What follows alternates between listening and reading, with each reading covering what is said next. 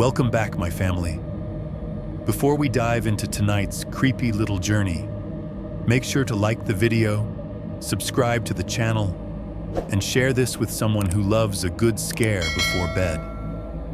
I would love to know where you are watching from and what time it is for you right now. So drop it down in the comments and hype me up a little on YouTube. Now get comfortable, dim the lights, and let us step into tonight's story. When I was 12, a man with zip ties chased me through a cornfield. Now I manage a supermarket night shift, and something outside the loading dock walks in perfect step with me. I am not exaggerating. I am not spicing up a story for clicks. I'm sitting in a cramped office at the back of a 24-hour grocery store in Phoenix, watching the security feeds flicker on 3 dusty monitors, while the refrigerators out on the sales floor hum like a swarm of bees. It is 2:17 a.m. The parking lot out front is mostly empty. Just a couple of cars under the orange sodium lights and one beat-up pickup half-parked across 2 spaces. The speakers are playing the same soft rock playlist they always play at this hour, turned down low enough that you only hear the drums when you stand dead center under a ceiling vent. Behind the automatic doors, the world feels safe, bright, controlled. Behind the store, it does not. If you walk past the deli, through the double swinging doors that say employees only, you hit the stockroom. Concrete floor, metal shelves, the smell of cardboard, mop water, and spilled detergent. Keep going, and you reach the loading dock. A big metal door with chipped yellow paint, a dumpster that always seems too full, a single buzzing floodlight screwed to a rusted fixture. Past the edge of that light is a chain-link fence. Past the fence is a strip of dead grass and scrub that nobody owns, nobody lights, and nobody really looks at. That is where I hear it. Every night that I work, there is a moment when everything in this building shuts up at once. The coolers click off, the HVAC pauses, even the buzzing lights seem to hold their breath. It only lasts a second, maybe less. Most people never notice, but I do, because that is the exact second I can hear the footsteps outside. Not an animal, not the wind. A steady, heavy tread, pacing the other side of the loading dock wall, keeping time with mine when I walk the back aisle. Whenever I stop, it stops. Whenever I speed up, it speeds up. And on the worst nights, when I stand perfectly still in that 1 second of total silence, I can hear the faint rattle of something plastic in its hand, tapping against what sounds like a roll of duct tape. You do not have to believe me. You do not even have to finish this story. But if you have ever cut through a field, or an alley, or a break in a fence just to get home faster, you might want to hear what happened the first time I heard that sound. When I was 12 years old, standing in the dark between 2 rows of corn, with a stranger's boots pounding the dirt right behind me. 1.1. The apartment, the night shift, and the story I never sent. It is 2:17 in the morning, and my kitchen sounds more alive than it has any right to. The fridge behind me hums in this low, vibrating way that I feel more in my spine than in my ears. Every few minutes, it makes a hollow knocking noise inside itself, like something shifting on a shelf, and then the motor cuts out for a single clean heartbeat of silence before it starts up again. Above me, the AC vent exhales a constant, thin hiss that mixes with the faint whine of traffic out on Bethany Home Road. Somewhere through the wall, my upstairs neighbor's TV leaks a murmur of voices and laugh track, tinny and distant. I am sitting at a cheap IKEA table that rocks if I lean my elbows on it too hard, in a 2-bedroom apartment in Phoenix that I share with no one. The only light on is the one above the stove, throwing a sickly yellow triangle onto the laminate floor. My laptop screen is the brightest thing in the room.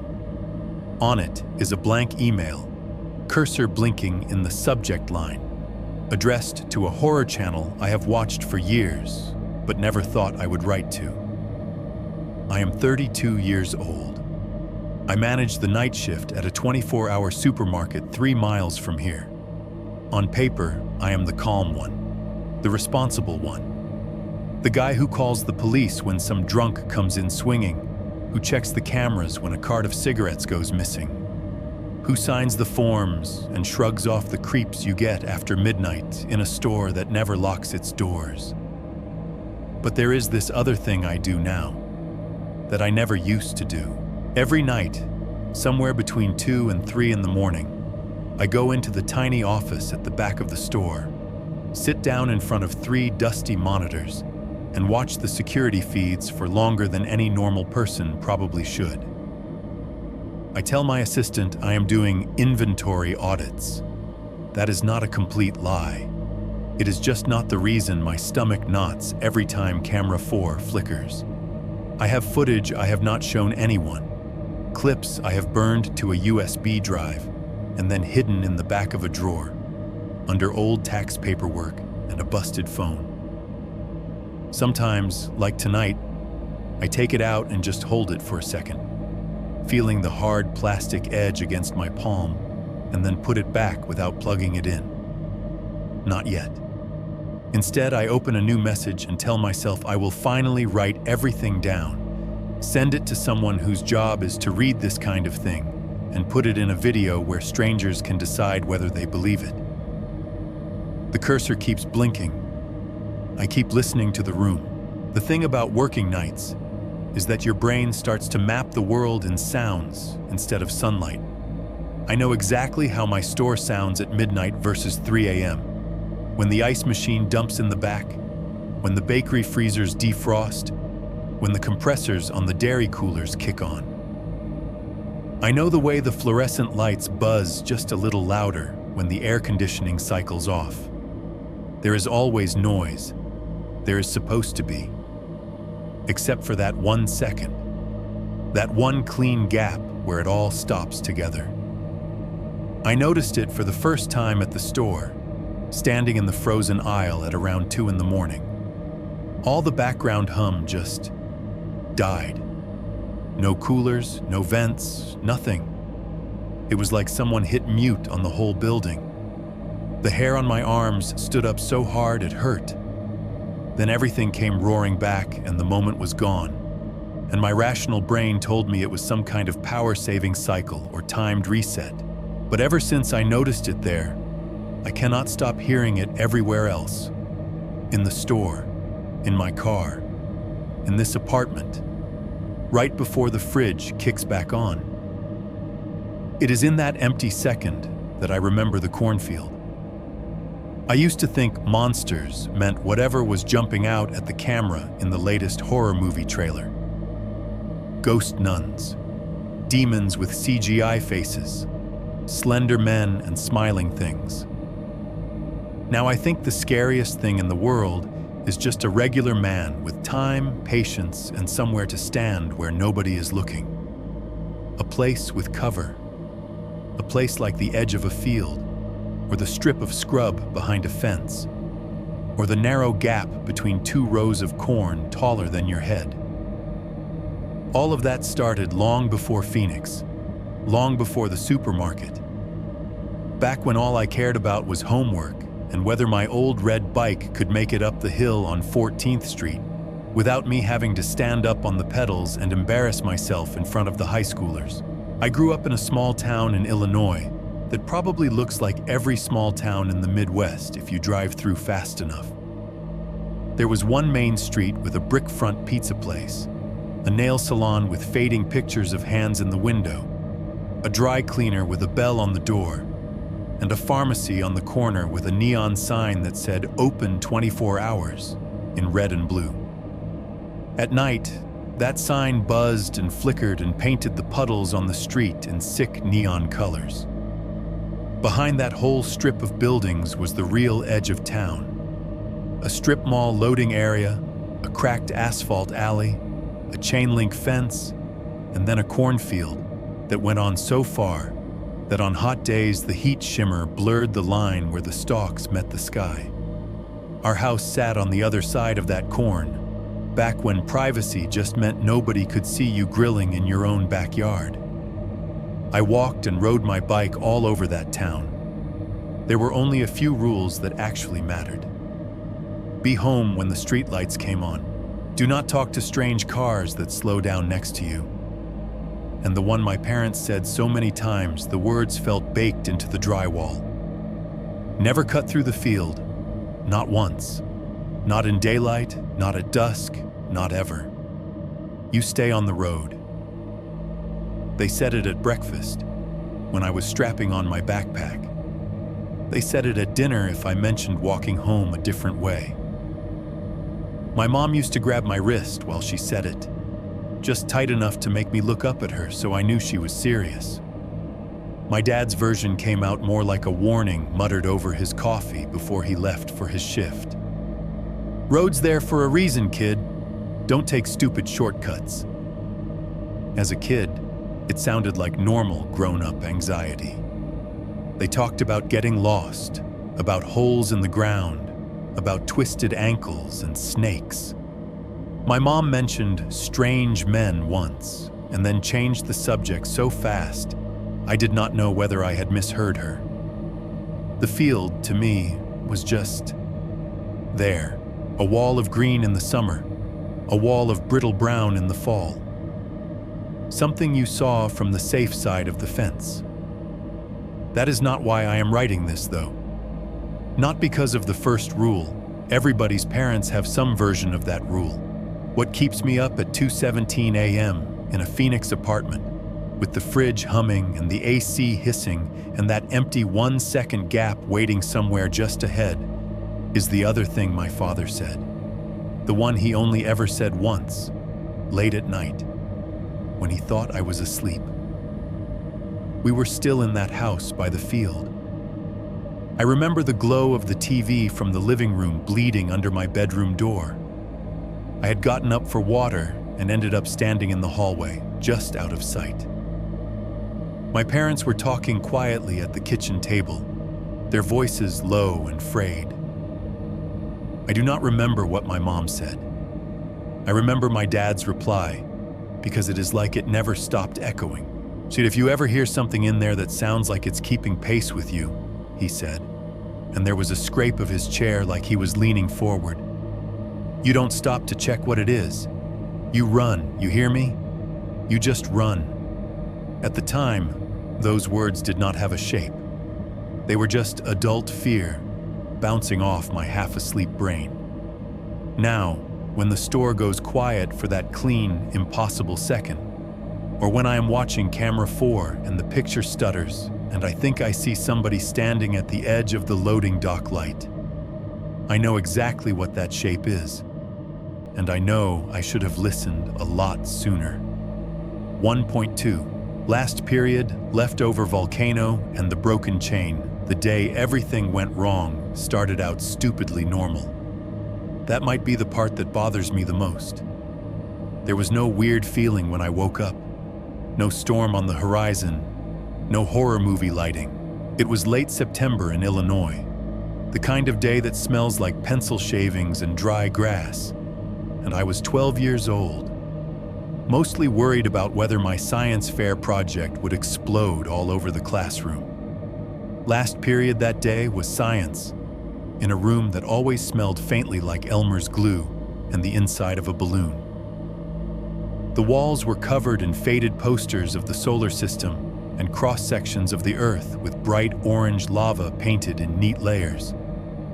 The desks were those cheap plastic top things with metal legs that squeaked every time you shifted your weight. The fluorescent lights overhead buzzed and flickered whenever somebody turned on the old projector, like they were complaining. Our teacher, Mr. Halpern, had let a few of us stay after the bell to keep working on our projects. Mine was the classic, a papier-mâché volcano, messy layers of newspaper and flour paste painted brown, with a crater in the top where the eruption would happen. I remember picking dried glue off my fingers while I poured baking soda into the crater out of a measuring spoon. pretending not to notice the two kids in the back who were making theirs look better than mine. By the time I cleaned up my mess and washed my hands in the cracked sink at the back of the room, the hallways were mostly empty. The echo of earlier chaos was gone. No slamming locker doors, no shouting. Just the distant squeak of a janitor's cart and the faint roar of the vacuum cleaner somewhere down another wing. Outside, the light had started to change. When I pushed open the side door of the school, the sky over the football field was this hazy orange bleeding into purple, that strange, almost evening color that makes everything look flat and a little unreal. The parking lot that had been jammed full of cars in the morning was half empty now. Just some teachers' sedans lined up in the spots closest to the building, and the big, dented truck belonging to the custodian, who always listened to classic rock way too loud. My red bike was still where I had locked it to the rack. Paint faded and chipped from years of use, handlebars scuffed, one of the rubber grips torn at the end so the metal showed through. The chain already made this complaining squeak whenever I pedaled too hard, but it was mine. I knew exactly how much effort it took to get it up each hill and exactly when the brakes would grab. I spun the combination lock, slipped it through my belt loop like I always did, and swung a leg over the frame. The air had that early fall edge to it, cool enough that my breath showed just a little when I exhaled, warm enough that my hoodie felt too much when I pedaled. The route home was muscle memory. Down the side street, left onto 14th, then follow the sidewalk that ran behind the strip mall. On one side, road and plain little houses. On the other, the concrete backsides of the businesses that made up most of our town's economy. Subway with its green and yellow logo and overflowing dumpster, the nail salon with its frosted windows, the dry cleaner with the metal door that always looked locked even when it was open, the pharmacy with that neon open 24 hours sign already humming to life in the growing dusk. The closer I got to the strip mall, the more the smells layered on. First, cut grass and exhaust, then hot trash from behind the fast food place, a sharp, greasy tang from the vents over the restaurant kitchens, and that weird chemical sweetness that always drifted out of the dry cleaner's vent like someone had sprayed perfume on burning plastic. My bike tires thumped over the cracks in the sidewalk, the front wheel clicking when it passed over each seam in the concrete. Somewhere far off, I could hear the low, constant hush of the highway. It felt like any other late day after school. I had a stupid little song stuck in my head from the radio in the science room, and I was mostly thinking about microwaving leftovers and whether my papier-mâché volcano would actually work when I poured the vinegar in. The sound when the chain went was small. That is what kills me. No dramatic snap, no shower of sparks, just a tight metallic pop from below my right foot, and then the sudden sick feeling of the pedal spinning out from under me with no resistance. I swore under my breath, more shocked than hurt, as the bike coasted and then wobbled. I jerked the handlebars and let myself roll off into the narrow strip of concrete behind the dry cleaner, putting my feet down hard enough that my sneakers scraped on oily pavement. The chain hung loose, half off the back gear, shiny with old grease. I stared at it for a second, like maybe if I looked hard enough, it would jump back into place on its own. My dad had showed me how to fix it once when I was younger. "It's just a loop," he'd said, flipping it deftly back onto the teeth with stained fingers. "You get your hands dirty, you put it back on, you don't panic. Simple." It did not feel simple now. I flipped the bike upside down onto its handlebars and seat like I had seen him do. The rubber grip on the right handle squashed and creaked. The parking lot behind the strip mall was mostly empty. The custodian's truck pointed toward the dumpsters. One lone minivan parked by the nail salon. No one back here but me and the smell of solvent. I grabbed the chain, instantly coating my fingers in slick, black grease. I tried to guide it back onto the gear, turning the pedal slowly with my other hand. But every time I thought I had it lined up, it slipped off again and clattered against the frame. My fingers started to shake, not from effort, but from the realization that the light was dropping faster than I had noticed. By the third try, there were smears of gray-black up my wrist and little half-moons of grease under my nails. I wiped my hands on the front of my jeans, leaving dark streaks on the faded denim, and looked up. The sky had gone from orange to a heavier purple, the kind that makes the first streetlights kick on. The neon at the pharmacy buzzed and glowed red, reflecting off the windows of empty storefronts. Out on 14th Street, cars passed less frequently. If I put the bike upright and started walking from here, sticking to the sidewalk, it would be at least 25, maybe 30 minutes of dragging it home. It does not sound like much now, but at 12, with a stomach starting to growl and a head still full of school, it felt like forever. My mom would already be at Walmart, working her shift at the register until close. My dad would be headed toward the plant for his night shift, or already changing in the locker room. We had no grandparents nearby, no older siblings I could call. This was before every kid had a phone shoved in their pocket for safety. If I wanted help, my options were strangers in passing cars or no options at all. A wind came up, pushing a napkin across the asphalt and rattling a stack of broken-down cardboard boxes leaning against the back wall of the dry cleaner. It was a normal sound, but it made my shoulders tense. I turned around and looked toward the back of the strip mall. There was a chain-link fence back there, running along the rear property line. It was tall, topped with the usual twist of wire. But in one spot, right behind the loading area where trucks backed up, one of the corner posts had bent inward. The metal links around it were warped, leaving a low, ragged gap just big enough for a kid and a bike to squeeze through. I knew what was on the other side of that fence. A strip of scrubby grass and broken glass. Then the cornfield. The same cornfield that stretched behind our house for what felt like 100 miles. From up in my bedroom, I could see waves of green in the summer, tan in the fall, all the way to the horizon. If I could just get through that strip, get into the rows and head in a straight line, I would come out somewhere behind our yard. 10, 15 minutes, tops. The rule came back to me like a shout. Never cut through the field. Not once.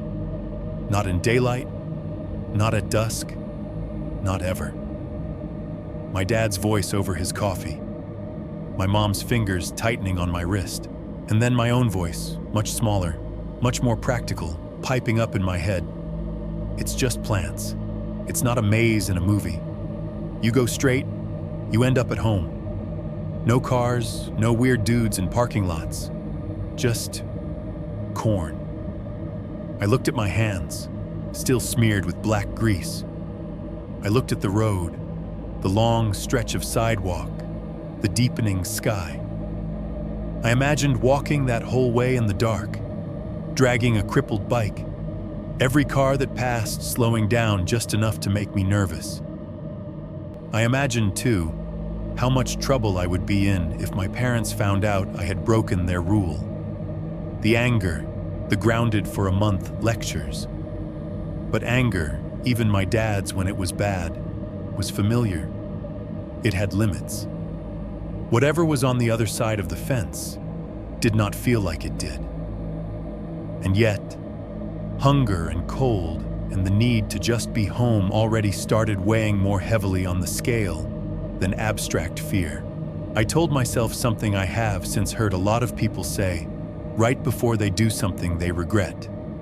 Just this once. I wiped my palms on my hoodie, grabbed the handlebars of my bike, and walked it toward the fence. Up close, the gap in the chain link looked narrower, the bent metal edges catching the last of the light. The fence post itself was wrapped in layers of old duct tape and something else, like people had tried to reinforce it and then given up. As I crouched down to push my front wheel through, my eyes fell on a small flash of color around the post, half hidden under a flap of peeled tape. It was a plastic wristband, the kind they give out at events, looped twice around the metal. It had once been bright orange, but was now sun-faded and dirty, the edges rough. The words printed on it were mostly worn away, but I could still make out a few blocky letters, Kids Worksh, and further along, the faint outline of the Home Depot logo. Some kid had worn that around their wrist once during a fun Saturday activity, building birdhouses or toy trucks with their parents. At some point, someone had taken it off and wrapped it here, tightening it against the steel. At 12, I spared it half a second of attention, just enough to think, that's random, before my mind jumped back to getting home and not freezing out here. At 32, watching the memory play back from a far edge of a supermarket loading dock, I cannot stop seeing that little orange loop of plastic strangled around rusted metal and wondering who put it there and why they wanted to mark this exact spot. Back then, though, I just pushed my bike through, ducked under the sagging fence, and stepped into the strip of dead grass that led to the wall of corn waiting beyond. 1, 3, crossing the fence, entering the rows, and the wrong kind of quiet. The strip of land between the fence and the corn was only a few feet wide, but it felt like some kind of border crossing. On the side I had just left, there was concrete, oil stains, humming vents, the smell of hot trash and detergent, the distant hiss of the highway. On this side, the ground turned to patchy grass and bare dirt. Someone had dumped broken glass here at some point, brown beer bottles mostly, their necks snapped off. So I had to pick my way carefully, lifting the front wheel of my bike so I would not slice a tire. The corn started abruptly, like a wall. There was no gentle transition. One step I was in the open, and then the next, I was pushing into a narrow gap between two rows of stalks, leaves already reaching out to slap my arms and catch on the handlebars. The first thing that hit me was how quickly the light dropped. From the sidewalk behind the strip mall, it had still been early evening. Purple sky, orange glow on the tops of things, streetlights just flickering to life. 2 steps into the field, the world went dim and greenish. Sunset chopped into thin, uneven stripes above my head. The sky became something I could only see in long, vertical slivers if I tipped my head back. The second thing was the sound, or the lack of it. Outside the field, there had been constant noise. The hum of rooftop fans, the occasional slam of a dumpster lid, the distant whine of someone revving their engine on 14th Street. Inside, the stalks absorbed it all. The wall of corn ate the town. The only noise left was the dry whisper of leaves brushing my hoodie and the soft crunch of my sneakers on dirt. My own breathing suddenly sounded too loud. The ground between the rows was not like a path. It was an uneven stretch of packed soil, hard clods and old tractor ruts half smoothed over. My bike jostled and bumped as I pushed it along, the back wheel fishtailing when it hit a loose patch. Dry leaves tickled my calves and snagged on my jeans, breaking off and sticking in the cuff. It smelled different in there too. Damp soil, sharp fertilizer, and under that, a faint sweet rot, like fruit that had been left out too long. It was not a bad smell exactly, but it was thick. It felt like something I was breathing instead of air. I told myself this was fine. I told myself this was exactly what cornfields were supposed to be like. I told myself if I just walked straight, the backyard would be right there on the other side, like I had pictured. So I picked a row and started following it. The stalks towered over me, some of them taller than my dad. Their leaves stuck out at all angles, dry and stiff, rasping against my hoodie and the sides of my face. The ears of corn were wrapped in husks that scratched my knuckles if I brushed them. Here and there, the plants leaned into the path more than others, forcing me to twist sideways or lift the bike to squeeze through. I tried not to think about how all the rows looked the same. After a minute or two, I made the mistake of looking back. All I saw was a narrow, shadowy tunnel of stems and leaves vanishing into dark. No glimpse of fence, no concrete, no strip mall. Just the same tight, repeating pattern I had in front of me. For a second, my stomach dropped, like when you miss a stare. I had a brief, dizzy awareness of how easy it would be to turn around the wrong way, or to drift one row over without noticing, and end up walking in circles until full dark. "It's fine," I muttered, more to myself than anything. My own voice sounded muffled, soaked up by the plants. "Just go straight, straight, straight." I checked my watch. The digital numbers glowed pale green against my skin. 6:18 p.m. I did the math automatically. If I kept moving at a good pace, I would be home before 7. It sounded reassuring until I realized the sky between the stalks had shifted to a deeper, heavier blue. The strips of sunset were thinning. I walked faster. The sound of my feet and the bike's tires over the dirt settled into a rhythm. Crunch, drag, crunch, drag. Occasionally, a broken stalk cracked under the wheel with a sharp snap. I started to count my steps, a habit I have when I am nervous and alone. 25, 26, 27. That was when I heard it. The first wrong sound. It was small, almost nothing, just a change in the pattern behind me. A faint rustle that was not my hoodie brushing leaves, not my shoes on dirt, not the wind. It came from slightly to my right, a row or two over, like something brushing through the plants at the same depth as me. I stopped dead. The corn around me settled, leaves slowly falling back into place. Dirt dust rose and floated down. My bike creaked softly as the front wheel spun half a turn and then stilled. For a heartbeat, there was nothing. Just the clogged feeling of the air in there and the distant, muted memory of road noise somewhere far outside the green. Probably a raccoon, I told myself, or a dog, or something. It's nothing. My voice did not sound like it belonged to someone who believed that.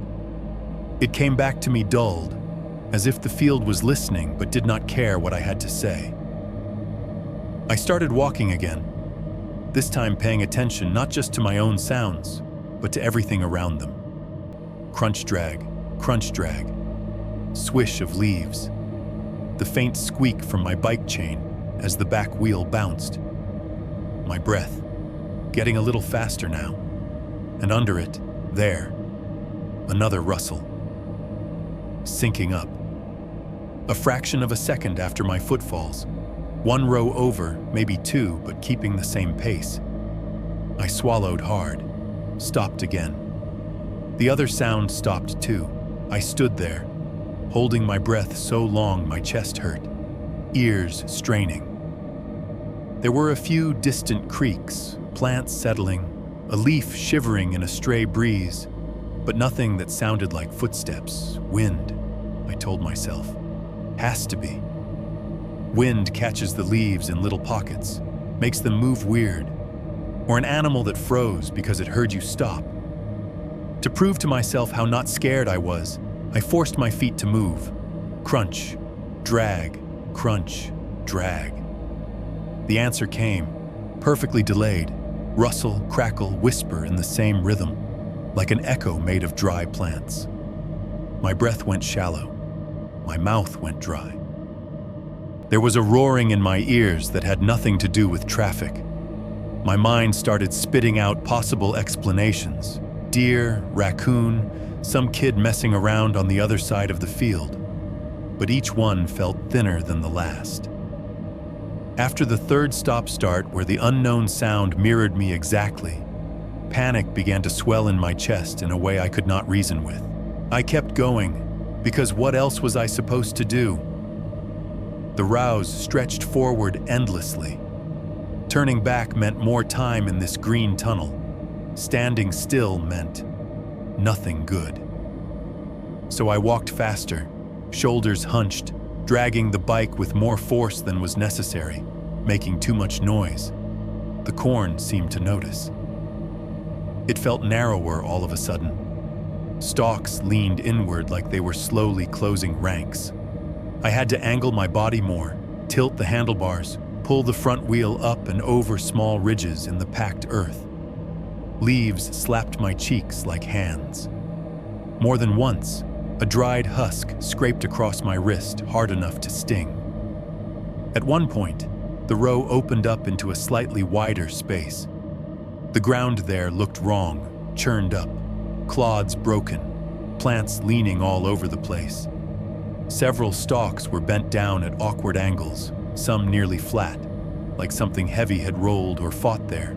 Under the mess, half ground into the dirt, was a crushed soda can and a short strip of silver duct tape, the sticky side dark with soil.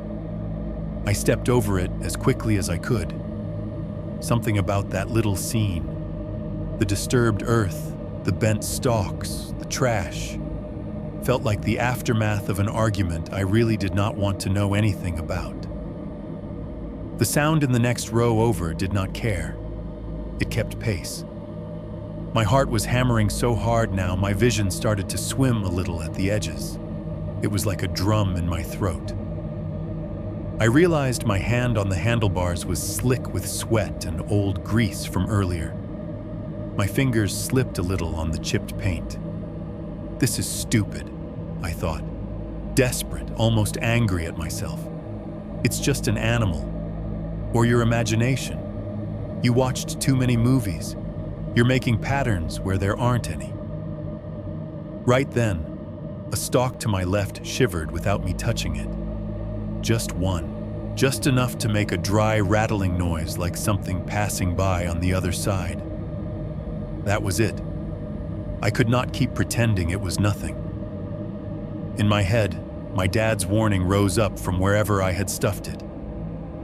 If you ever hear something in there that sounds like it's keeping pace with you, you don't stop to check what it is. You run. I was not running yet, but fear made me finally do something other than just plow forward down the same row.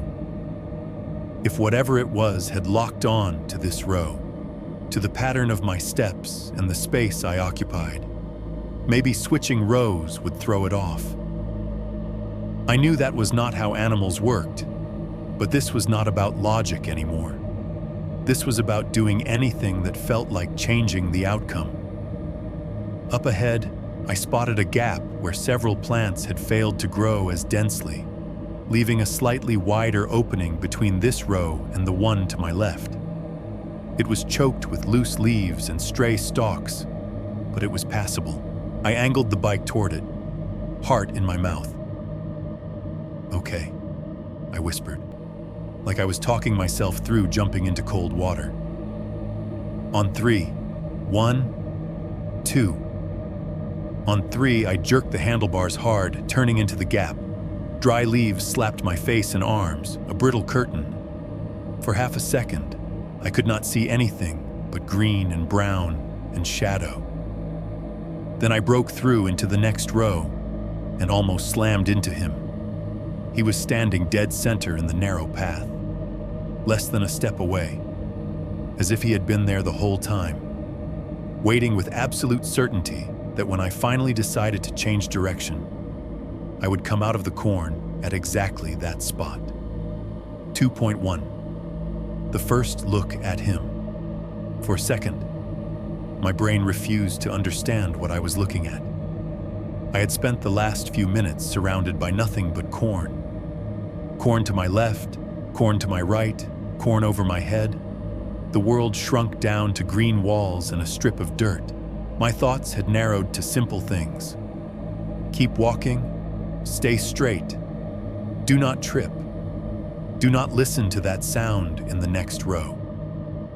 I had convinced myself that this space was mine, and the rustling was something far away and explainable. Then I stepped out of the tangle of leaves into the next row, and there he was, as solid and out of place as a parked car in the middle of your living room. He stood square in the path, blocking it completely. I was close enough that if I had not stopped, the front wheel of my bike would have bumped into his shin. The light inside the field was failing, but there was still just enough of that washed-out evening glow leaking down from the strips of sky above to sketch him in too much detail. He was wearing a work jacket, the kind made of thick brown canvas that truck drivers and guys who do construction wear in the winter. Only his looked older. The fabric stained darker at the chest and sleeves with mud or oil or something else. Underneath it, I could see the hood of a gray sweatshirt. The edge of it darkened where it touched his neck, like sweat had soaked through. His jeans were a faded blue, the color gone at the knees. The hems caked with dried dirt that cracked and flaked when he shifted his weight. His boots were what I noticed next. They were heavy work boots, the leather worn smooth and shiny at the toes. The soles flattened like he had been putting miles on them for years.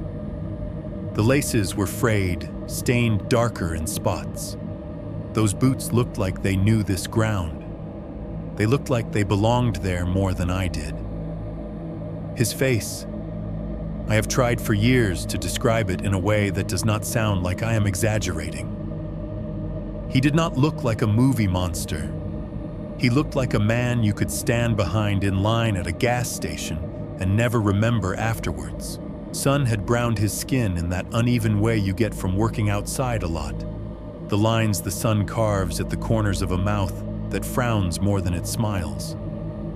Dark stubble shadowed his jaw and cheeks, not a full beard, just the kind of growth you get when shaving is not your highest priority anymore. His hair was a non-color, somewhere between brown and gray, flattened down like he had worn a hat most of the day. I do not remember his nose or his ears or his chin in detail. What I remember are his eyes. They looked wrong in his face. Bloodshot, not in the I had a long night way, but in the I have not slept for real in weeks way. The whites were threaded with veins, a dull, irritated red, and there were deep shadows underneath them like bruises. They were slightly sunken, like the skin around them had given up. And they did not move much. They were already on me when I broke through the leaves, and they just stayed there, steady, taking me in, taking everything in. I did not know it then, but I have seen that look on camera footage years later.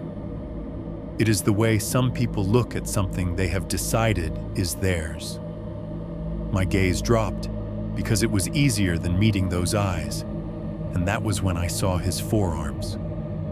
The sleeves of his jacket were pushed back a few inches, either carelessly or on purpose. Underneath, the sweatshirt cuffs were frayed and pulled up just enough that his skin was exposed from wrist to almost elbow. Both arms were marked. At a glance, it could have been scratches from brush, from climbing through barbed wire fences, from rough work.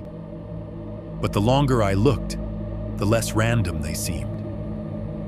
There were multiple thin, parallel scars, pale and shiny against his sun-darkened skin, running across his forearms. Between some of the older ones were fresher, angrier red lines, like something sharp had dragged lightly over his flesh recently, and not deep enough to bleed heavily, just enough to mark. They did not crisscross, they layered. They ran in strangely even bands, like someone had pressed something, a wire, a strap, into his skin in the same place, again and again and again. At 12, I told myself it was just the way shadows fell. At 32, I cannot shake the impression that they looked less like injuries and more like measurements. In his right hand, he was holding something.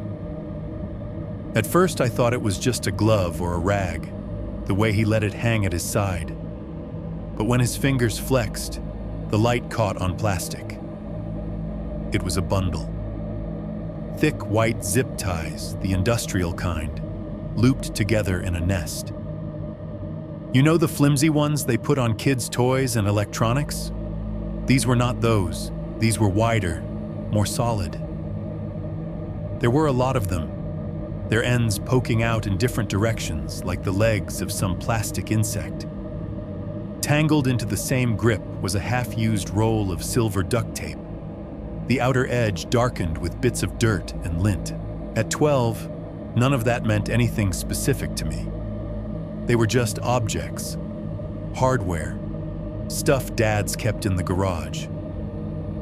At 32, after years of watching true crime documentaries in the dead time between customers and seeing evidence photos nobody should have to see, I know exactly what that combination suggests when you find it in the hand of a stranger, in a place no one else is supposed to be. Back then, all I knew was that every part of me went cold. We stared at each other. The leaves behind me rustled as my bike wobbled and settled from the sudden stop, but neither of us moved for what felt like a long time. Then he smiled. It was not a big smile. It did not bare teeth in that obvious villainous way. It was worse because it was small, slow. His lips pulled back just enough to show a hint of yellowed enamel, and the corners of his mouth ticked up like he was trying on an expression he had seen other people use. "You lost, kid?" he asked. His voice did not match his face either. It was low and hoarse, the sound catching in his throat like he needed to clear it and never did. The ends of his words dragged a little, as if he was pulling them out reluctantly or savoring them too much. It was not the friendly, concerned tone of a neighbor finding you somewhere you should not be. It was flat, almost curious, like he had found a tool he had not expected to see here. My brain did this weird split thing I have since read about in accounts of people who survived car crashes. One part of it took in every detail. The way his jacket smelled faintly like old sweat and something chemical, maybe gasoline or cleaning solvent. The way there was dirt under his nails, packed into the creases like he had not washed his hands properly in a long time. The way a fly landed on his sleeve and he did not bother to swat it away. The other part, the bigger part, screamed one long, wordless instruction. Run. My body did not listen to either half. It froze. He saw that. I watched his eyes track the way my hands tightened around the handlebars, the way my shoulders hunched. For a second, the smile held. Then he moved. He did not rush me. That is important. It would almost have been easier if he had lunged, if he had thrown himself at me with the kind of obvious aggression you can react to. Instead, he took one single, measured step forward, closing the gap just a little. The zip ties and tape swung gently in his hand and clicked together, a tiny plastic rattle swallowed by the field. His other hand came up, palm open, fingers slightly curled, like he was about to ask for my car keys. It was a gesture I have since seen 100 times at my store. Tired adults fishing for wallets, handing over membership cards, surrendering something. "Hey now," he said, voice scraping softly. "Easy. Roads aren't safe after dark around here. Lot of crazy people." His mouth twisted slightly at that last part, like he found the joke funnier than I did. He jerked his chin in a direction over my right shoulder, deeper into the field, away from the strip mall. It was vague, but I knew the layout of my town well enough to realize he was gesturing toward the side where my house actually was. "I know these rows," he went on. "Been out here my whole life. I can get you home faster than those sidewalks can." There was something about the way he said home that made my skin crawl, like it was a taste on his tongue. My heart was pounding so hard I could feel it in my gums. My throat had closed up. My brain threw up possibilities. Farmer, hired hand, some guy who worked for the landowner. But those guys wore bright vests and ball caps, carried tools appropriate to their work. They waved from tractors and trucks, shouted at kids to get out of the way. They did not stand alone in the middle of a row, half hidden from every road, with duct tape and zip ties in their hand and small, practiced smiles. I could not make my mouth work, but my eyes functioned fine. I watched his gaze flick down to the bike, to the grease on my hands, to the scuffed toes of my sneakers, then back up to my face. He was cataloging me. "You live over off County Line, right?" he asked casually, as if we were picking up a conversation we had already started. "By the old gas station out there?" The words slid into the space between us like a knife. County Line Road was where my house sat. The old gas station was the abandoned one a little way down from it, with boarded windows and rusted pumps. The same one I had ended up behind when I finally escaped the field later that night. There was no reason for a stranger in the middle of the corn to know that was my route. I had not told him my name, much less my address. I had never seen him before in my life. At 12, my brain did not have the vocabulary for what that meant. It just knew that something was terribly, profoundly wrong. Not in the way horror movies make things wrong, but in the way real life gets sideways when you stumble into someone else's plan halfway through. At 32, watching footage of someone pacing a fence line behind my store and hearing that same hoarse voice echo in the back of my memory, I can fill in the parts I did not understand then. That this man knew more about me than I knew about him. That he knew exactly which shortcut I would be tempted to take. That he had been standing in these rows longer than just the 2 minutes it took me to hear the rustling. Back then, in that failing light, with his eyes on me and his fingers flexing around plastic and tape, all I could do was stand there, my muscles locked, while the wrong kind of quiet pressed in from all sides.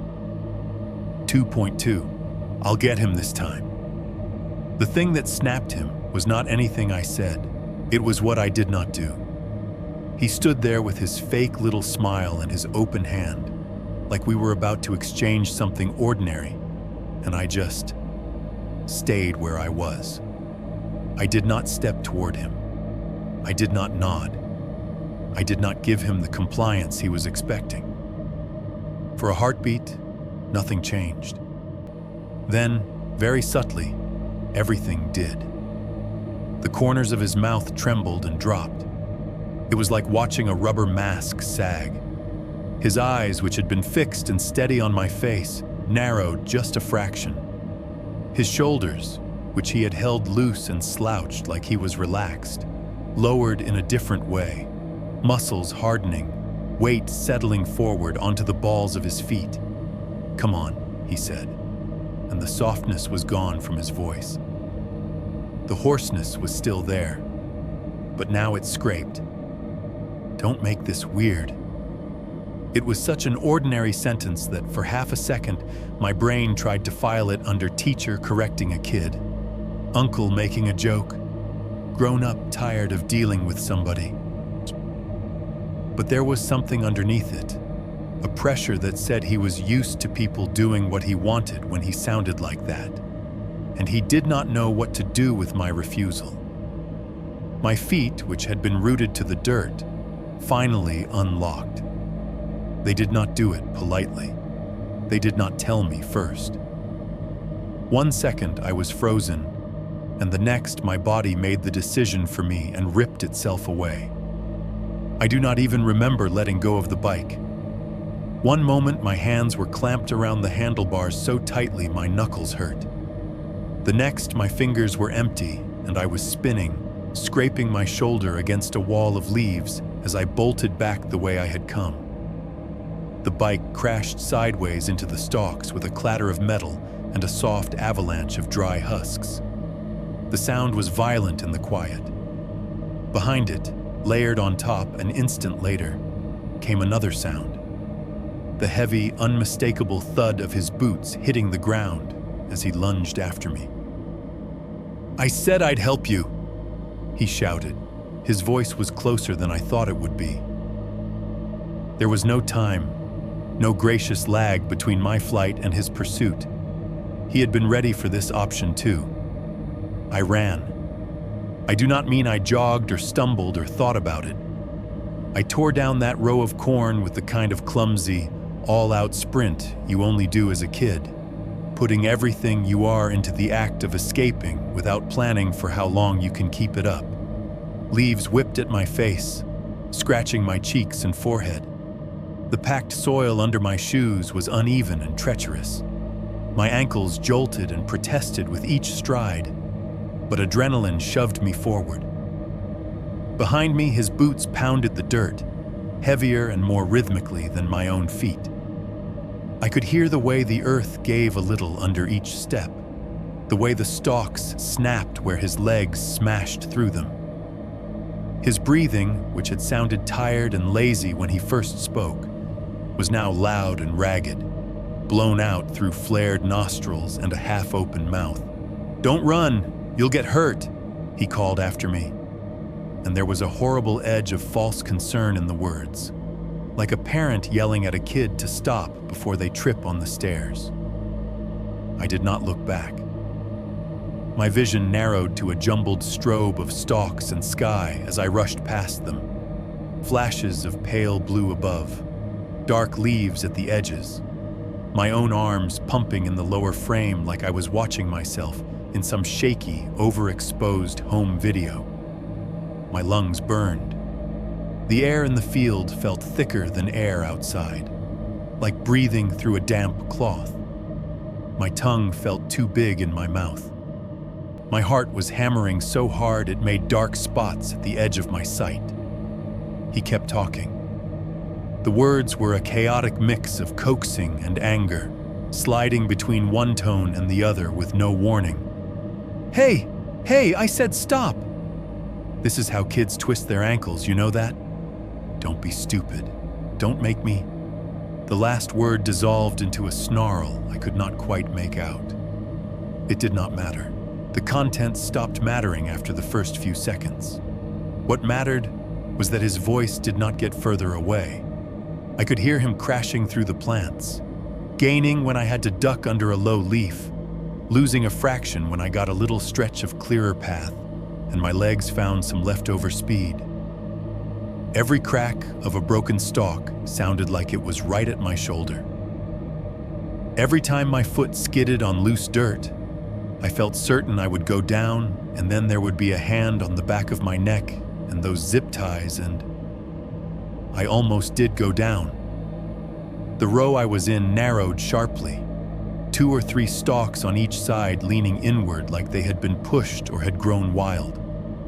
I tried to power through, but one stiff leaf snapped back and smacked me full in the face, blinding me. My foot caught on a rough clod of earth, and for 1 second, my knee buckled. Instinct, or terror, jerked me sideways instead of forward. I shoved myself into the plants on my left, crashing through leaves and husks with no plan. Just a single animal thought, out of his direct line. The feeling of half falling sideways into another row of corn is hard to describe. The world tilts and becomes all texture. dry blades slapped every part of me. Something scratched my neck. Stalks pushed back, then gave, then pushed again. For a moment, I thought I would just get tangled and stuck there, flailing like an insect in a spider web. Then my shoulder hit solid ground, knocking the wind out of me. I rolled, dirt grinding into my palms and cheek, and came to a stop in the narrow strip of earth between two lines of stalks. I did not get back up. Some feral part of me, deeper than thinking, took over. It did the opposite of everything my parents had ever told me about making yourself seen when you were in danger. I hooked one arm around one of the thick corn stalks and dragged myself right up against it. Then I scooped as many of the fallen, dried leaves as I could toward me, scraping with shaking hands, and pulled them over my body like a blanket, tucking myself down into the small depression at the base of the plant. The soil there was hard and cold. It smelled like wet rock, fertilizer, and the underside of a log.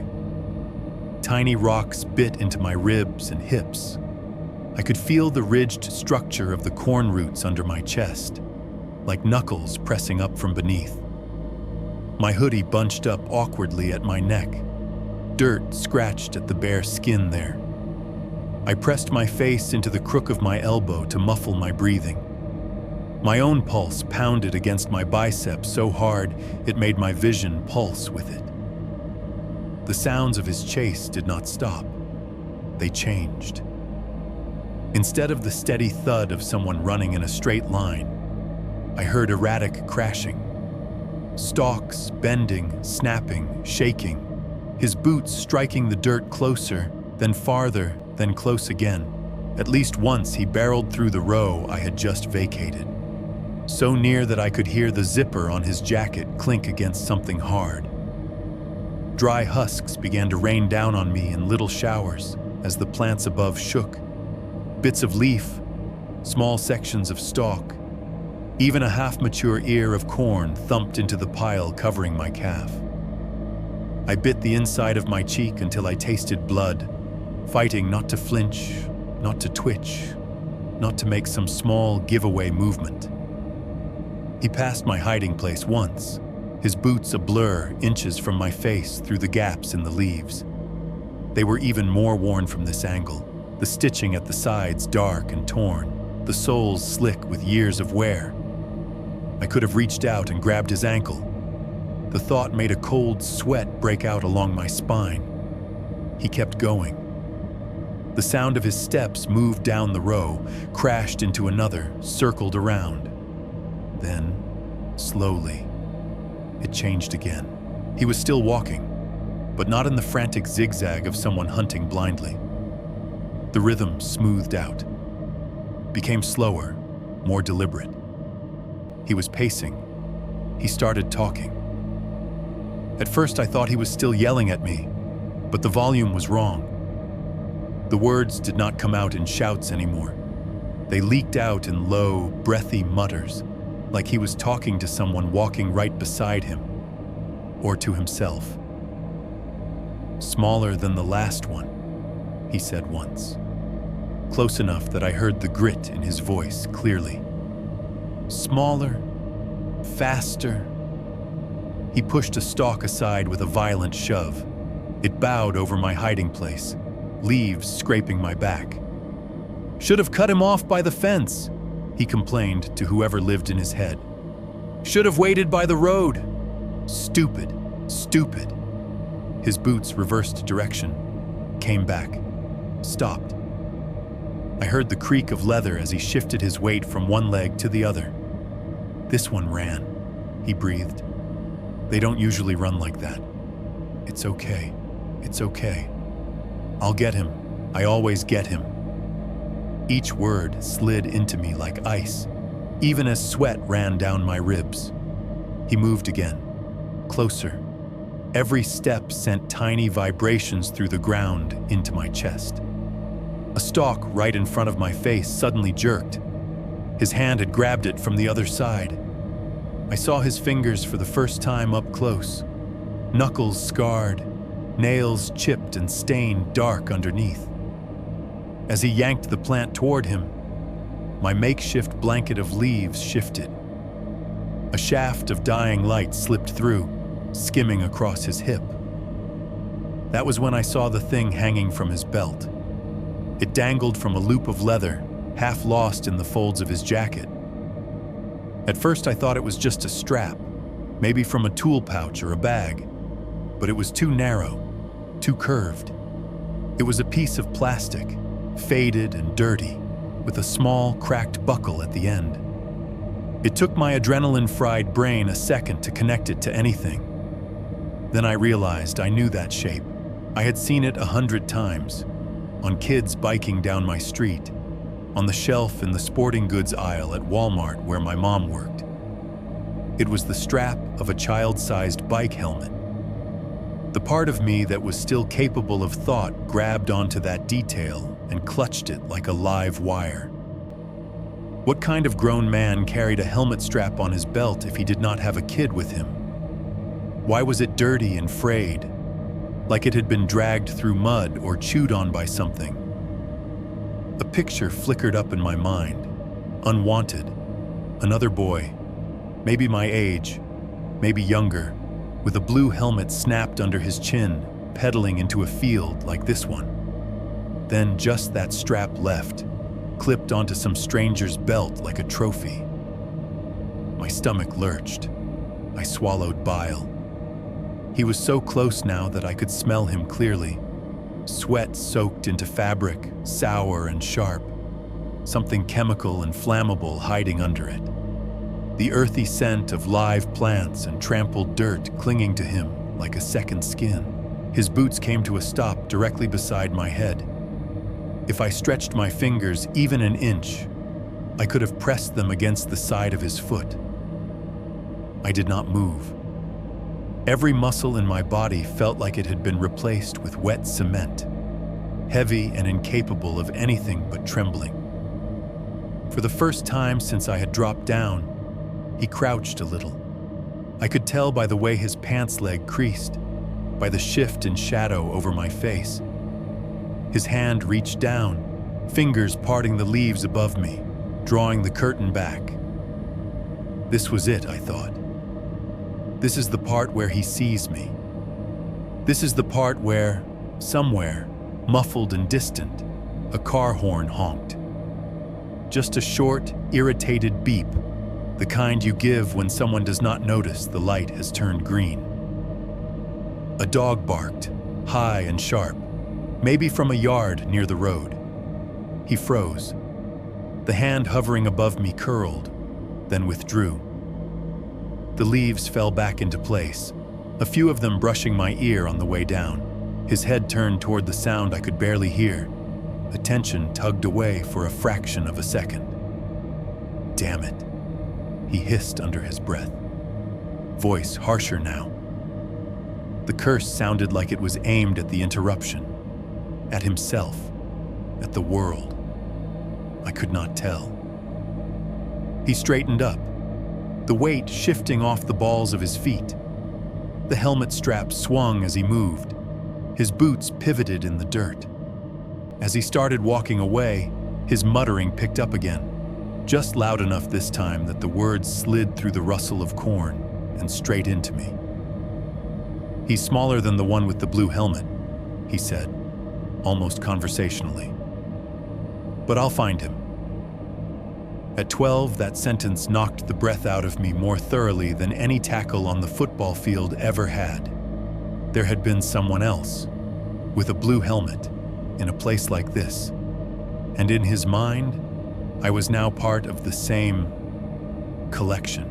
At 32, sitting in a dark office behind a supermarket watching grainy footage of a man pacing a fence line, those words still scrape against my nerves every time the store goes quiet for that one impossible second. 2-3, the wrong edge of the field time stopped meaning anything for a while.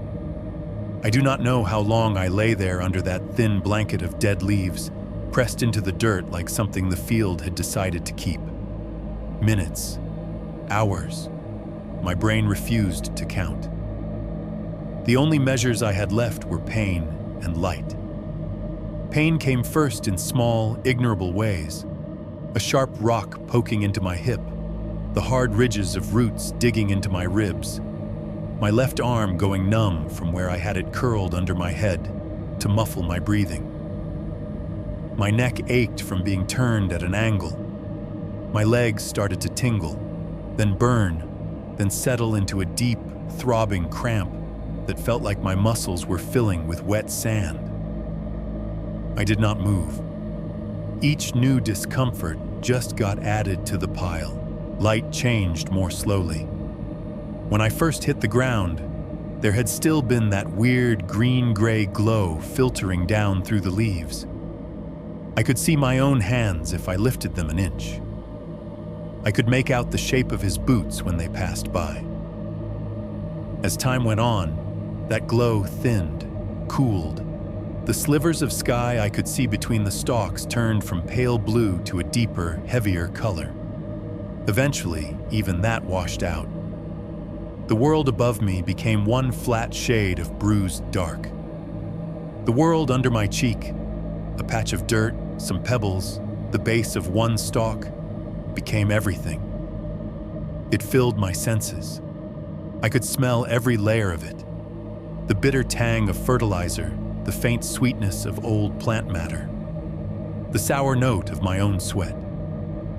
I could feel the tiny vibrations of distant things through it, carried by the ground. A car hitting a pothole on some road, something heavier far away. Maybe a tractor, maybe nothing at all. Every little rumble made me think of boots. At some point, the sounds of his movement faded out. There were no more stomps, no more snapped stalks nearby, no more muttering. The corn settled. The field went back to its default sounds.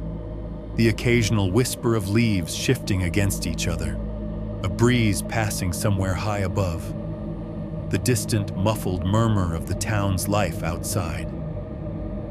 The silence between those small noises stretched longer and longer. Instead of comforting me, it started to press down, heavy and suffocating. Humans are not meant to be that still. Every instinct I had screamed that staying frozen was just another way to die. Eventually, the pain in my cramped muscles and the dread of simply lying there until morning outweighed the terror of moving. I told myself I would just look, just lift my head a little, see if he was standing there, waiting, and if he was, I would go still again. That was the deal I struck with myself. My body did not care about deals. When I told my neck to move, everything complained at once. Pins and needles shot down my arms. My back spasmed. A tiny, involuntary noise escaped my throat, swallowed by the dirt. I froze again, heart pounding, listening for an answering rustle. Nothing. I tried again, slower, carefully. I shifted my weight just enough to slide my arm out from under my face. Dead leaves crackled. One stuck to my cheek. I peeled it off with shaking fingers and dragged myself an inch backward, further into the narrow lane of earth between the stalks. I lifted my head. Darkness met me, thick and almost total. My eyes strained, trying to pull shapes out of it. The corn plants rose up in shadowy columns on either side, their leaves dull and colorless now. The strip of sky above was a narrow, starless band. Everything beyond a few feet was just suggestion. No boots, no jacket, no man. That did not mean he was gone. He could have been crouched 10 feet away, just out of my limited view, holding his breath the same way I had. He could have been standing at the end of the row, waiting for me to stand up and make myself into a target. The thought made my skin crawl, but staying there another second felt impossible. I had to move. Somewhere. Anywhere. Quietly as I could, I untangled myself from the layer of leaves I had pulled over my body. They clung to my clothes and hair, breaking into small pieces. I could feel them sliding down the back of my hoodie, itch cold against my sweat. I got onto my hands and knees first, because my legs refused to hold me right away. The first time I tried to put weight on my right foot, it buckled and sent a sharp bolt of pain up my calf. I bit down on my lips so hard I tasted metal again. Bit by bit, with the awkwardness of a newborn animal, I pushed myself upright. The corn seemed taller from that angle, looming over me like walls in a narrow alley. For a second I swayed, lightheaded, and reached out to steady myself against a stalk.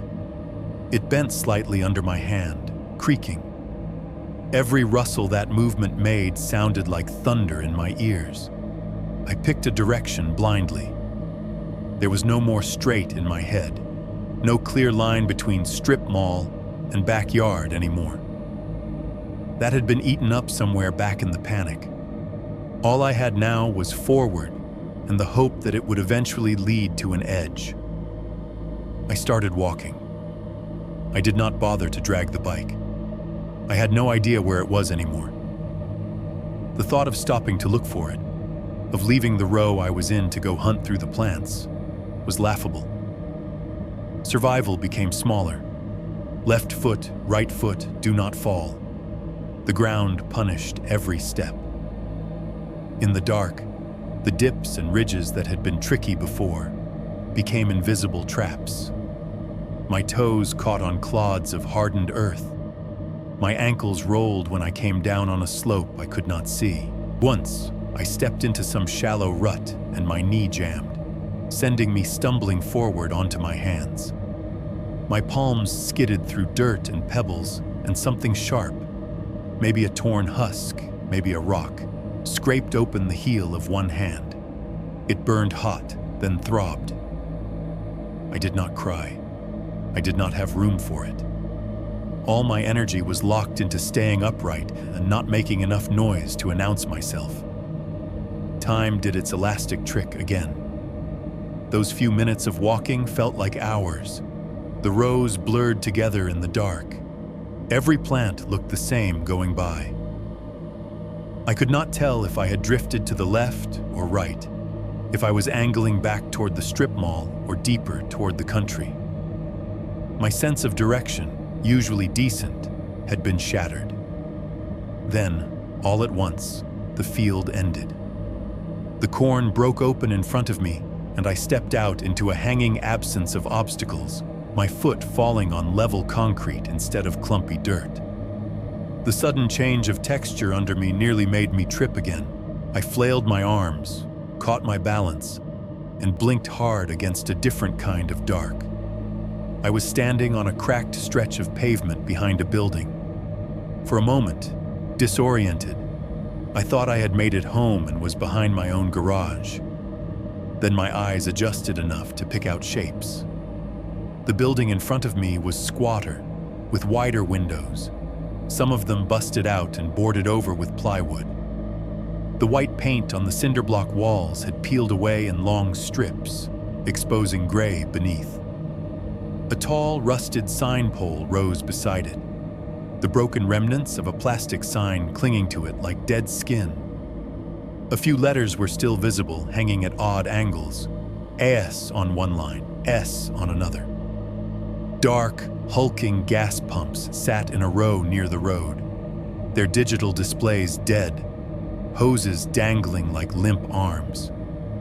Weeds grew up through cracks in the concrete pad around them, pushing aside chunks of asphalt.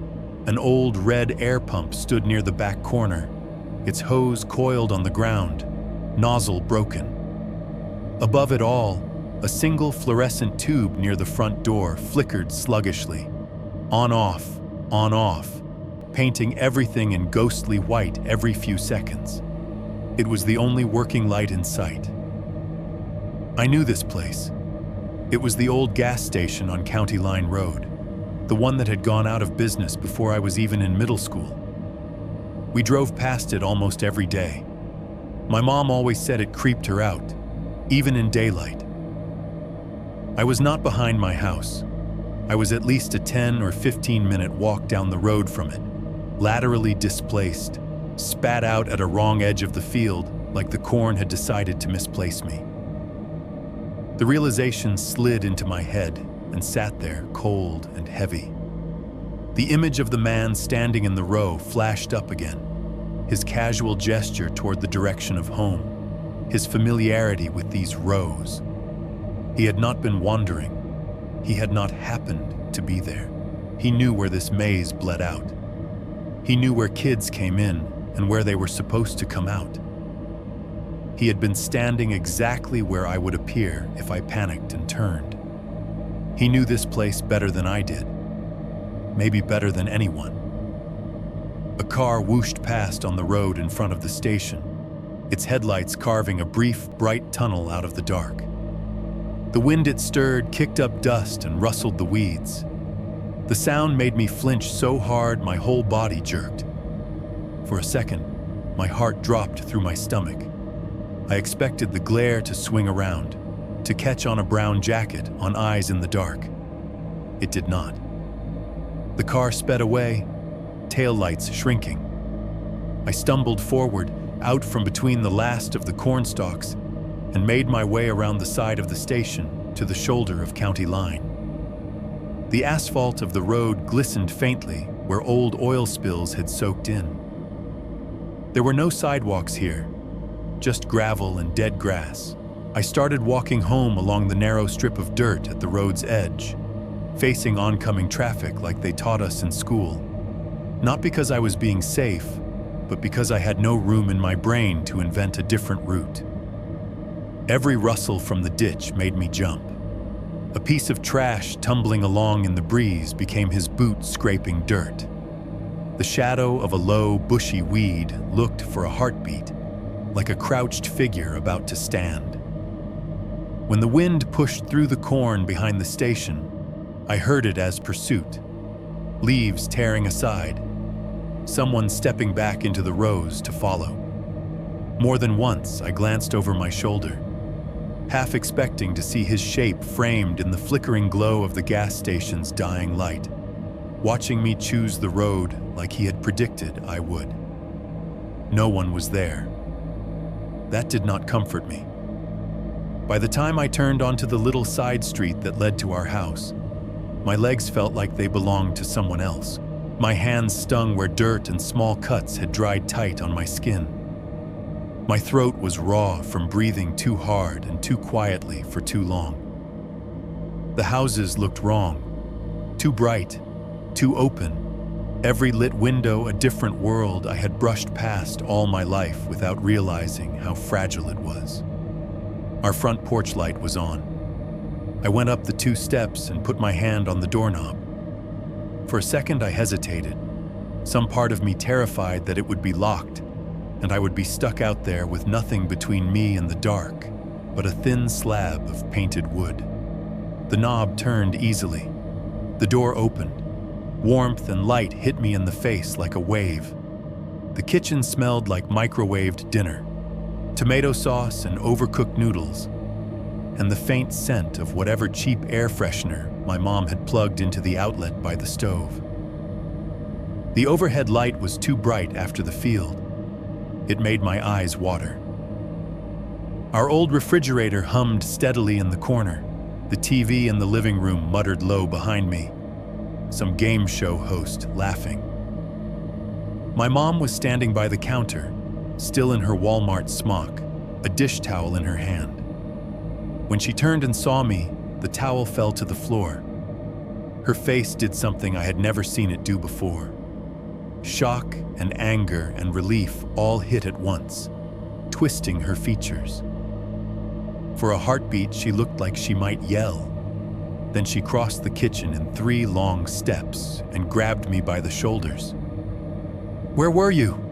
she demanded, voice shaking as much as her hands. "Do you have any idea what time it is? I called the school. They said you left. Her words broke off. She really looked at me then. The dirt on my clothes, the scratches on my face, the blood on my palms. the bits of leaf stuck in my hair. Whatever she had been about to say turned into something else. I tried to explain. The words came out chopped and tangled, tripping over each other. Bike, chain, broke. I went through the field. I'm sorry, I know you said not to, I'm sorry. But there was a guy in there. He had these. I mimed the bundle of plastic and tape without meaning to. My fingers shook. Her eyes widened, then darted over my shoulder, past me, toward the back of the house where the sliding glass door looked out over our yard, and beyond the chain-link fence, the dark edge of the cornfield. She swallowed. Her grip on my shoulders tightened painfully for a moment. A man in the field, she repeated quietly, more to herself than to me. Her gaze slid back to my face. The horror there was no longer vague parental worry. It was specific, focused. You saw someone? He talked to you? I nodded, tears finally spilling now that I was inside, now that there were walls between me and the rose. The whole story came out in gasps. The smile, the zip ties, the chase, the hiding, the things he had said, the helmet strap, the fact that he had known exactly where we lived without me telling him. My mom listened, her face growing tighter with each detail. She kept glancing at the back door like she expected it to open on its own. When I mentioned County Line, the old gas station, something like recognition flickered in her eyes. She did not tell me I was imagining it. She did not tell me I had watched too many scary movies. She did not even tell me I was in trouble for going into the field, not then. I want you to sit down, she said instead, her voice very calm in that way people's voices get when they are trying not to panic. She guided me to one of the chairs at the kitchen table and pressed a glass of water into my hand. Don't move. I mean it. Do not go near the back door. Then she went to the phone on the wall. I watched her dial with fumbling fingers. She turned her back slightly, as if I was not already hearing enough, but I still caught snippets. Yes, this is my boy. Someone in the field. Yes, like that other. No, he's home, but 20 minutes later, time had not quite decided how it worked again yet. There was a knock on our front door. Not the heavy, singular knock from the morning that would come weeks later. This was a series of firm, professional raps. 2 men in sheriff's department uniforms stood on our porch, hats in their hands. They smelled like wet leather and coffee and the cold air outside. They introduced themselves, came in, took off their hats politely. One of them sat down across from me at the table with a notepad. The other stayed standing near the doorway, arms crossed, eyes on the back of the house every few seconds. They asked me to tell them what had happened. From the beginning. I did. This time my story came out more coherently, the gaps filled in by repetition. I watched the man with the notepad's pen move steadily, his face mostly neutral, but every so often his jaw would tighten, or his eyes would flick up sharply at a particular word. Zip ties, helmet, smaller than the one with the blue helmet. When I said that last part, the deputy who had been standing by the doorway looked over at his partner. It was not a big, dramatic reaction. It was a quick, controlled glance, the kind adults give each other when they want to check. They heard the same thing without scaring the kids in the room. It scared me more than if he had shouted. That look told me something that made the hairs on the back of my neck stand up in a whole new way. Whatever had happened to me in that field was not completely new to them. They already knew something about these rows. They just had not told us. 3. 1. Deputies, coffee, and a face. On paper. If you have never had law enforcement in your kitchen while you are still shaking dirt out of your hair, it is hard to explain how wrong it feels. Our kitchen was not meant for uniforms. It was meant for cereal boxes, half-finished homework. My mom hunched over a bill with a calculator. Seeing two men in tan sheriff's department shirts sitting at our table made the room feel too small, like the walls had leaned in overnight. They brought the outside in with them. When my mom opened the door, a gust of colder air came with their bodies, carrying the smell of wet pavement and the faint chemical tang of the rain that had started while I was in the field. Underneath that was coffee, stale, strong, the kind that's been sitting on a burner at the station for hours, and the leathery animal smell of their belts and holsters. Out in the driveway, their cruiser idled, headlights throwing long bars of light across our living room.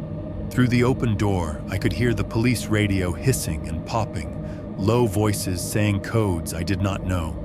Every so often, someone shifted in the doorway, and the Velcro on one of their vests ripped softly as they adjusted it, a tearing sound that made me flinch even though it was mundane. They took off their hats when they came in. I remember that. One of them, the younger one with close-cropped dark hair and a jaw that clenched when he listened, put his hat on the table next to his notepad. The older one, with thinning blonde hair and lines etched deep around his mouth, kept his in his hands, turning it slowly by the brim like a nervous habit. "Why don't we all sit down?" the younger deputy said. His name tag read Harris.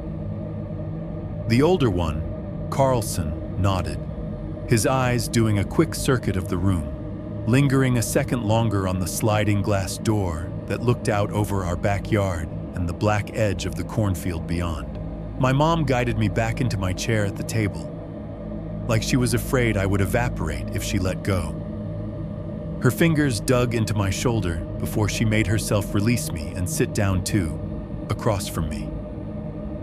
She folded her hands in front of her so tightly her knuckles blanched. Deputy Harris opened his notepad and clicked his pen. "Let's start from the beginning," he said, like this was an exam and not the worst thing that had ever happened to me. "You said your bike chain broke behind the strip mall." I nodded, throat tight. "Yeah, behind the dry cleaner." "Which entrance to the field did you take?" he asked, without looking surprised that there had been more than one. "Can you show me on a map?" We did not have a map of town handy, so he dragged a spiral notebook out of my backpack and flipped to a blank page. His hand was steady as he sketched a rough layout. School here, strip mall here, road there, the big rectangle of the field behind. Then he slid the paper toward me and tapped the back lot with his pen. "About where along here did you go in?" he asked. I pointed to the gap behind the dry cleaner near the alley, my finger leaving a faint smudge of dirt on the paper. He circled the spot. "Did you see any vehicles parked along County Line when you came out by the old gas station?" Carlson asked from his spot near the doorway. His voice was slower, heavier. "Any pickups pulled over where they shouldn't be? Vans?" I had to replay that part in my head, the broken pumps, the flickering light. My heart sped up, picturing it again. "No," I said. Just a car going by. Fast, I think." He watched me for a second, then nodded like that was an answer he had expected. "Did the man in the field touch you at any point?" Harris asked. "Did he grab you? Push you?" I shook my head. "No, he came close, but I ran before he could." Saying it out loud made my chest tighten. Before he could what? Harris wrote that down too. "Did you notice anything about his hands?" he continued. "His arms, teeth, eyes, any marks, scars, smell?" At 12, that string of questions felt weirdly specific. Why his teeth? Why his smell? Later, watching interviews after assaults or attempted abductions on TV, I would recognize the pattern instantly. They were building a profile, cataloging markers. At 12, all I knew was that they kept drilling into details that made my skin crawl. I swallowed, my mind flashing back to the pale lines on the man's forearms, the fresh red scratches, the packed dirt under his nails. He had these lines, here. I traced a finger along my own arm from wrist to elbow. Scars, I think, and new ones. And he smelled like gas and sweat. Harris's pen scratched quickly across the page. Teeth? Carlson repeated quietly. Anything unusual? I pictured that too slow, too small smile, the yellowed edges of enamel. They were normal, I said, helpless. Not like sharp, just teeth. He grunted, neither satisfied nor disappointed, and went back to watching the sliding door. If you had asked me that night what they were really asking, I would have said they were trying to see if I was making it up. At 32, I can hear the other layer in their questions.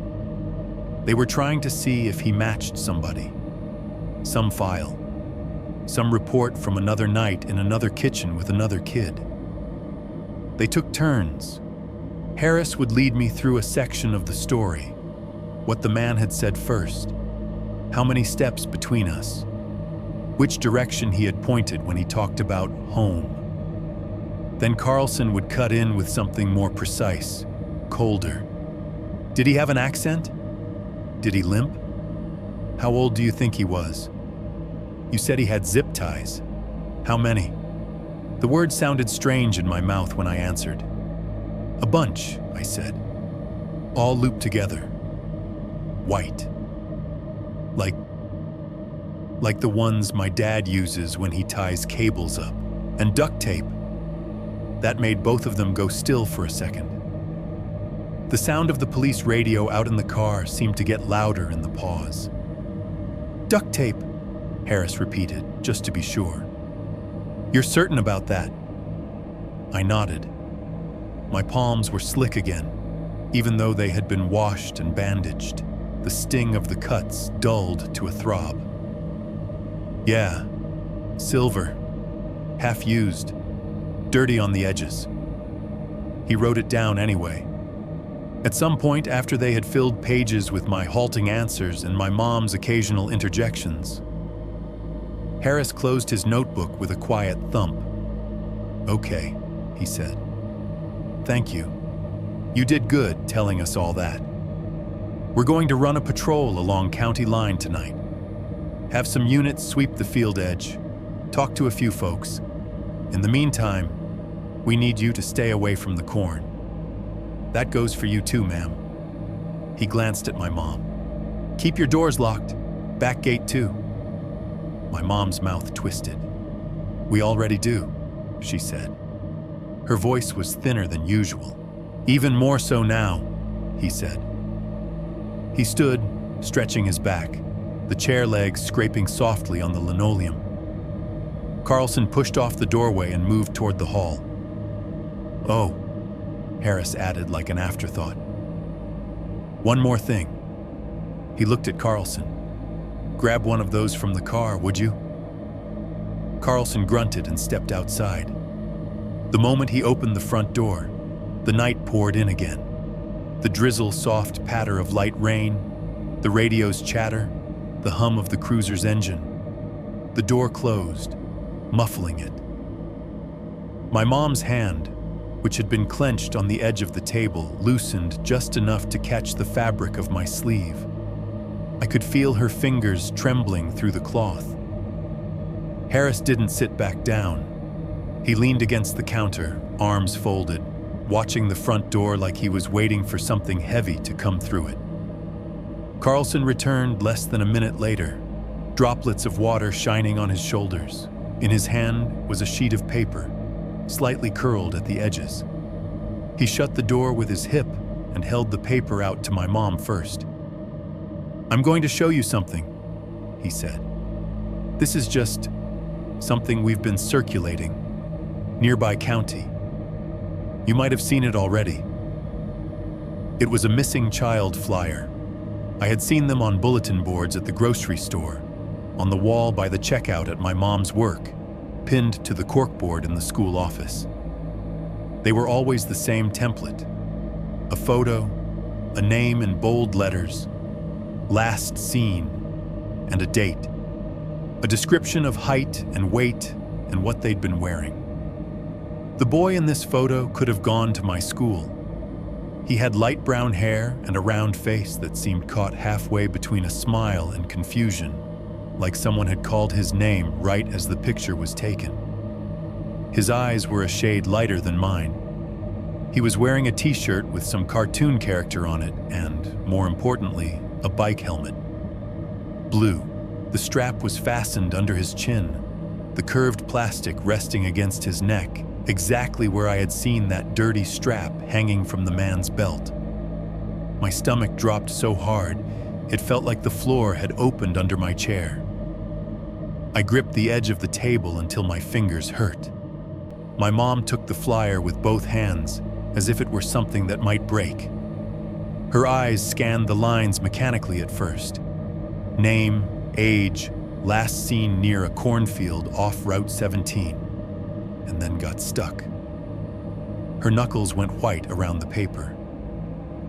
"We've been looking for him for a while," Harris said quietly, as if the boy weren't staring up at us from between his fingers. "Different town, other side of the county line. Went for a bike ride one afternoon, never came home. They found his helmet in the ditch." He paused. "Never did find the bike." The room seemed to tilt a little. The cornfield outside the glass door might as well have grown eyes. "Why are you showing us this?" my mom asked, and there was something thin and dangerous in her voice now. "Are you saying it's the same?" "We're saying," Carlson cut in, "that sometimes people have patterns." His look flicked to me then, weighing my scrawny 12-year-old frame against the boy in the photo, as if measuring.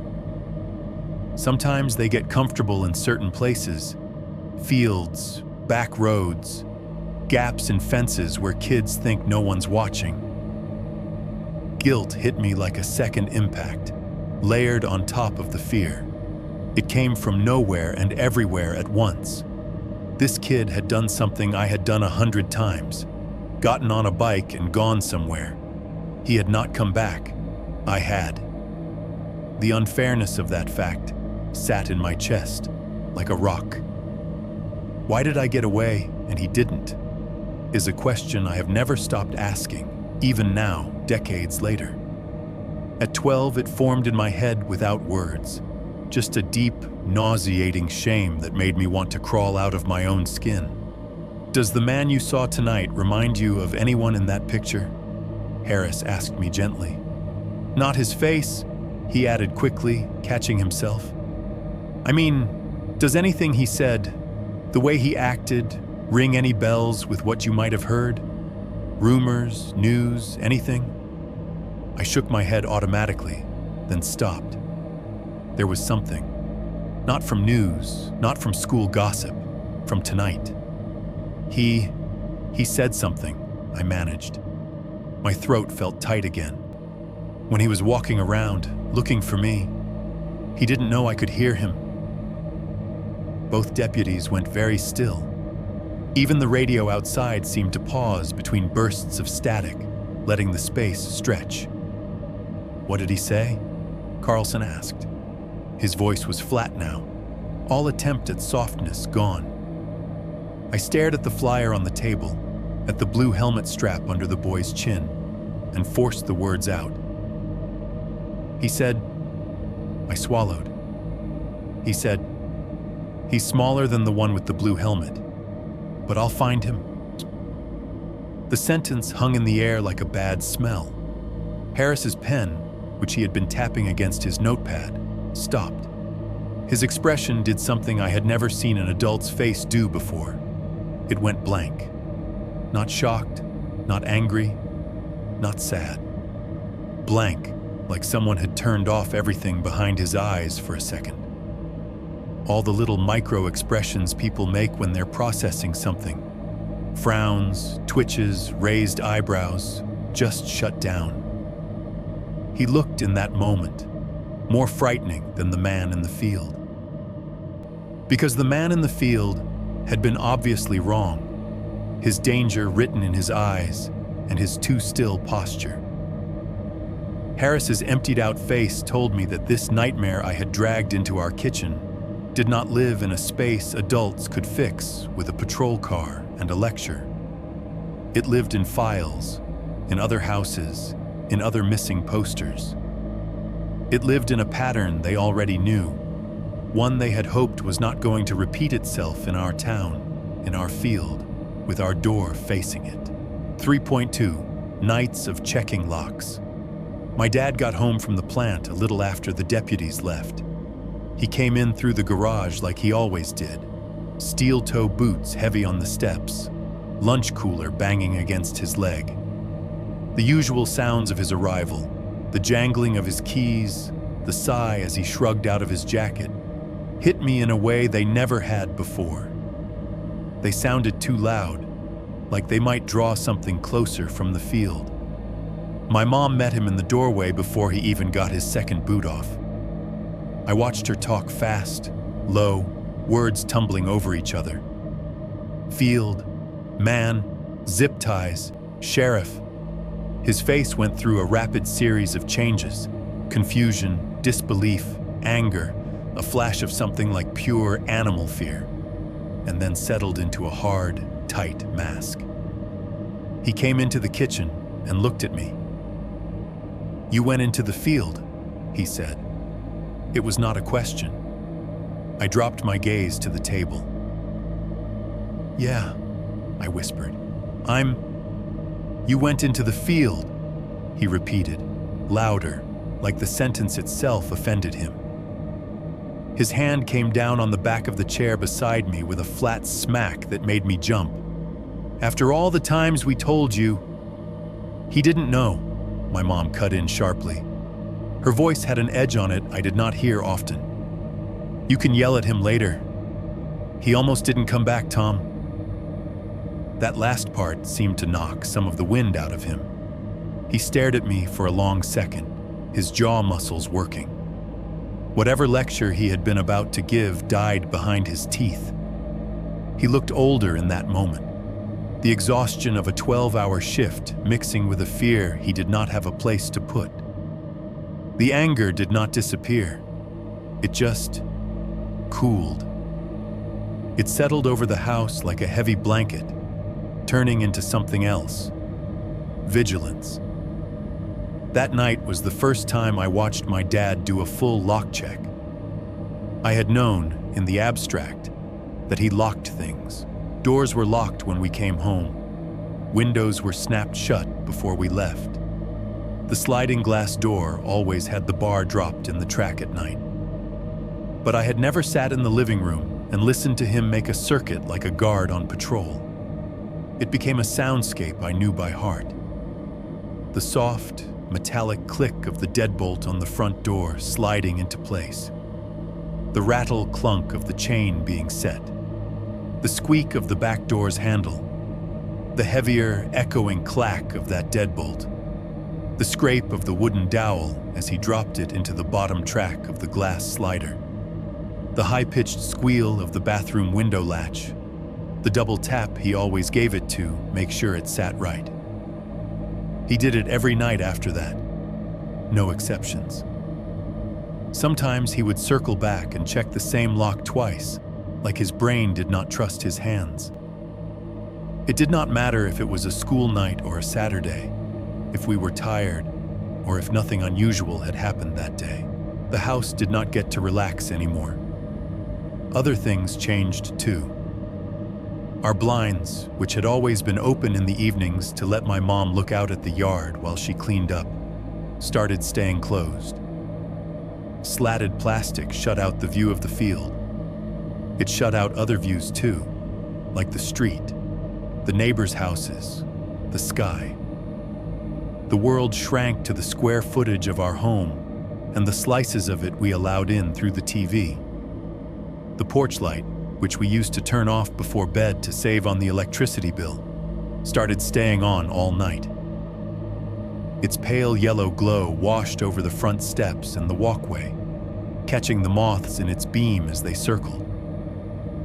From my bedroom window at the front of the house, I could see that light line up with the street lamp on the corner, overlapping halos of sickly illumination that never quite reached the edges of the yard.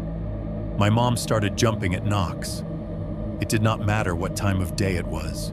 A UPS driver's rap on the door at 3 in the afternoon, the gentle tap of the neighbor lady dropping off a plate of cookies, the dull thud of the mailman's fist when a package was too big for the box. Every sound made her shoulders jerk up toward her ears. Her eyes would flick automatically toward the back door, then to the hall where my room was. Only after she had located both exits and me would she move to answer.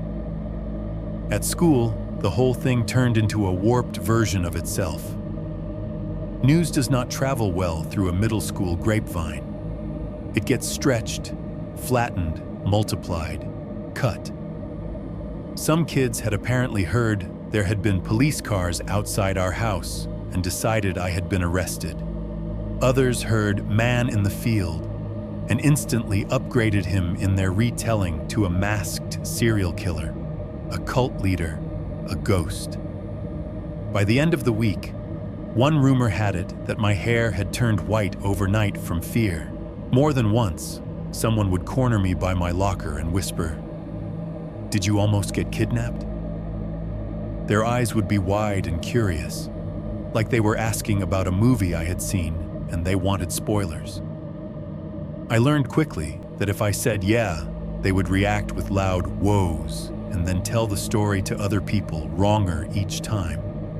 If I said no, they would roll their eyes and walk away, disappointed. Most teachers did not bring it up directly. They just looked at me differently. My homeroom teacher put a hand on my shoulder one morning as I came in late and asked, too gently, "Everything okay at home?" The gym coach stopped blowing his whistle at me to hustle and instead told me to take it easy on the bleachers. They avoided saying the words "Cornfield, missing man." The sheriff's department came to the school one afternoon for an assembly about stranger danger. They talked in generalities about not taking rides from people you did not know, about sticking to sidewalks, about telling your parents where you were. A few kids glanced back at me where I sat in the third row. None of the deputies looked my way.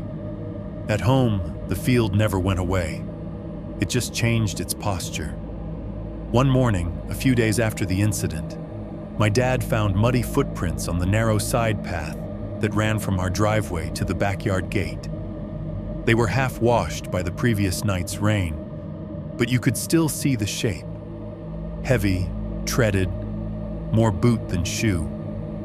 They were too big to be his. He held his own foot up beside one and muttered something under his breath I did not catch. He hosed them off without calling anyone. Another time, my mom slammed the back door shut against a gust of wind and heard a crunch. When she opened it again, there was a whole corn husk stuck in the bottom of the frame, mashed flat where the door had caught it. There was no reason for a husk to be there. Our yard was fenced. The nearest stalks were on the other side of that chain link. Someone, or something, had carried it up to the door. She threw it in the trash like it was something dirty. A week or so after that, I noticed that the screen on my bedroom window, front of the house facing the street, was bent slightly at the bottom corner.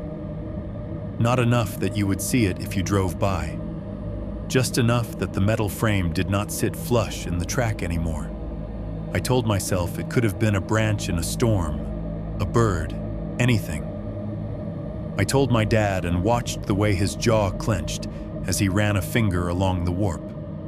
"I'll fix it," he said shortly. He never did. We just started keeping that window locked all the time. Sleep changed for me after the field too.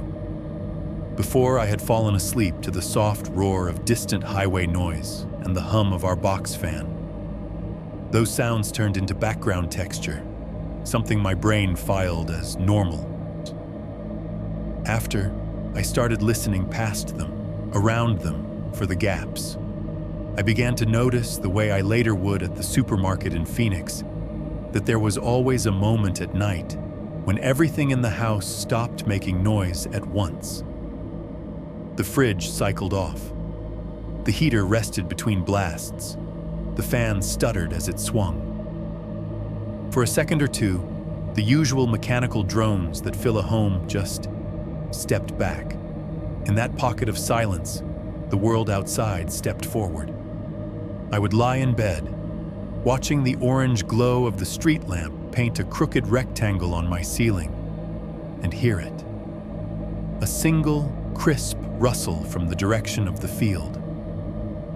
Not the long, shushing sweep of wind moving through an acre of stalks. Not the soft crunch of a raccoon or dog moving through grass. One deliberate-sounding disturbance, like someone stepping on a dry leaf on purpose. It did not happen every night. Sometimes a week would go by with nothing but ordinary night sounds. Then, out of nowhere, at 3 a.m, in that exact gap between the AC shutting off and the fridge humming on, there it would be. Rustle. I told myself it was just my brain trying to fit a pattern over random noise. That if you listened hard enough for long enough, you could convince yourself of anything. It worked until the nights when I could have sworn I heard it closer. Not out in the field, but near the fence, near the back gate, near the wall. The morning my mom found the corn husk in the door, I stopped telling myself anything. Life became a series of small alarms and rituals. My dad's nightly patrol. My mom checking the porch twice before taking the trash out. Me lying too still, waiting for that one sound. Then came the morning with the knock. It was a school day. I know because my alarm was set for 6:30, and I woke up on my own at 5, heart already beating fast, like my body was trying to get a head start on the day. The house was dark and quiet, in that way it only is in the darkest part of the morning, when even the late-night TV watchers next door have given up and gone to bed. I listened. Fan. Fridge. A car passing somewhere far away. A dog barking once, half-hearted, then going silent again. Then, that familiar shift. The fan's motor hiccuped. The fridge compressor sighed off. The heater paused. The house inhaled and held it. In that perfect, weightless second, something hit our front door. It was not a pounding or a frantic banging. It was one heavy, solid knock, a single impact, right at that middle height, where an adult would aim without thinking. It reverberated through the wall, through my mattress, straight into my chest. I sat up so fast, the room tilted. My eyes went to my bedroom door, then to the dark rectangle of my window. The street outside was empty except for the yellow cone of the street lamp. No shadows moved through it. Down the hall, I heard my bed creak as my mom jolted awake. My dad's door opened a second later. His footsteps hit the hall, then the living room carpet. I heard the chain on the front door rattle as he checked that it was still set. My mom's voice, low and hoarse with sleep. "Who is it?" Silence. Not even retreating footsteps on the porch. After a long moment, I heard the deadbolt turn. The door opened a crack, chain still secured. The cold morning air pushed into the house with a faint whoosh. "What the?" my dad muttered. I swung my legs out of bed and padded down the hall in my socks, heart beating against my ribs. By the time I reached the corner, my mom had already joined him at the door. They both stood there, staring out through the gap. The porch was empty. The yellow light from the street lamp picked out the railing, the 2 concrete steps, the patch of front yard beyond. No car idled at the curb. No figure walked away. The only movement was a scrap of grocery store circular caught in the bush, fluttering a little in the breeze. "Probably a prank," my dad said, but his voice did not sound convinced. "Damn kids." My mom did not answer. Her eyes were not on the street. They were tracking slowly over the small square of concrete right in front of the door, the one you step onto when you come up from the walkway. I followed her gaze. There was nothing there. No package, no envelope, no visible mark. But for the rest of my life, whenever I think about that single knock dropped into the dead center of an otherwise perfect silence, my brain fills in what I could not see. A man standing just outside that door, hand raised, listening to the house breathing. And then stepping back into the dark, the second the noise resumed. 3.3. The bike on the porch. The day my bike came back started stupidly normal, which seems to be a theme with this story. It was a regular school day, a couple of weeks after the night in the field. Late October. The air had that dry, brittle feel it gets before the clocks change, and the trees along 14th were halfway between green and bare, leaves piled in gutters. We had pizza for lunch in the cafeteria. I'd had a math quiz I was pretty sure I'd failed. Kids were already talking about Halloween costumes, about which streets gave out the good candy. By the time my bus rattled onto our street, the sun was starting its slow slide down toward the horizon. It was around 3:30. The light had that flat, gold at an angle quality that stretches shadows out and makes everything look a little like a photograph taken years ago. I walked up our driveway, backpack digging into one shoulder. The porch light was off for once. It did not come on until my dad got home, but I could see the outline of the front steps easily enough. Our curtains were half drawn the way they always were now, limiting how much of the house you could see from the street. I pushed open the front door, calling out the way I always did. "Mom, I'm home." The door swung shut behind me with a soft thud.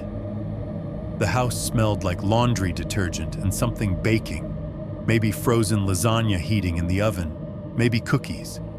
It should have been comforting.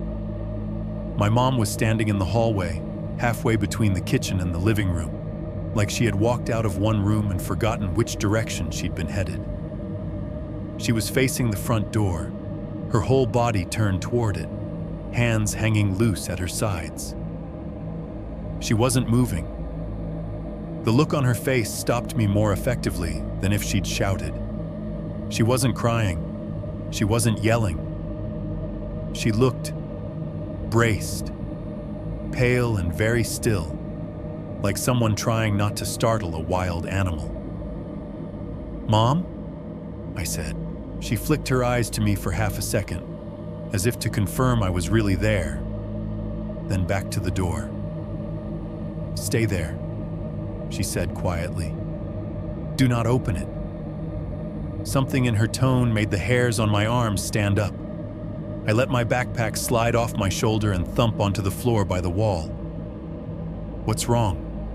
I asked, but my voice sounded very far away to my own ears. Instead of answering, she took a step toward the door, then another, as if approaching something that might decide to run. Her fingers tightened on the edge of the sheer curtain by the small window next to the frame. She eased it back an inch and peered out. For a moment, she stayed like that, perfectly still. I could hear the oven humming in the kitchen, the faint buzz of the fridge, my own heartbeat.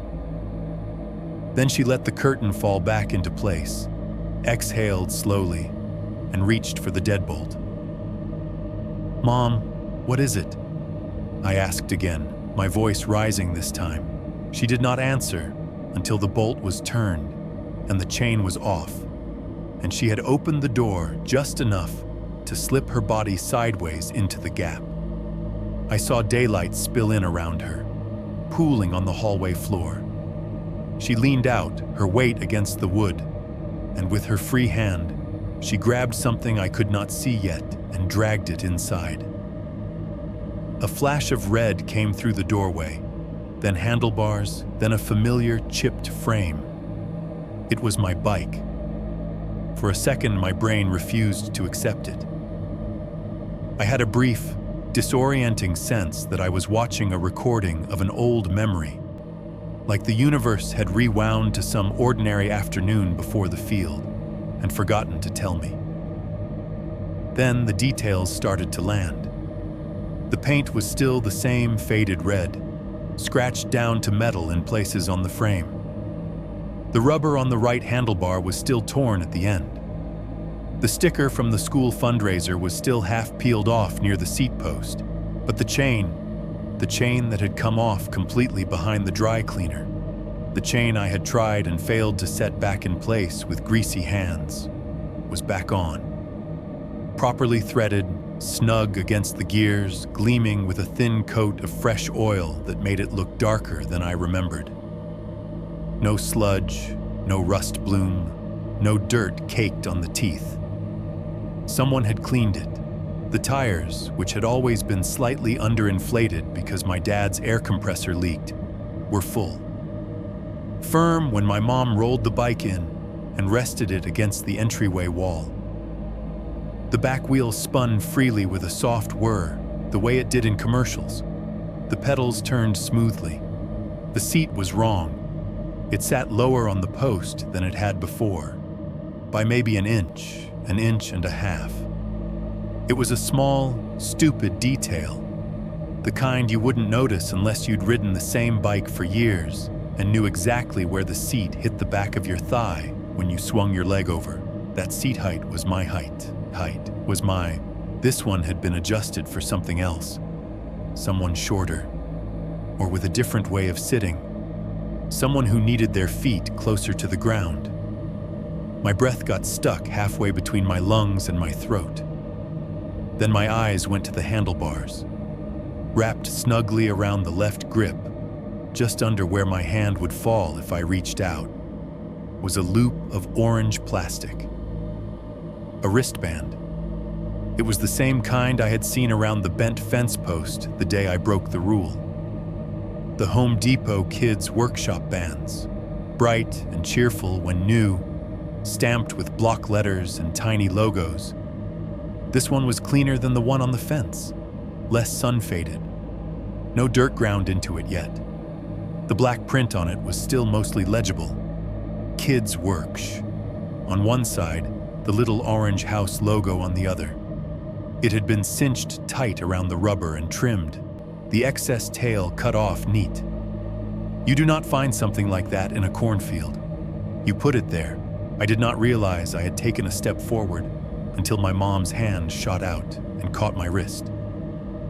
"Do not touch it," she said sharply. I froze. She was pale in a way I had never seen before. All color leached from her face, but her movements were precise, controlled. She closed the front door behind the bike, turned the deadbolt, slid the chain, the motions practiced now. Then she stood there for a second, breathing slowly in and out through her nose, eyes on the red frame like it might leap up and walk on its own. "How did it get here?" I whispered. She shook her head once, almost imperceptibly. "I don't know," she said. "I don't..." Her voice caught. She swallowed. I looked out and it was there, like someone had just dropped it off. "Did you see anybody?" I asked. "No." Her fingers dug into my wrist, then let go. She rubbed her thumb over the inside of my arm like she was trying to reassure herself I was solid. I heard the mail slot clank. I thought it was just junk. When I went to check, that was on the porch, propped up nice and neat, like a delivery. We both looked at the bike. It was leaning against the wall at a polite angle, front wheel turned slightly toward the door, as if waiting for me to grab it and go. I expected her to pick up the phone, to call the sheriff again, to bring back the men with coffee breath and notepads, to stand in our kitchen and nod seriously while they took the bike away like evidence. It seemed like the only thing there was to do. She didn't. Instead, after a long, brittle silence, she stepped forward, grabbed the frame with both hands, and dragged the bike further inside, away from the door. The tires squeaked on the tile. She parked it against the wall by the coat rack and then backed away from it like it burned. Then she locked the door again. It took me a minute to realize what that meant. We had just brought it inside. Whatever message it was meant to carry, whatever invisible fingerprints were on it, we had invited them into the house. Shouldn't we call them? I asked. My voice sounded small. Deputy Harris, or... And say what? She cut in, not unkindly, but with a bluntness that made my stomach turn. That your bike came home? She shook her head, one sharp denial. They'll log it. They'll ask a lot of questions. Then they'll tell us what they already told us. Keep your doors locked. Stay away from the field. Call if you see him. They can't camp in our yard every night. She looked at the bike again, at the clean chain glistening faintly, at the orange band. There's nothing on that they can arrest him for, she added quietly. Not unless he comes back with it. There was a horrible, practical logic to it. I hated that there was. I walked closer despite her earlier warning, drawn to the thing like it had its own gravity. The smell of machine oil hit my nose, layered over the older scents of rubber and dust. Someone had taken the time to wipe the frame down, to get rid of the dirt smears and dried mud splashes. The pedals bore faint scuffs that hadn't been there before, scratches at different angles, like a different pair of shoes had slipped off them. The seat, lower than it should be, made me imagine someone else's legs straddling the frame.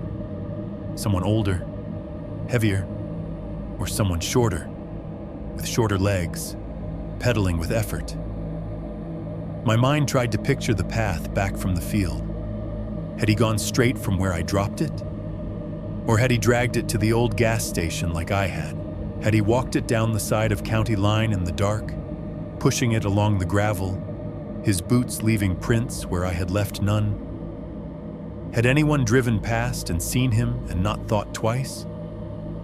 A fresh wave of horror crept up from my stomach as the implications lined up, one after another.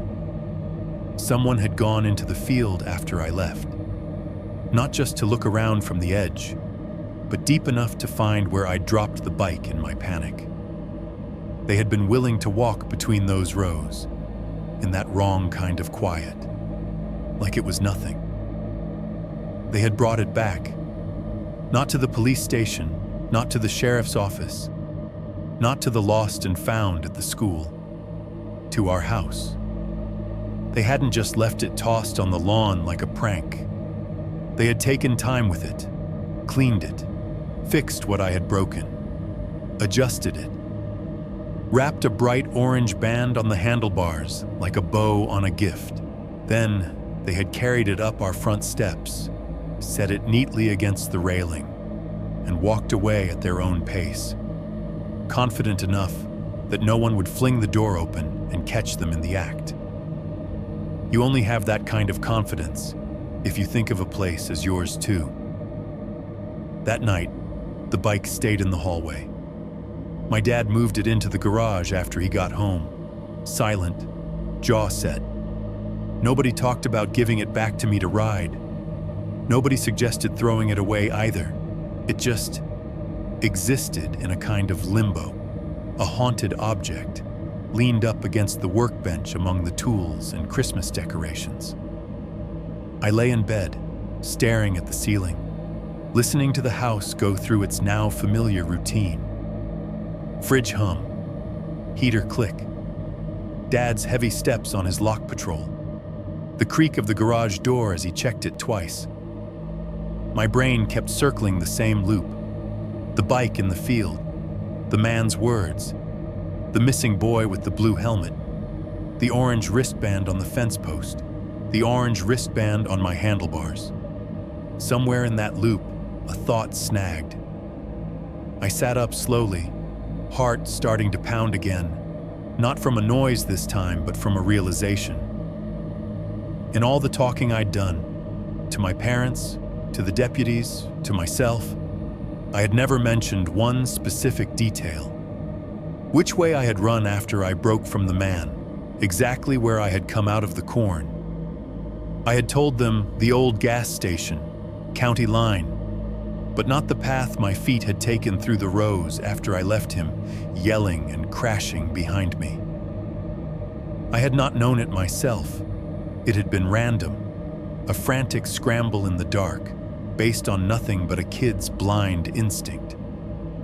So whoever went into that field to retrieve my bike did not follow my description of the route. He had not traced my steps from a map. He had not needed me to draw him a line. He already knew where I lived. He knew where I went in. He knew where I came out. He knew which front porch to stand on long enough to adjust a seat and slide a plastic band into place without worrying about being seen. The bike was not him finding me. It was him reminding me that I had never really gotten away. 4.1. The move and the garage. Officially, we moved for my dad's job. That was the line my parents stuck to every time someone asked. My dad had been offered a different position at the plant's sister facility 1 county over. Better hours, better pay, less overnight work. My mom told the neighbors it made sense, that we had been talking about a change for a while, that it would be good for all of us. All of that was technically true. It just was not the whole truth. Even at 12, I could see the other reason written in the way my mom's eyes flicked toward the back door whenever anyone mentioned dates, or how my dad's hand tightened on the steering wheel when we drove past the old gas station on County Line. The job was an excuse, a socially acceptable story you can tell at church or at the checkout line. The real reason was that our house faced a cornfield, and none of us could stand looking at it anymore. The weeks between the bike coming back and the move announcement stretched like bad gum, thin and sour. We never got a second visit from the man in the field, not that we knew of. No one else knocked at 5 in the morning. The sheriff's department did a couple of extra passes down our road, then went back to their normal routes.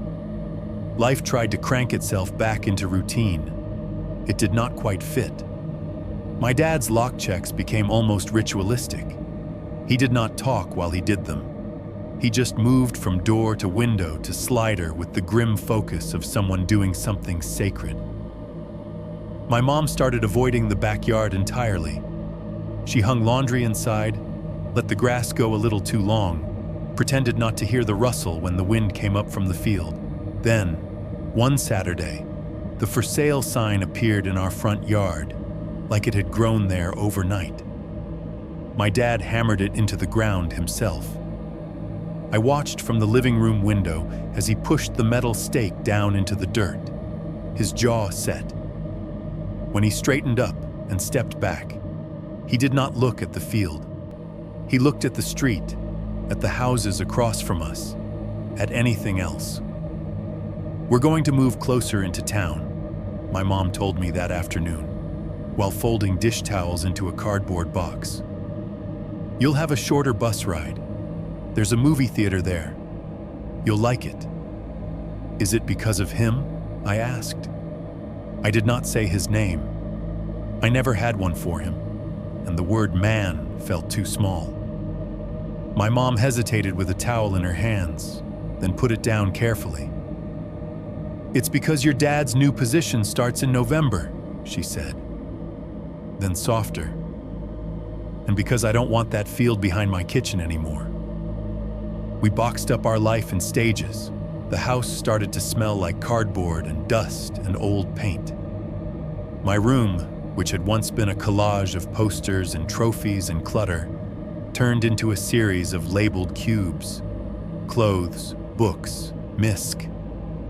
Taking things off the walls left ghost shapes behind, rectangles of cleaner paint where the sun had not faded it.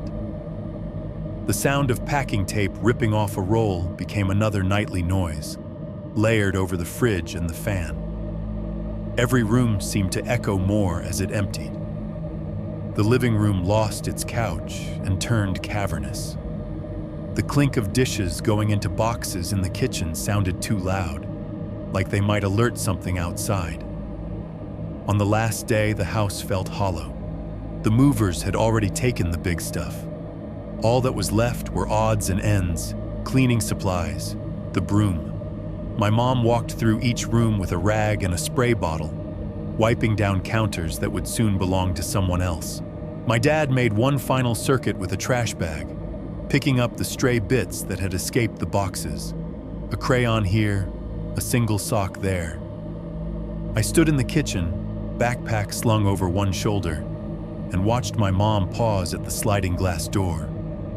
The blinds were up for once. There was nothing left in the house worth hiding. Beyond the glass, our backyard looked smaller than I remembered. The patch of grass, the rusting swing set, the chain link fence, and beyond that, in a flat, indifferent line, the wall of corn. It was late fall by then. The stalks were brown and dry, some of them already cut in rough swaths where the harvester had come through. The field did not look as tall or as thick as it had that night. It looked tired, harvested, ordinary. My mom put her hand on the door frame, not quite touching the glass. She did not wave goodbye or whisper anything dramatic. She just stood there for a long second, staring at the edge where our yard stopped and that other place began, like she was memorizing it in case it ever showed up somewhere else. "Come on," my dad said gently from the hall. "We're ready." She nodded, dropped the blinds one last time, and locked the handle out of habit, even though no one we cared about would ever sleep behind it again. The red bike went into the moving truck with everything else. It had been living in the garage since the day it came back, leaned up against the workbench as far from the door as my dad could push it, without making it obvious he was avoiding it. A thin layer of dust had settled over the frame and the freshly oiled chain, muting their shine. The orange Home Depot band on the handlebars stayed bright and cheerful in spite of the grime. "We're not leaving it here," my dad said, when my mom suggested tentatively that maybe it would not fit. His tone brooked no argument. "It's his." I did not tell him I never wanted to touch it again. At the new house in the next town over, there were no fields in our backyard. When we pulled up to the curb in the moving truck, the first thing I noticed was the lack of horizon. Instead of an open stretch of stalks, our lot backed up to another yard, then a row of modest houses, then a line of maples. The only thing beyond that was more town. It felt wrong for a minute, like the world was too close, like there was nowhere for sound to disappear. Then, as I got out of the truck and smelled cut grass instead of fertilizer, heard kids yelling on bikes instead of the hiss of a highway across a field, my shoulders dropped an inch. Inside, the house was smaller but more solid. No sliding glass door directly framing a wall of corn, just regular windows over a regular fenced yard with a patch of worn dirt where someone else's dog had run in circles. The red bike went into the new garage. There was no ceremony to it. My dad rolled it in with the rest of the junk, boxes, lamps, the lawnmower, and leaned it against the far wall. He tossed an old tarp over it, the same gray one we used to cover things when painting. Dust motes spun in the beam of his flashlight as he adjusted the corners. The shape underneath looked like any other forgotten object. "You'll ride it to school once we're settled," he said, more hope than certainty in his voice. "Yeah," I lied. I never did. The idea of sitting on that seat, of putting my hands where someone else's had been, of feeling that frame under me, made my stomach churn. I walked or took the bus. When my parents brought it up, I mumbled something about traffic, about the route, about friends. They let it go. Maybe they were relieved too. For a while, I really did feel safer. There were no rustles from a field right outside my window, no steady sea of corn for someone to disappear into. Nights were filled with different sounds. The low thump of bass from our neighbor's teenager's stereo, a siren in the distance, a train whistle bleeding in from tracks on the far side of town. The unknown man felt tied to that specific place we had left behind, like a bad dream that could not cross county lines. The first few weeks, I slept like someone had cut a string that had been wrapped around my chest. Then, slowly, the old patterns filtered back in. Lying in my new room, with its unfamiliar creaks and its different shadows, I started to notice that this house, too, had that 1-second gap. The box fan I used to drown out my thoughts would sputter. The fridge in the kitchen would cycle off. The furnace would pause. For a breath, the mechanical heartbeat of the place went still. Silence is the one thing you can move with you wherever you go. Most nights, nothing happened in that gap. The house just held its breath and then exhaled again, and I fell asleep.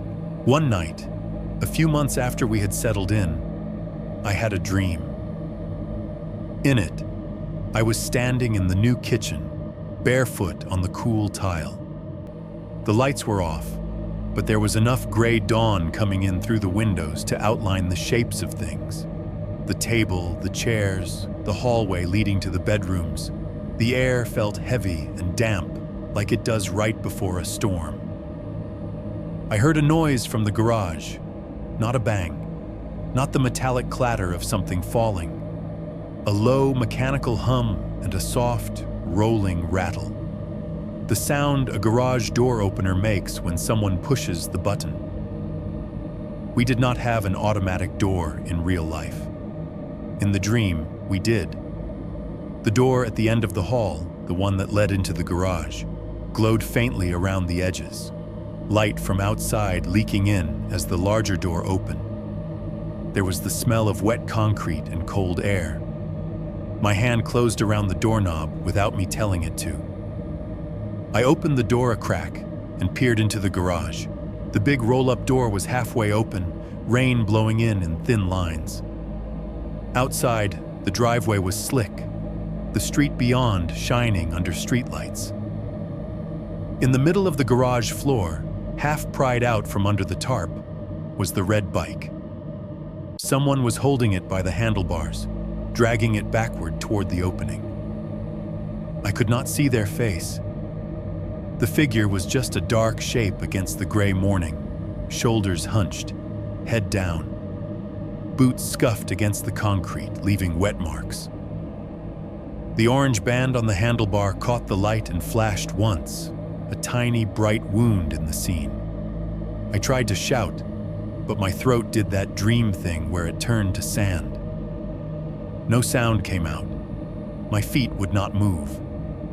I watched, rooted, as the figure tugged the bike over the threshold and out into the rain, the front wheel bumping over the lip of the floor. Just before the dream dissolved, the person dragging the bike turned their head slightly, as if they had heard something behind them, not enough to show me a face, just enough to suggest there was one. I woke up with my heart pounding, sheets tangled around my legs, the taste of metal in my mouth. For a second, the dark of my room felt exactly like the dark of the garage had. My ears strained for the sound of the door, the roll of the wheels, the scrape of boots. Fan, fridge, house breathing. I lay there until the alarm went off, telling myself it had just been a nightmare. The obvious kind your brain constructs when you shove fear into the later file and never open it. That afternoon, when I came home from school, I found an excuse to go into the garage. My mom was in the kitchen, humming to herself. My dad would not be home for another hour. The overhead light in the garage flickered on with a dull pop when I pulled the cord. Everything looked normal. The big metal door was shut, its manual handle lying flat. The boxes were stacked where we had left them, labeled in my dad's blocky handwriting. The lawnmower sat in its corner. The air smelled like oil and dust. The tarp over the red bike was still in place, draped sloppily over the handlebars and seat. I could just see the tip of the front tire peeking out from underneath, a crescent of black rubber. I almost left it there. I almost turned around and went back inside, and maybe my brain would have let it go. Instead, I stepped forward and lifted one corner of the tarp, just enough to look down at the concrete beneath the front wheel. There, faint but still visible, was a thin, curved streak of dried mud, arcing away from the tire toward the door, like something wet and dirty had been dragged there recently and then dried. We had not had rain in a week. 4.2. Growing up, pretending it was just one time. I wish I could say that after the move and the mud streak in the garage, everything built neatly on top of the fear, layering into some coherent trauma arc. It did not. Life did what it always does. It piled other things on top until the worst thing was buried under a lot of smaller, dumber stuff. I became a teenager. High school does not care if you almost got dragged into a field once. It cares if you have the right shoes, if you smell okay, if you are bad at algebra. My days started to get filled with grades and group projects and figuring out where to sit at lunch. There were bus rides, cheap cologne in the locker room, the awkward stretch of time before you learn how to talk to people you think are attractive. I told myself a story about what had happened, and then I told it again and again until it sounded dull enough that I could live with it. It went something like this. It was just a weird guy. Every town has at least one. He said creepy stuff, he chased you, but nothing actually happened. You did the right thing. You ran, you hid, you got away. The police talked to you, and they know about him now, so he will not do it again. It was one time. The more I repeated that, the more I shaved off the edges. I stopped mentioning the zip ties when it slipped out in retellings. I left out the helmet strap on his belt. When I tried, once, to tell a friend at lunch what had happened in the field, at my old house, I heard myself skipping over the part about my bike coming back like a gift on the porch. Their eyes widened at the chase part. They laughed nervously at the idea of a kidnapper in the corn. Then the conversation drifted to something else, some show, some test. It was easier to let the whole thing degrade into a campfire story than to keep holding it at full resolution in my head. I still didn't like fields. Our new town had patches of them on the outskirts, soybeans sometimes, or neat squares of corn that did not touch any houses. I avoided those roads when I could. When friends wanted to go to a fall festival with a corn maze, I lied and said I had to work. The idea of willingly walking into tall rows, of paying someone to disorient me inside them, felt like daring something I did not want to see again. Even regular plants got to me sometimes. I hated parking lots bordered by tall hedges or rows of trees that cut off the view. If I had to cross one at night, I walked fast, keys threaded between my fingers, eyes on the darkest spots where someone could step out. The sound of leaves scraping together in the wind could still twist my stomach in an instant. I got a part-time job at a video store my junior year. It was as cliché as it sounds. Plastic membership cards, faded cardboard standees of movie characters, the constant whoosh of the tape rewinder in the back. I liked it because the lights were bright, the aisles were straight, and the worst thing in the horror section was make-believe. I stayed away from anything with fields on the cover. College was supposed to be my escape hatch. I did not go far. State school, a couple hours drive from home. But it felt like a different world compared to the towns I had grown up in. The campus was folded into an actual city, with buses and apartment buildings and late-night diners. There were more streetlights than stars. The only fields nearby were sports fields, perfectly flat and lit up like daytime under huge floodlights. For the first time in years, I could stand at my apartment window at night and not see a solid wall of crops at the edge of my vision. I could see rooftops, neon signs, the smear of traffic on the main drag. Sound bounced off brick instead of disappearing into open land. I told myself I was away from it now. I told myself that what had happened was tied to that town, that field, that man. I told myself that men like that did not thrive in places with this many eyes, cameras on every corner, people up at all hours. The truth is, I just swapped one kind of denial for another. The internet made it harder to pretend the world was neatly divided into there and here. In high school, news had been something that showed up in the paper my parents got, or in short filtered segments before the weather on TV. In college, I had a laptop. I had social media. I had access to every awful local story in every small town if I clicked the wrong link at 2 a.m. At first, I avoided anything that looked even remotely related. Headlines with field, child, missing, abduction. I scrolled past them so fast my eyes barely brushed the words. Then, slowly, curiosity or something darker won out. I started reading. It was like pressing on a bruise. I could not stop even though it hurt.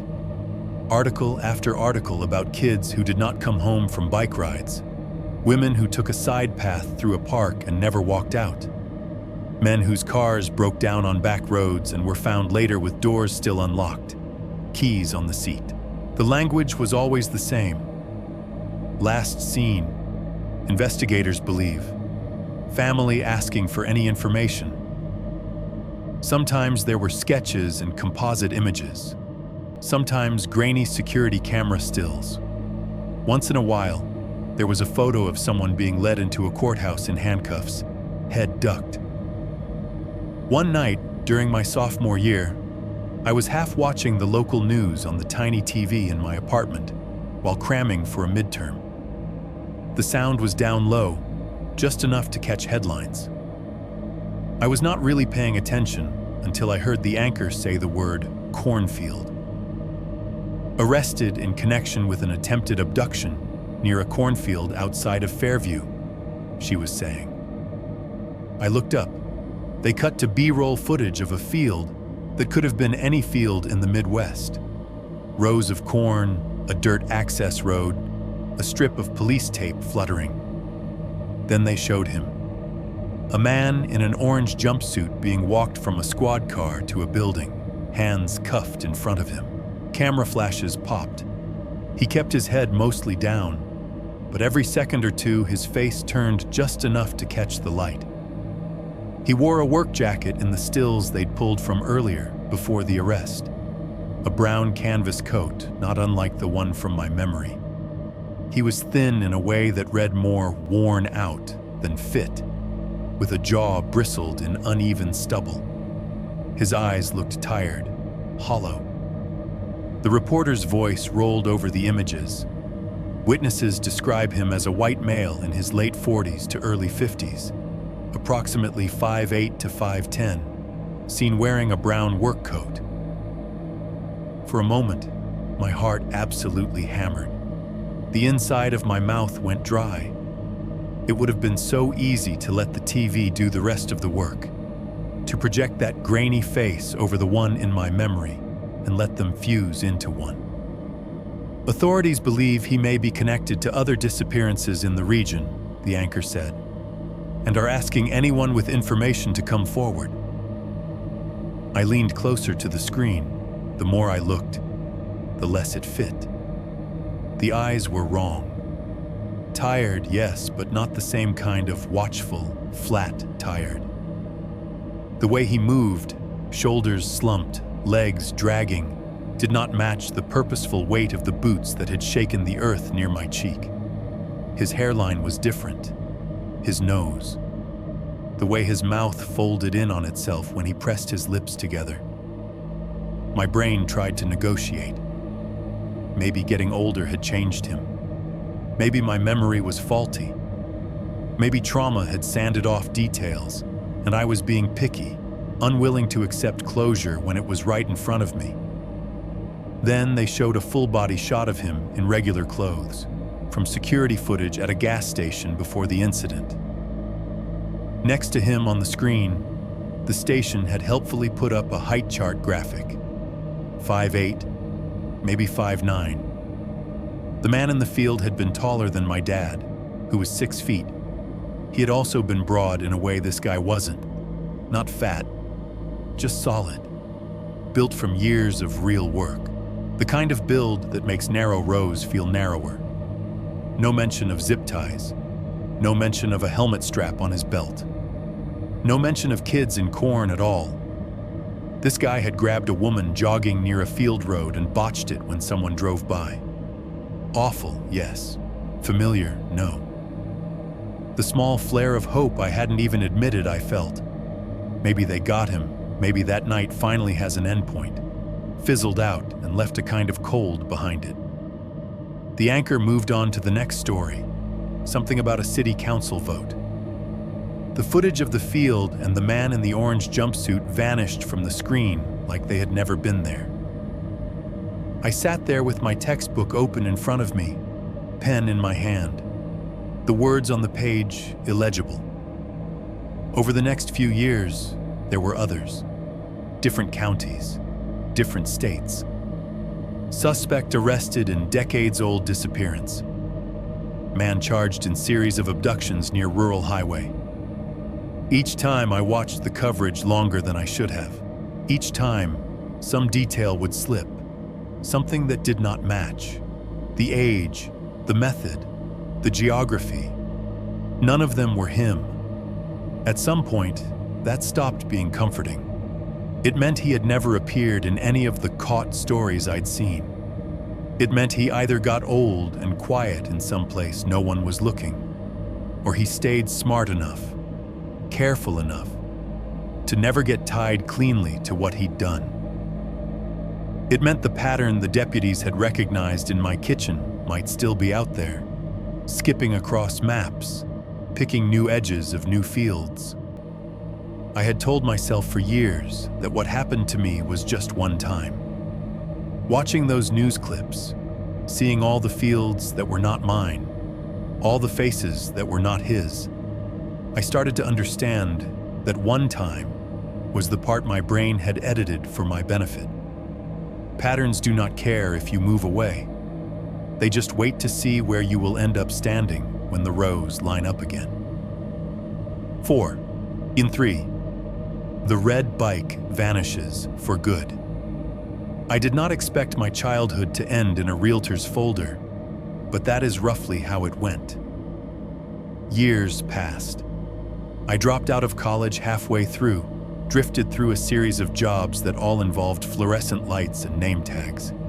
My parents' marriage, which had always had hairline cracks I was too young to see, finally split along them. By the time I was 30, my mom was living in a small apartment across town.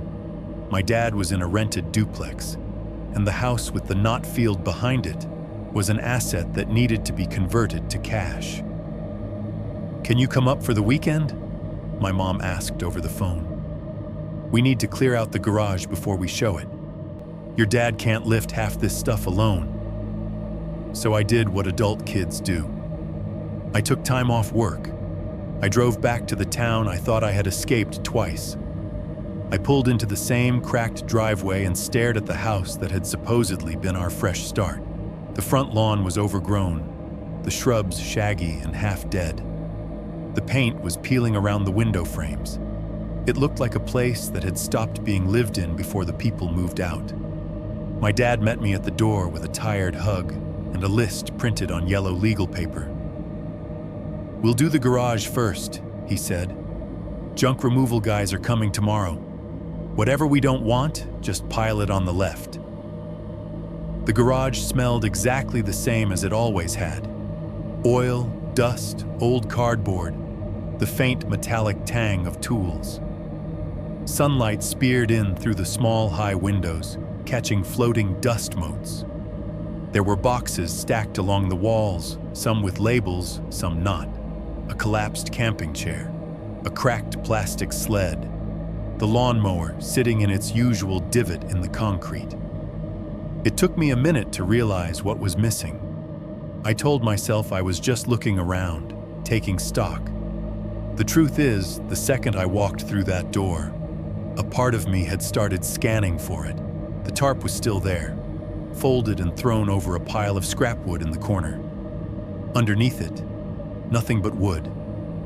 No familiar curve of handlebars, no glint of red, no bike. "Hey," I said, trying to sound casual. "Where's, my old Schwinn, the red one?"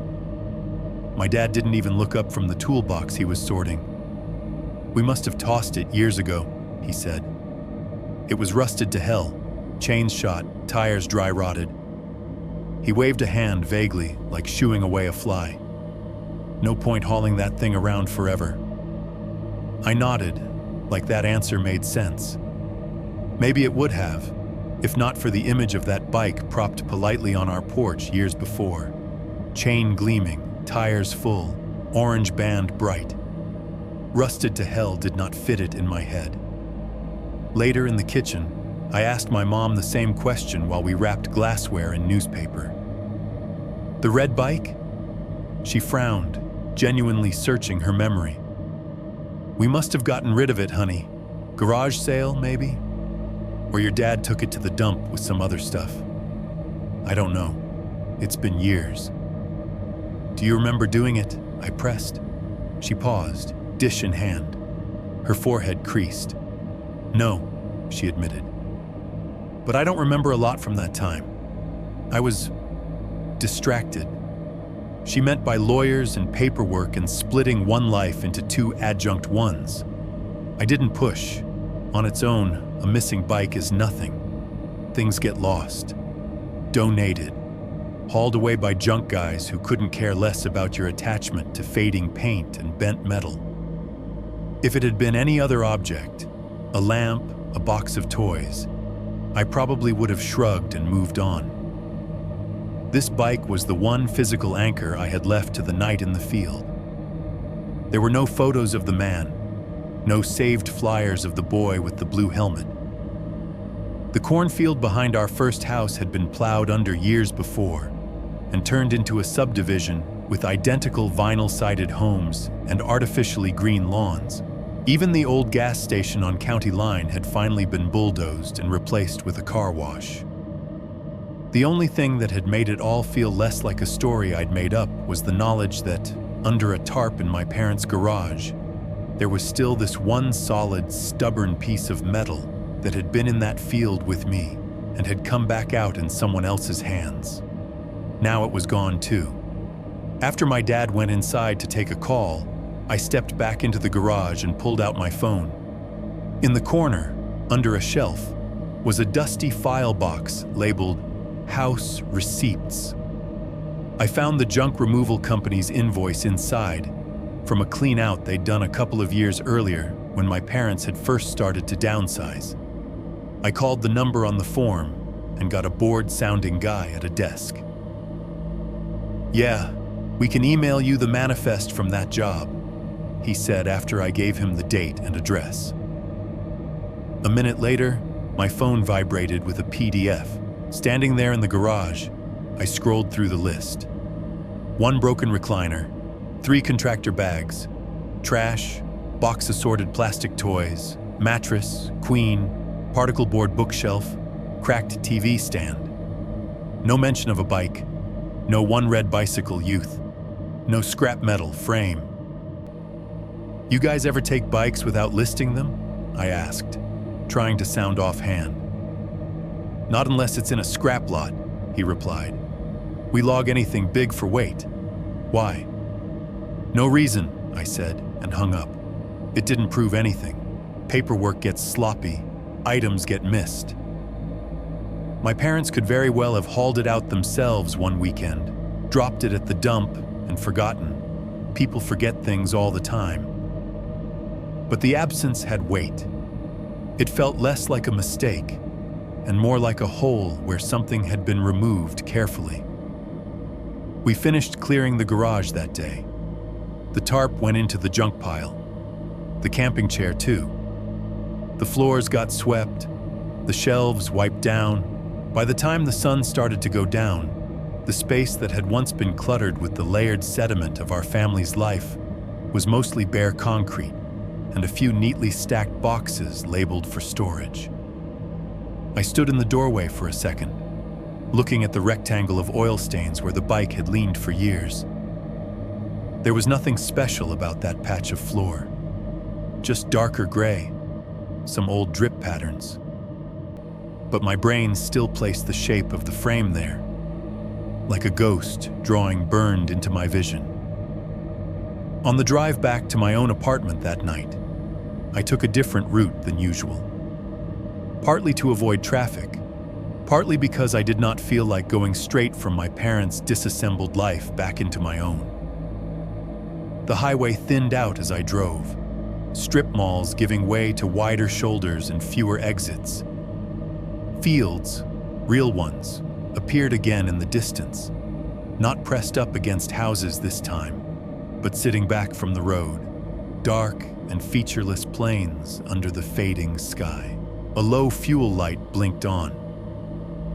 I pulled off at the next exit, one of those nowhere places where there is nothing but a truck stop, a fast food place, and a couple of vending machines that probably $8 more than they paid out snacks.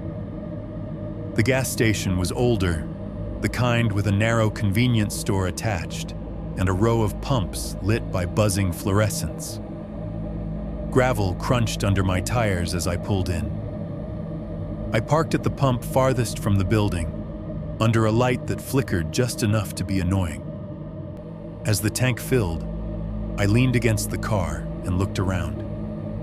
There was a chain-link fence along the edge of the property, separating the station from a strip of scrub, and beyond that, the vague, dark suggestion of a field. The dumpster sat near that fence, lid half open, black plastic bags piled around its base. The air smelled like gasoline, old coffee, and trash. Somewhere, a semi downshifted, its engine growling as it approached the station. The pitch of the sound rose and fell, growing louder as the truck neared the driveway. In that moment, between the hum of my pump and the roar of the truck, I glanced toward the fence. Leaning against it, right next to the dumpster, was a bike. Red frame. The exact same shade of dulled, tired red as mine had been when I was 12. One of the pedals was bent inward at a familiar angle.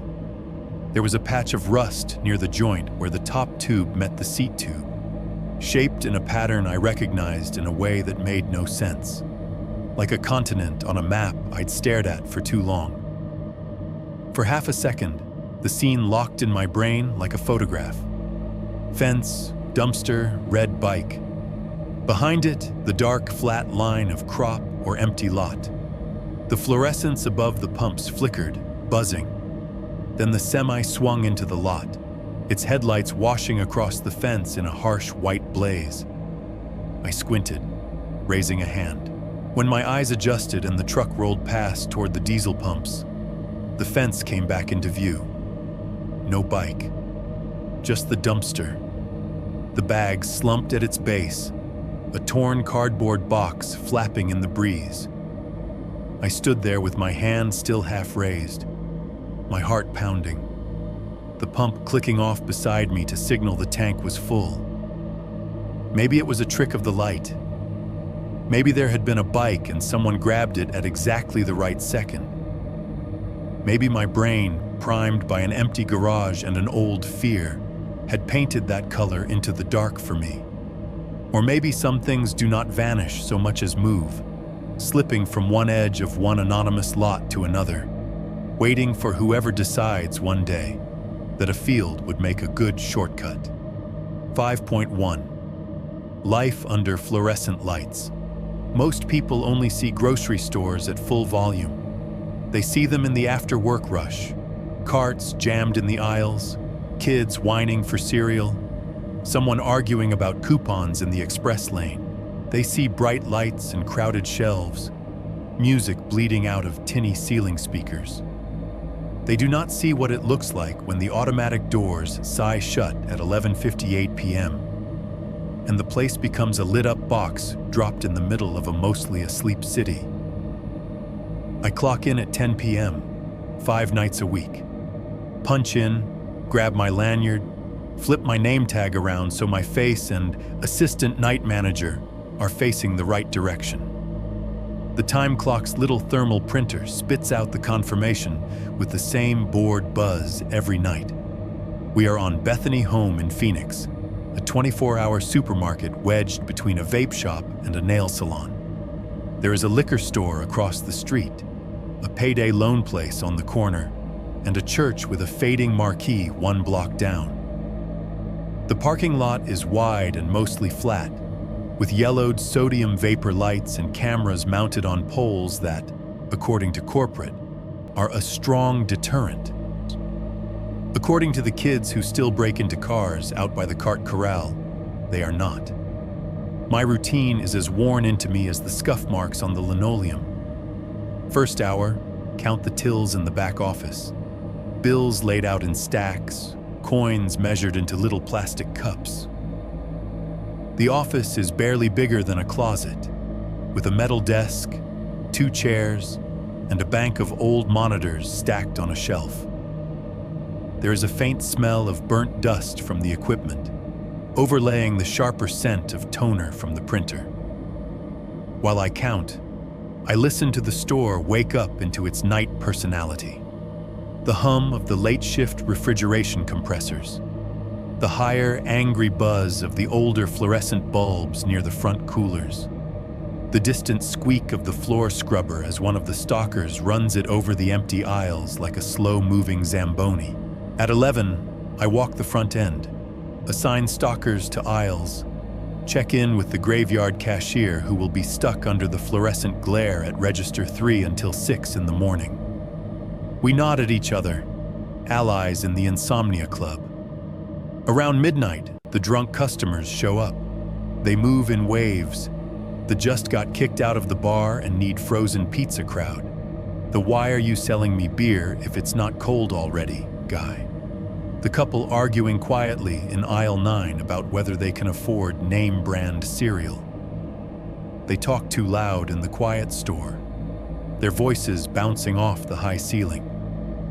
Then, sometime between 1 and 2, the tide goes out.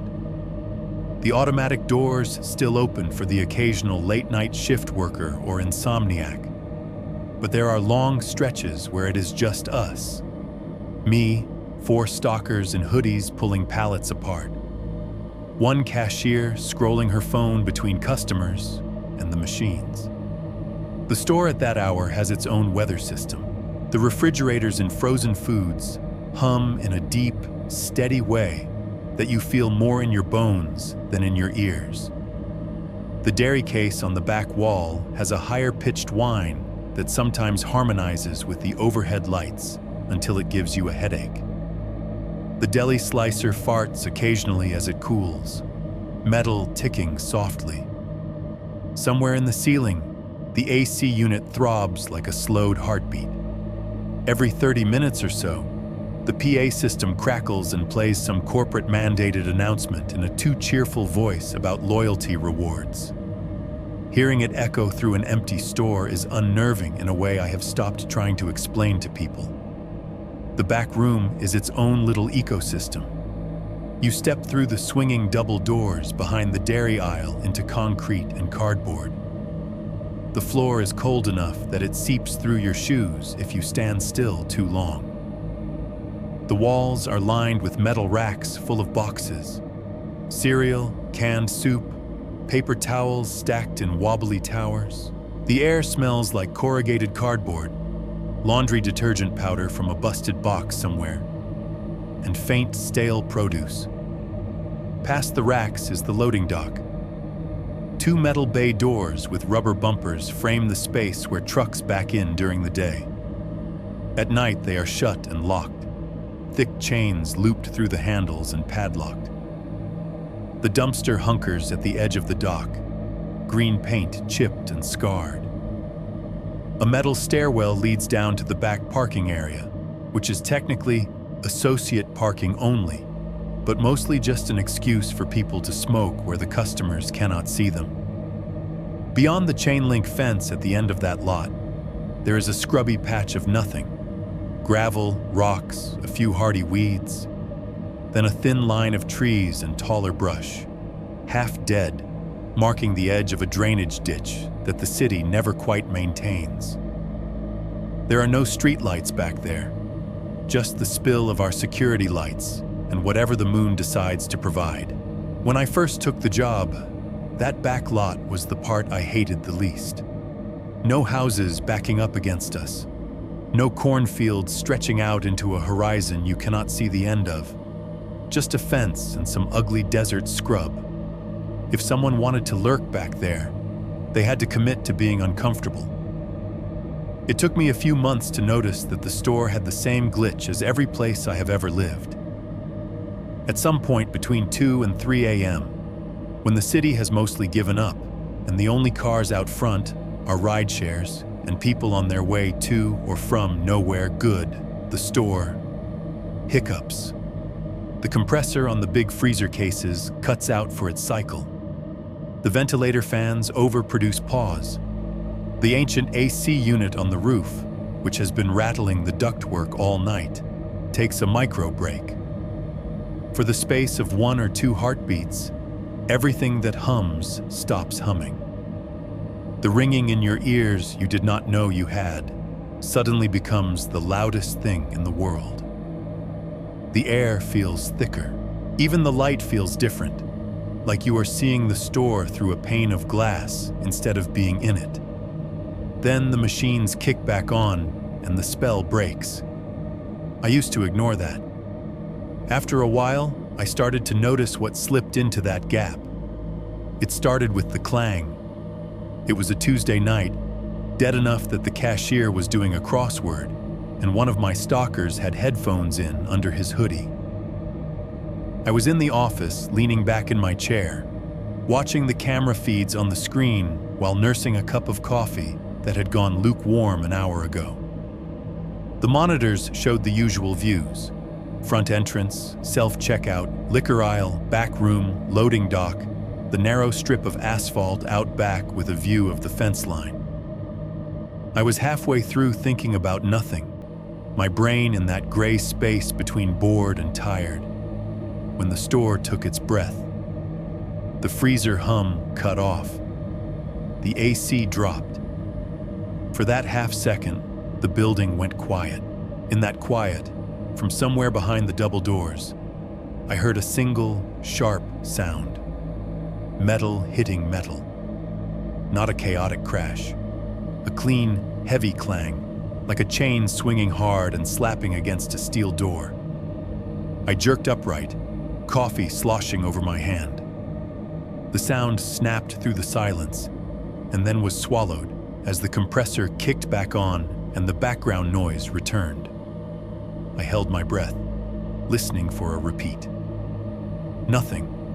No footsteps, no voices, no scraping, just the low mechanical roar of the store.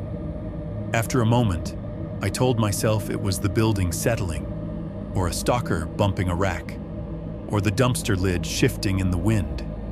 Any of a dozen small, rational noises that get loud in the absence of others. Still, My hand moved to the keyboard almost on its own. I clicked over to the dock camera. The feed showed the back bay doors, the padlocked chains hanging slack over their handles. The big green dumpster, lid half open. The metal stairwell leading down to the back lot. Security light pooling in a bright circle at the bottom of the stairs and fading into deeper shadow near the fence. Nothing was moving. I rolled back the footage 30 seconds and hit play. The video flickered backward, then resumed in slightly sped up real time. The timestamp in the corner read 2:13 a.m. The chains on the bay doors swayed gently, like they had just been tugged. One of them swung a little wider, then slapped back against the metal with a faint shake. That, I decided, had been the clang. No one was in frame, no truck, no figure slipping away. I looped it again, this time watching the edges instead of the center. The stairwell, the bottom of the steps, the far side of the dumpster, the thin line where the security light died against the darker margin of the fence and scrub beyond. On the third watch, I saw it, at the very edge of the light pool, where the asphalt turns to dirt and weeds start. There was a vertical shape that did not belong. It was barely more than a suggestion, a darker sliver against the already dark fence. If you were not looking for it, your brain would have edited it out as a glitch in the camera, a trick of pixelation. But it was there, tall, narrow, not wide enough to be a trash can, not the right shape to be a post. It did not move when the shadow of the swaying chains shuddered across the dock. It did not move at all. It was the kind of stillness that reads as intentional. I leaned closer until my nose was almost touching the screen. The resolution was garbage. We are not exactly top shelf when it comes to security budgets. The image broke down into blocks if I zoomed too far. Color bleeding, edges blurring. Within the fuzz, the shape remained, like someone standing just inside the border of the light, at that exact point where the camera's dynamic range gives up and everything becomes silhouette. For a long moment, I stared, waiting for it to do something obvious. Step forward, lift an arm, turn away. It did none of that. Then the video reached the end of that clip and jumped ahead, the timestamp clicking to 2:14 and the compressor kicking back on, the chains settling completely. When I flipped back to the live feed, the space by the fence was empty. Just asphalt, scrub, the silver glint of the chain link in the security light. I sat there in the office, the hum of the monitors loud in my ears, my coffee growing cold in my hand, and felt that old, unwelcome sensation rise up from where I thought I'd buried it. The sense that something on the other side of a boundary had just leaned in closer during the 1 second it thought I was not paying attention. 5. 2. Pallet missing. Footsteps in the dark. In grocery work, theft usually looks boring on paper. It is a few cans missing from a case, a bottle of liquor slipped under a jacket, a suspiciously heavy backpack leaving self-checkout. You log it, you shake your head, you move on. Loss prevention loves forms. They do not love mysteries. The pallet was a mystery. It was a Friday night into Saturday morning, the shift when we get the bulk of our weekend load. 2 trucks, one at 10 p.m., one at 12:30, both half full of everything people panic buy when they realize it is almost Sunday. Soda, beer, chips, cases of water, those big packs of toilet paper that make carts look like rolling fortresses. As assistant night manager, part of my job is making sure what the manifest says we got is what we actually got. The drivers bring in the bills of lading, I sign, the guys unload, and later I scan everything into the system. On paper, the numbers matched perfectly. 100 cases of name-brand soda, assorted flavors, palletized. The scanner chirped happily when I checked them in. On the floor, we were missing about half of them. I did not notice right away. The night was busy. The second truck was late. One of my stalkers called out sick. Two drunk 20-somethings had a loud argument over which brand of frozen pizza was real pizza at 1:45 a.m. It was that kind of shift. It was not until about 4, when the store had gone into its deep night lull and I was checking the back room to see how far the guys had gotten, that I saw the gap. We had 3 pallets of soda on the manifest. I could place 2. One broken down into the aisle, the other half emptied in the back. Shrink wrap hanging off like a torn spider web. The third should have been in the staging area near the dock, waiting. There was an empty rectangle of floor where it should have been. I went through everyone first, because that is what you do. Did you move a pallet of soda out front? No. Did you break it down and forget to log it? No. Did you drink 100 cases of cola during your break? Nervous laughter. The shrink wrap from the third pallet was gone. The wooden base was gone. The product was gone. Maybe the driver misscanned? One of the stalkers offered, shrugging. Said he dropped it, but didn't. They weigh the trucks, I said. Trust me, they know what they did and didn't unload. I checked the manifest again. It stared back at me, smug in its certainty. Our system had that pallet. Our shelves did not. Which is how I found myself alone in the office around 5 a.m., scrolling back through hours of footage searching for a ghost. The office is quieter at that time of night. Even the tiny fan in the tower PC under the desk sounds loud, its whine pitched just wrong enough to irritate. The monitors cast a sickly light over the cheap IKEA table someone used instead of real furniture. My coffee had cooled to a temperature best described as sad. I queued up the dock camera and hit fast forward. At 8x speed, the world looks jumpy and artificial. The trucks back up in jerky increments, taillights flaring and dying. Stalkers zip across the dock like nervous insects. The forklift is an angry blur. Time stamps roll forward in the corner. Stroke 12, 047, 0123. I let it run, slowing only when a truck was at the bay, unloading, guys moving pallets off, dragging them into the back room. Everything accounted for. Nothing weird. After the last truck pulled away and the bay doors were shut, the action died down. At 2:15 a.m., you can see one of my stalkers step outside for a smoke, his hoodie pulled up, phone in one hand. He leans against the rail for 10 minutes, flicks his cigarette, goes back in. Lights from the lot wash the dock, then fade as cars pull in and out. The dumpster sits in its corner, mouth half open, shadow wrapped around it. I had almost convinced myself we had just made some colossal inventory error when I hit the stretch between 2:30 and 3:30. That is the hour when the world tilts. I dropped the speed to normal and watched. For a while, nothing. The pale rectangle of the dock, the bay doors, closed and padlocked, the stairwell, the strip of asphalt at the bottom, the fence beyond, the patch of scrub. The timestamp clicked over to 2:53.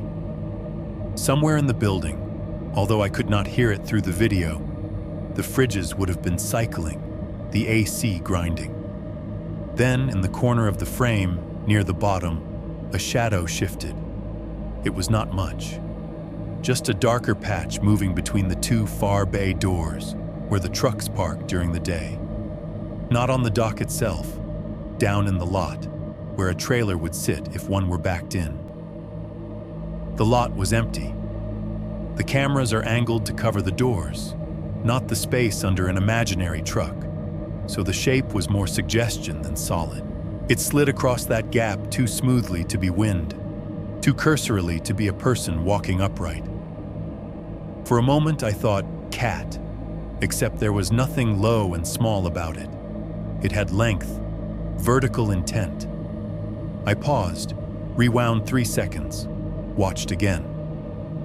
The shape emerged from behind the shadow of a concrete support column, crossed the imaginary line between where a truck would be and where it wasn't, and disappeared into the darker margin beyond the frame. The motion sensor floodlight did not turn on. That snagged me more than the shadow. We have 2 floodlights on the back wall, aimed down at the lot. They are cheap and touchy. A moth can set them off. On windy nights, they flash so much that you could get a seizure watching the feed.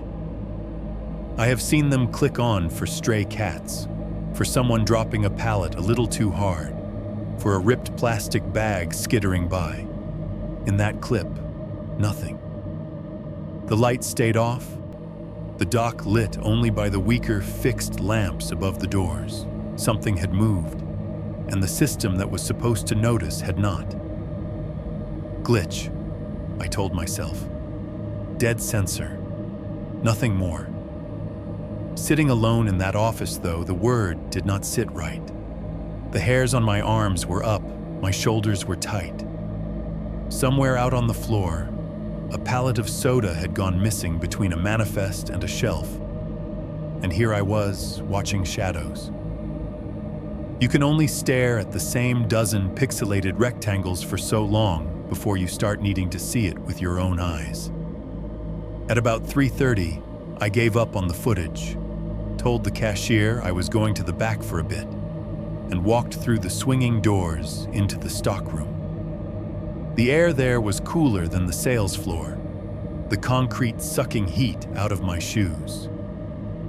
Someone had broken down boxes and left the flattened cardboard leaning against a rack, their inked logos ghostly in the dim light.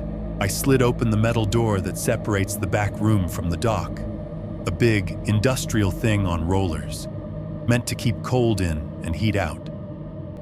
I left it half open behind me, the way we always do when we are just stepping out for a sec.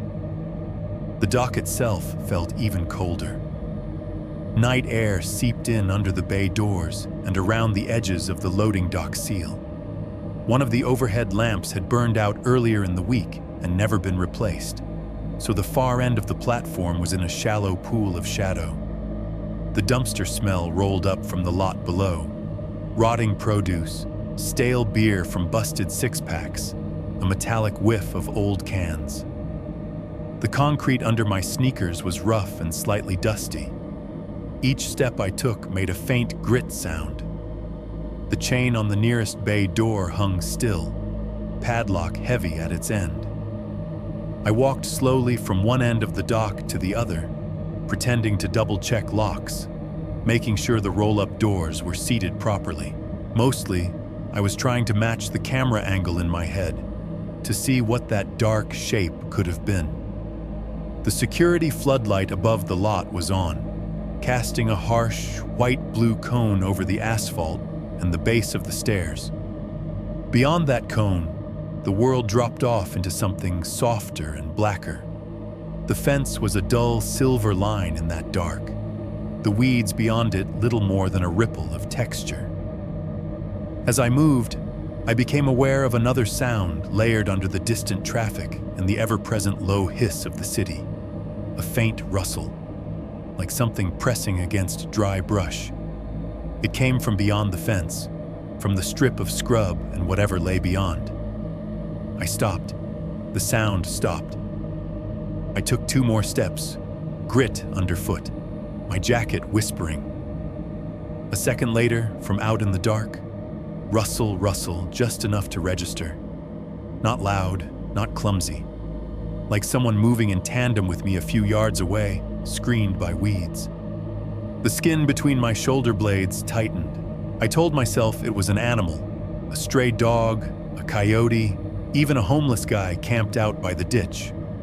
That would all be normal for Phoenix. Normal is a lifeline in situations like that. I took another step, heel, then toe, my heartbeat loud in my ears. Rustle. It came slightly after my footfall, a half beat behind, like an echo that did not know how to match up exactly. Not the long shh of wind in many branches, a short, deliberate disturbance, something moving parallel to me, keeping pace. My mouth was dry. I reached the far end of the dock, near the broken overhead lamp, and stood there, staring out at the fence. The lot was empty. No cars, no shapes. The weeds beyond looked like a jagged black wall. "Who's there?" I called, because that is what you say. There is no other script for moments like that. My voice sounded small in the open space, flattened by the concrete and brick. The store chose that exact moment to do its trick. Behind me, through the half-open metal door, the freezer compressors cut out. The AC unit cycled off. The hum of the fluorescence dimmed, as if some transformer somewhere took a deep breath. For a second, the constant mechanical undercurrent that had followed me for years dropped away, leaving a perfectly clean slice of silence. In that slice, from the dark beyond the fence, very clearly, a hoarse male voice said, "You still don't listen, do you?" The sound of it hit me on two levels at once. On the surface, it was a stranger's voice, low, rough, soaked in cigarettes or dust or both. 40-something maybe, hard to tell. No obvious accent, no laughter in it. Just a flat statement, like commentary on a familiar habit. Underneath that, my body reacted to it like you react to the smell of a room you have not been in since you were a kid, but had nightmares about ever since. My throat closed. Every hair on my arms stood up. My legs wanted to run and could not remember how. I spun toward the fence, heart hammering in my chest, eyes straining to drag shapes out of the dark. The floodlight hummed on, steady. The fence glinted. The weeds shifted a little in a breeze I could not feel. No one stood there. Nothing moved. Behind me, the freezers hummed back to life. The store exhaled. I do not know how long I stood there, staring at that thin line where light died and shadow started. Long enough for the chill to seep up through my shoes. Long enough for my teeth to start to chatter, not from cold. Eventually, I forced my feet to move, step by step, back across the dock, back through the half-open door into the stink of cardboard and detergent and neon. I slid the door shut behind me, harder than I meant to. The clang echoed. In the office, under the buzz of the monitors, I sat down, hands shaking just enough that I had to curl them into fists to make it stop. I did not tell the stalkers that someone had answered me. I did not write it up in the log. How do you explain that to corporate? Employee reports auditory hallucination in backlot. You do not keep your job long writing that kind of thing. Instead, I told myself I was tired. That sounds bounce weird off concrete. That memories have a way of filling in blanks when you give them space. But later, when I rewound the dock camera to that moment and watched myself standing there, calling out into the dark, the footage showed something I did not want to see. At the exact second where my mouth moved and the timestamp clicked over during that silent gap, my head turned a fraction to the left, toward a point well past where the camera's light reached. As if I were tracking the source of a sound the microphone did not pick up. 5.3. Things left where they shouldn't be. After the voice, I stopped pretending the store was just a store. I did not quit. I did not have the money for that. And there is nothing like being broke to make you swallow things that should probably be screamed. Instead, I did what most people do when something impossible slides into their life.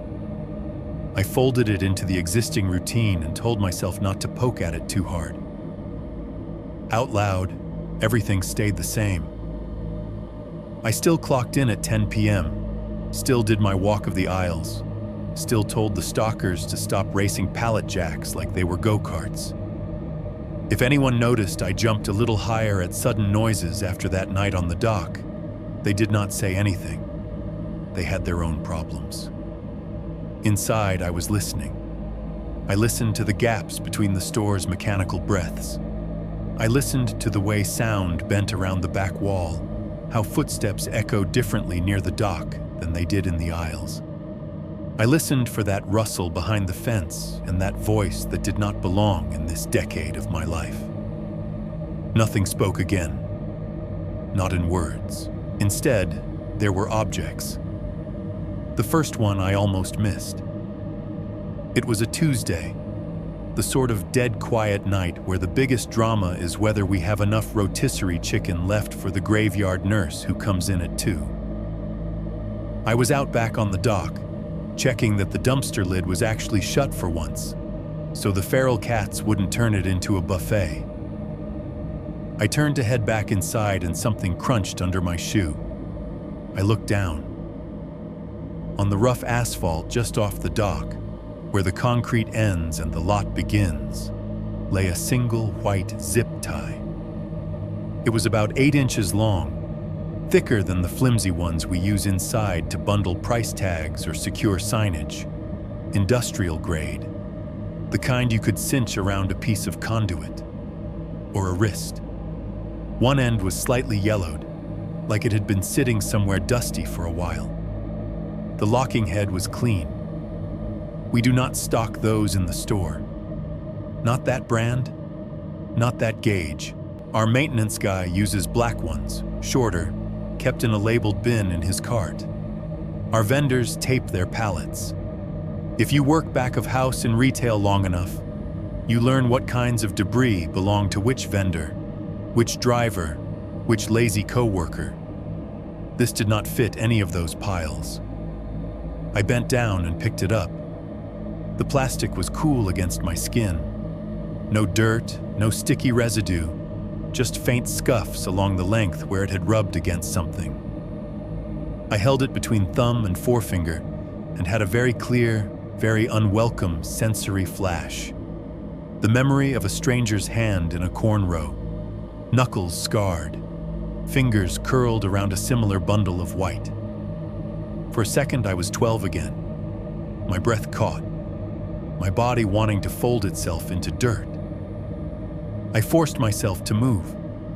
I walked it straight to the trash can inside the dock door and dropped it in. The plastic made a small, hollow noise against the liner, too loud for what it was. Rational explanation. A driver dropped it. A delivery from some company I hadn't noticed. Some pallet wrapped with more care than our usual. It could have blown in from anywhere. It meant nothing. The problem was, it did not come alone. A few nights later, I was closing up the dock after a late truck. We had unloaded and broken down most of the pallets, leaving only a stack of empty ones near the bay doors. The big metal door that separates the dock from the stockroom was rolled halfway down while I finished paperwork in the back. When I walked out to slide it all the way shut and lock it, my fingers brushed something on the underside of the metal, sticky and rough. There was a strip of silver duct tape stuck to the bottom lip of the door. It was about 6 inches long, pressed along the edge where the metal met the concrete when closed. Not our brand. We use blue painter's tape and clear packing tape inside the store. This was the thick, fibrous kind, matte on one side, shiny on the other, with a slightly greasy feel. Someone had smoothed it there with care. Their thumbprints were probably invisible in the grime. I peeled it off slowly. It came away with a soft rip, leaving a thin line of residue. I held it in front of me for a second. It dangled from my hand like some dead tongue. You can tell yourself a lot of things when you are standing under a flickering dock light at 3 in the morning, holding a strip of duct tape you did not put there. Maintenance, a temporary fix for a draft, a bored driver, a prank. A dozen excuses lined up in my head, all eager to be picked, all flimsy when weighed against the heaviness in my chest. Zip tie, duct tape, I dropped the tape in the same trash can where the zip tie had gone and pressed the foot pedal to send the lid slamming shut. From then on, the dock felt curated. Little things would show up in the wrong places. A corner of a candy wrapper wedged into the fence where no one ever went. A single child-sized sock near the back lot where no customers were allowed. A strip of orange plastic, sun-faded and brittle, half buried in the gravel. It might have been anything, a broken traffic cone, packaging, or it might have been exactly what it looked like, the corpse of a wristband. I did not mention any of this to my co-workers. How could I? Hey, you ever notice how every so often the universe leaves us a small, personal horror Easter egg by the dumpster? Is not the kind of sentence that keeps morale high. Instead, the store became a layered map in my head. Front end, safe-ish. Too many eyes, too much light. Middle aisles, normal weird. People arguing over brands. Someone dropping a jar that explodes in glass and sticky bits. Back room, quieter, more echo, where strange things clink in the corners. Dock, boundary line, where inside and outside press against each other, and sometimes, in the silent second, something leaks through. Home was not much better.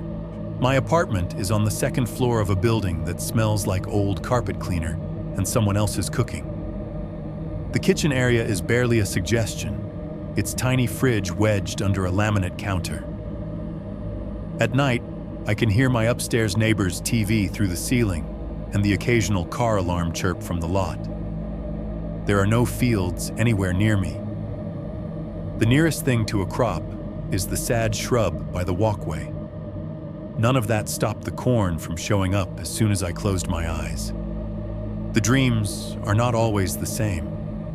Sometimes I am back in the original field, the rows taller than they should be, the sky wrong. Sometimes it is the back of the supermarket, but instead of scrub brush beyond the fence, there is an endless wall of stalks, green and gold and too dense, leaves whispering against each other in a language I almost understand. Sometimes I am on a road cut between fields, asphalt hemmed in by plants. No lights in any direction. The common thread is the sound.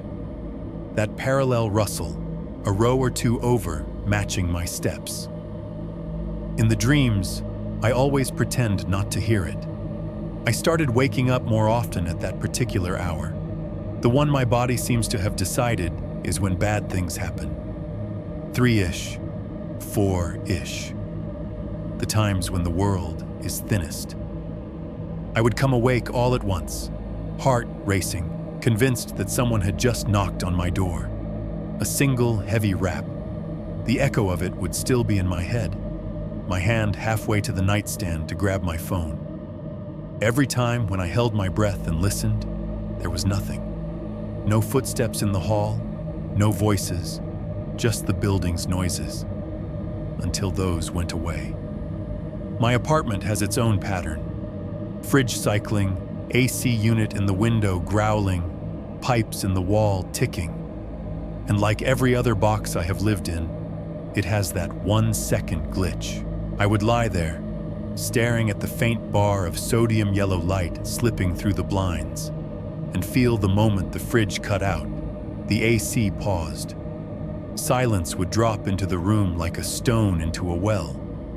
Sometimes nothing followed.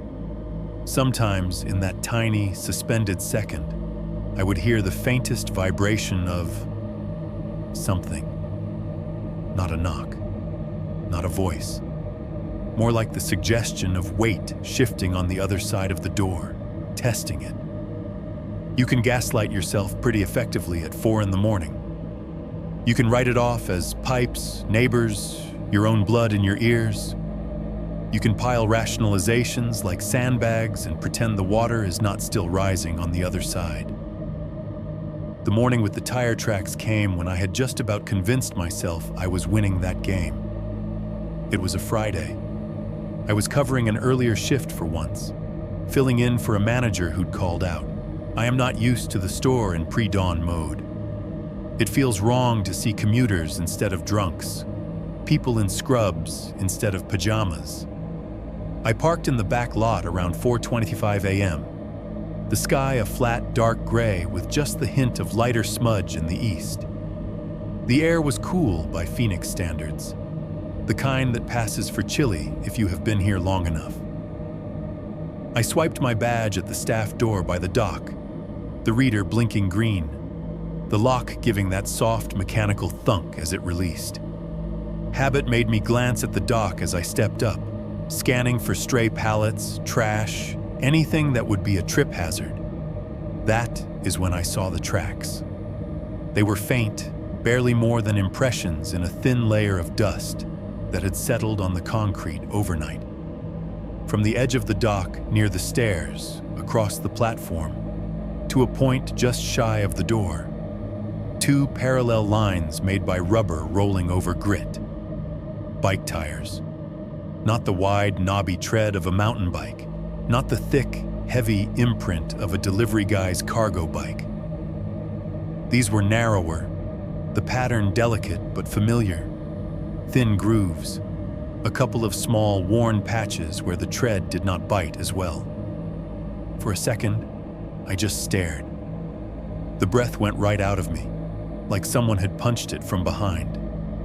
In my memory, I could see the red frame, the way the tires had looked when I'd lean it against the porch railing, the particular nick in the rubber on the back wheel, just to the left of center. I crouched down slowly, knees popping, and traced the air above one of the lines with my finger. I did not touch it. I did not want to smudge it, as if someone might show up later and analyze the dust like a crime scene. The tracks led from the edge of the dock in, as if someone had rolled the bike up from the lot, across the concrete, then stopped near the door where I was now standing. There were no tracks leading back out. Rational explanation, again. Some kid cutting through the lot. A delivery driver's kid messing around yesterday afternoon. Someone storing their bike on the dock for a bit while they smoked. That would all be fine. Except, no one on my crew rides a bike to work. I know this because we joke about gas prices and bus routes. Our delivery drivers park their rigs in the front lot, not back here. The dock door is supposed to stay locked at night, and that layer of dust had not been there yesterday when I left. The monsoon winds had blown it in sometime between then and now. Someone had walked a bike up here in the last few hours, while the rest of the city was still mostly asleep. I stood up slowly, my knees loose, hand finding the cold metal of the door handle more for balance than to open it. Behind me, the store's mechanical heart did its usual trick. The refrigeration compressors under my feet paused. The hum of the lights dimmed, as if the whole building were drawing in a breath. In that clean pocket of silence, alone on the dock, staring at those tracks. I had the bone-deep certainty, not a thought, not a guess, but a certainty that if I turned around fast enough, I would see a red frame leaning against the fence at the edge of the light, waiting. 6.1. Staying after his shift. There is a point where curiosity stops being harmless and starts feeling like picking at a scab you know is going to bleed. The night I decided to pull the footage was that point. It was a Wednesday, or technically Thursday, one of those limp weeknights when the only customers between midnight and 4 are third-shift nurses. A couple of guys in paint-spattered hoodies, and one man I am pretty sure just walks the aisles to be inside somewhere. No fights, no shoplifters with backpacks like Santa, no surprise visits from corporate. Around 2:30, with the store in its low hum, an idea settled in my head the way a headache does. Slow, then all at once. I could keep pretending these were isolated incidents. Voice, zip tie, duct tape, tire tracks. Or I could go looking for the pattern I was already half seeing. "Hey," I told the cashier around 4, when the first wave of pre-work customers started to trickle in. "When the day manager gets here, tell him I stayed to finish some inventory reports. I'll be in the office." She gave me a look that said, "Whatever they're paying you, it's not enough," but just shrugged and went back to scanning energy drinks and breakfast sandwiches.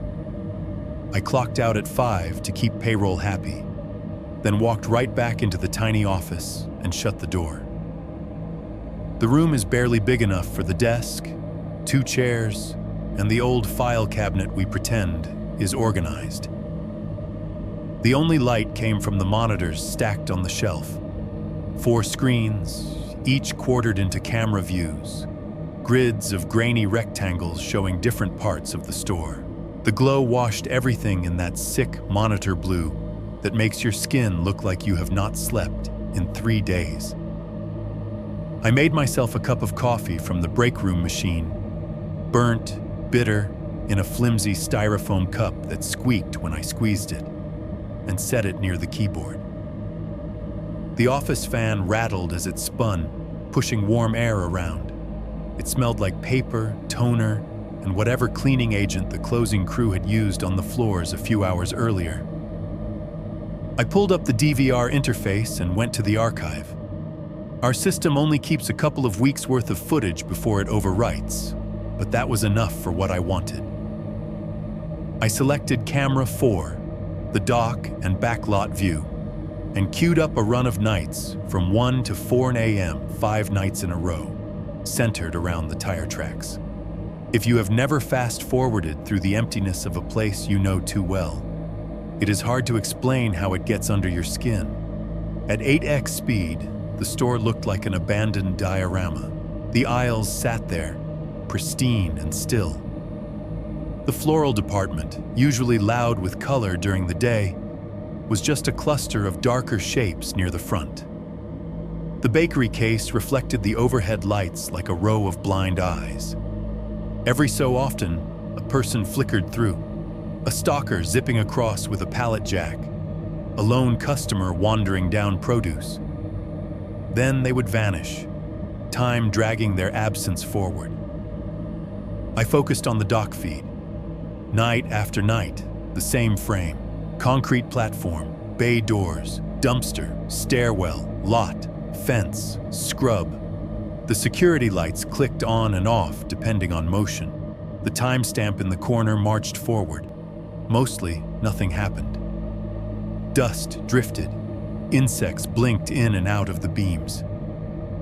Cats prowled along the fence occasionally, eyes flaring bright white when they turned toward the camera. What I was looking for were the places where nothing happened wrong. On the second night's footage, around 2:40 a.m., I saw something pacing along the fence line. It was too far back and too dark for detail. A taller blot of shadow moving left, then right, then back again, restless, just outside the brightest spill from the floodlight. Every time a car turned onto the street behind the store and its headlights swept the alley, the shape dipped down, melting into the scrub until the light passed. Then it would rise again, resume its track. Watching it sped up, it looked like a heartbeat gone sideways. I marked the timestamp on a sticky note and kept going. On another night, around 3:10, a trailer was backed up to one of the bays from a late delivery. The camera angle caught only the seam of the truck's side and the slice of lot beside it, narrow and dark. For a few seconds, as the truck driver climbed back into the cab and the taillights flared, a thin silhouette disappeared into the narrow space between the truck and the wall. Too thin for the driver, too tall to be a kid. Motion sensor. Nothing. I scribbled another note. Hours blurred into each other as I watched those dead bands of night. My coffee went from hot to lukewarm to undrinkable sludge. The muscles at the back of my neck tightened from craning toward the screens. The tiny clock in the corner of the monitor said it was 8-something, then 9-something. but my body still felt keyed to 2 in the morning. The cameras have no audio, but my head supplied it anyway. When a plastic bag shifted by the dumpster, I could hear the dry crackle. When the chains on the bay door swayed in some unseen draft, I heard that metallic clink. When a stray cat jumped up on the dock and padded across, my mind filled in the soft pad against concrete. Underneath all of that, ghosted over the silent footage, I heard other things. The solid thud of boots I remembered from being 12. The rustle of corn, thick and wrong, overlaying the whisper of weeds. The clicks of a man's tongue as he mutters to himself. Searching. On the 4th night's feed, around 2:17 a.m., I almost missed it. I had been staring at the same spot for so long that my vision was starting to strobe, my brain turning the gray gradients into faces that were not there, shapes that dissolved if I looked at them straight on. My hand moved the mouse in small automatic circles, ready to pause if anything caught. The timestamp rolled: 2:16:48, 2:16:49, 2:16:50. At 2:17:03, camera 4 glitched. It was only 3 frames, an eighth of a second maybe. The image hiccuped, tearing sideways in that way digital video does when the signal drops for a heartbeat. Horizontal lines, colors smeared, blocks of pixels frozen from the previous moment, while the rest of the frame tried to catch up. In that shred of distortion, the lighting changed. The usual washed-out blue-white tone of the security lamps snapped to something harsher, more direct, like a spotlight had been flicked on close to the lens. The dock doors bloomed white at the edges. The dumpster became a slick black cutout, and in the center of the frame, where usually there was only empty concrete, a face turned toward the camera. I froze the footage and stepped back without meaning to, my chair wheels rolling over the tiled floor with a tiny squeak. My heart thudded so hard it made my vision pulse. For a second, I thought I had imagined it. That fatigue had finally unhooked my brain, and I was seeing old ghosts burned onto the screen. But when I forced my hand back to the mouse and jogged the clip frame by frame, it was there. Frame 1. The dock as usual, a faint movement near the left edge, like something starting to step out of shadow. Frame 2. The glitch, lines, smear, then clarity. A man, closer to the camera than anyone has any reason to be at that hour. He stood about halfway between the bay doors and the stairs, exactly centered in the eye of the lens, as if he had found the one place where he would be most visible if the resolution were better. The security light hit him from above and behind, throwing part of his face into shadow, but enough showed to make my stomach drop through the floor. He was older now. Time had carved deeper lines down his cheeks, pulled at the corners of his mouth. His stubble was more salt than pepper.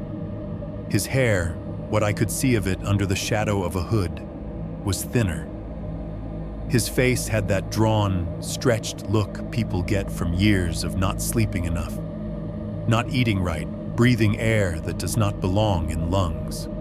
But under that, the same sun-browned skin gone sallow in artificial light. The same eyes, sunk deeper now, but watching with that flat, measuring calm, like he was cataloging me as much as I was him. The same too still posture, shoulders relaxed in a way that did not match the setting, as if being on a loading dock at 2 in the morning, halfway to the darkness beyond, was the most natural place in the world to stand. The way his mouth was shaped, a hint of a smile that had nothing to do with happiness, just a tightening of muscle memorized in one very specific context. There was no mistaking him, not for the guy on the news, not for some random trespasser, not for a trick of pixels. It was the man from the cornrows, 20 years later, standing on my dock. In that frame, his head was turned slightly, just enough that his eyes were angled straight into the camera, as if he knew exactly where it was and exactly when to look. Like he had walked invisible at the edge of the light for nights, pacing, waiting for the right moment. The silent second when the machines dipped and the DVR glitched, when the world between what you see and what you remember thinned. Frame 3, another smear, his features shredding into blocks of color, the light flaring too bright. Frame 4, empty dock, the same as it had been an instant before. Chains hanging, dumpster, stairs, fence. The timestamp rolled on, 2:17:04, 2:17:05. No alarms, no motion alerts. No one in the store noticed anything. Out on the floor, my past self was probably facing an end cap of cereal, thinking about ordering schedules and whether I had enough eggs. In the office, in the present, I sat there, lit by the blue glow of evidence my body had recognized decades before my brain caught up, and finally understood something I had spent years trying not to name.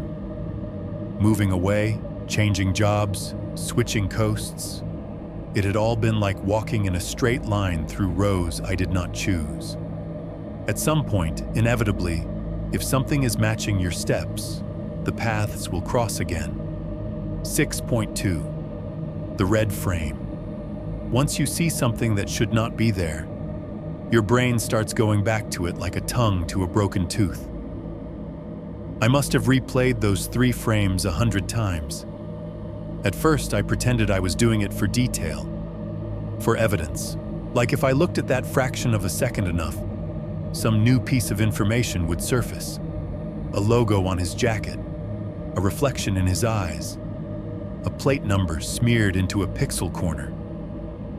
Really, I was trying to prove there was some way it was not him. The first frame of the glitch was always the worst, because it was the clearest. The light hits him from the side, catching the planes of his face. His eyes have that same flat, measuring quality I remember from between the corn rows. Only now there is a deeper tiredness sunk in behind them. Not just lack of sleep tired, habit tired. The kind of fatigue that settles in when you have done something for a very long time and it has never really been interrupted. His jaw is set in a familiar angle, that not quite smile that lives halfway between friendly and something else. Time has cut deeper grooves from nose to mouth, but the shape is the same. This is a face that looks wrong when it smiles for real. The jacket is different. Back then, it was a work coat stained with dirt and something darker, the kind of brown canvas that factory guys favor. Here, under the security lights, it looks more like a cheap gray hoodie with a windbreaker over it. The layers are newer, thinner. It does not matter. The way the fabric sits on his shoulders, the way the sleeves fold at the elbows, that is the same. His posture is relaxed, like he is standing on his own back porch, not a random dock of a supermarket in a city he should not know I live in. Frame back, frame forward. Each time I try to find some discrepancy, a mismatch. Height, ears, nose, something I can hang doubt on. Each time my stomach gives that same small drop, like missing a stair in the dark. Eventually, staring straight at his face feels like pressing my palm to a hot stove, so I start looking everywhere else. The concrete near his feet, the shadow his body throws, the section of wall behind him, the darker band of the partially open dock door in the background. The DVR system lets me pull up other cameras from the same time. I drag up camera 5, which covers the inside of the dock from a different angle, pointed toward the bay doors from the stockroom side. Normally, at that hour, it shows only the closed metal doors, the line where they meet the ground. Maybe a stray box someone left too close to the threshold. I sync it to camera 4's timestamp. 2:16:59, 2:17, empty metal, a gray roll-down door with scratches at ankle height from years of careless pallet jacks. 21703, camera 5 glitches 2. Not as dramatically as 4, just a stutter, a tearing in the image, like someone grabbed the picture at both sides and twisted. Lines warp, colors smear. For 2 frames, it looks like a VHS tape someone has paused and chewed up. In that smear, something red cuts across the gray. I freeze frame and step through. First glitch frame, streaks. The horizontal slashes of scan lines. The door is still mostly there, but doubled, edges shifted. At the bottom of the frame, near where the concrete lip meets the door, there is a blurred slash of color. Not bright, not primary, but that same tired, worn red shade that has been trailing me since I was 12. Second glitch frame. A little clearer, like the system tried to recover mid-tear. The red resolves into shape. It is tucked halfway behind what the camera thinks is the door. Like the metal and whatever is in front of it are overlapping in the digital mess. But I can see enough. A thin triangle of metal. The angle where a top tube meets a down tube. A curved bar that could be a section of handlebars, or the arc of a frame. Chipped paint at the joint. A lighter undercoat showing through in a crescent. It is not an entire bike. It is not even a full outline. It is a suggestion of one. A phantom limb. My brain does not hesitate. It recognizes instantly and without asking me first what it wants that to be. I tell myself no. The dock door was down and locked that night. I checked the logs the next morning. Every badge swipe, every opening. The system recorded no one raising that door between midnight close and the morning delivery. No one should have been inside the dock while that man stood outside on the lot, looking into the camera like he knew exactly where I would be years later. You cannot have a bike frame leaning inside a space that is sealed on both sides. Compression artifact, I mutter under my breath. The way you might say cold air mass during a haunting.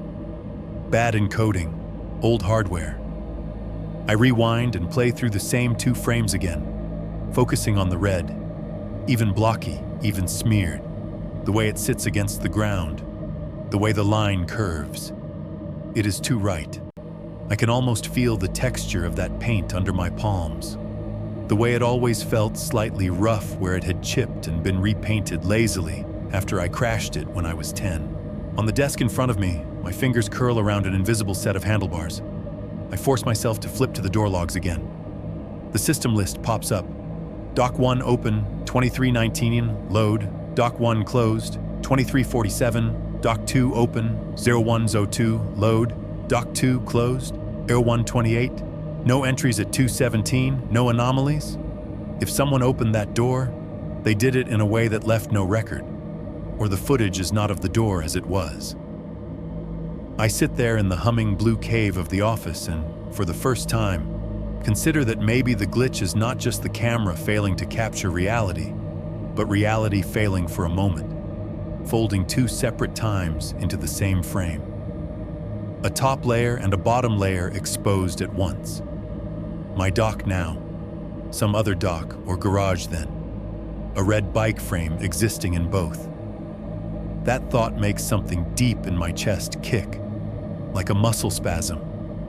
It is easier to believe my brain is broken, so I do what people do when they are trying not to be crazy. I decide to run a practical test.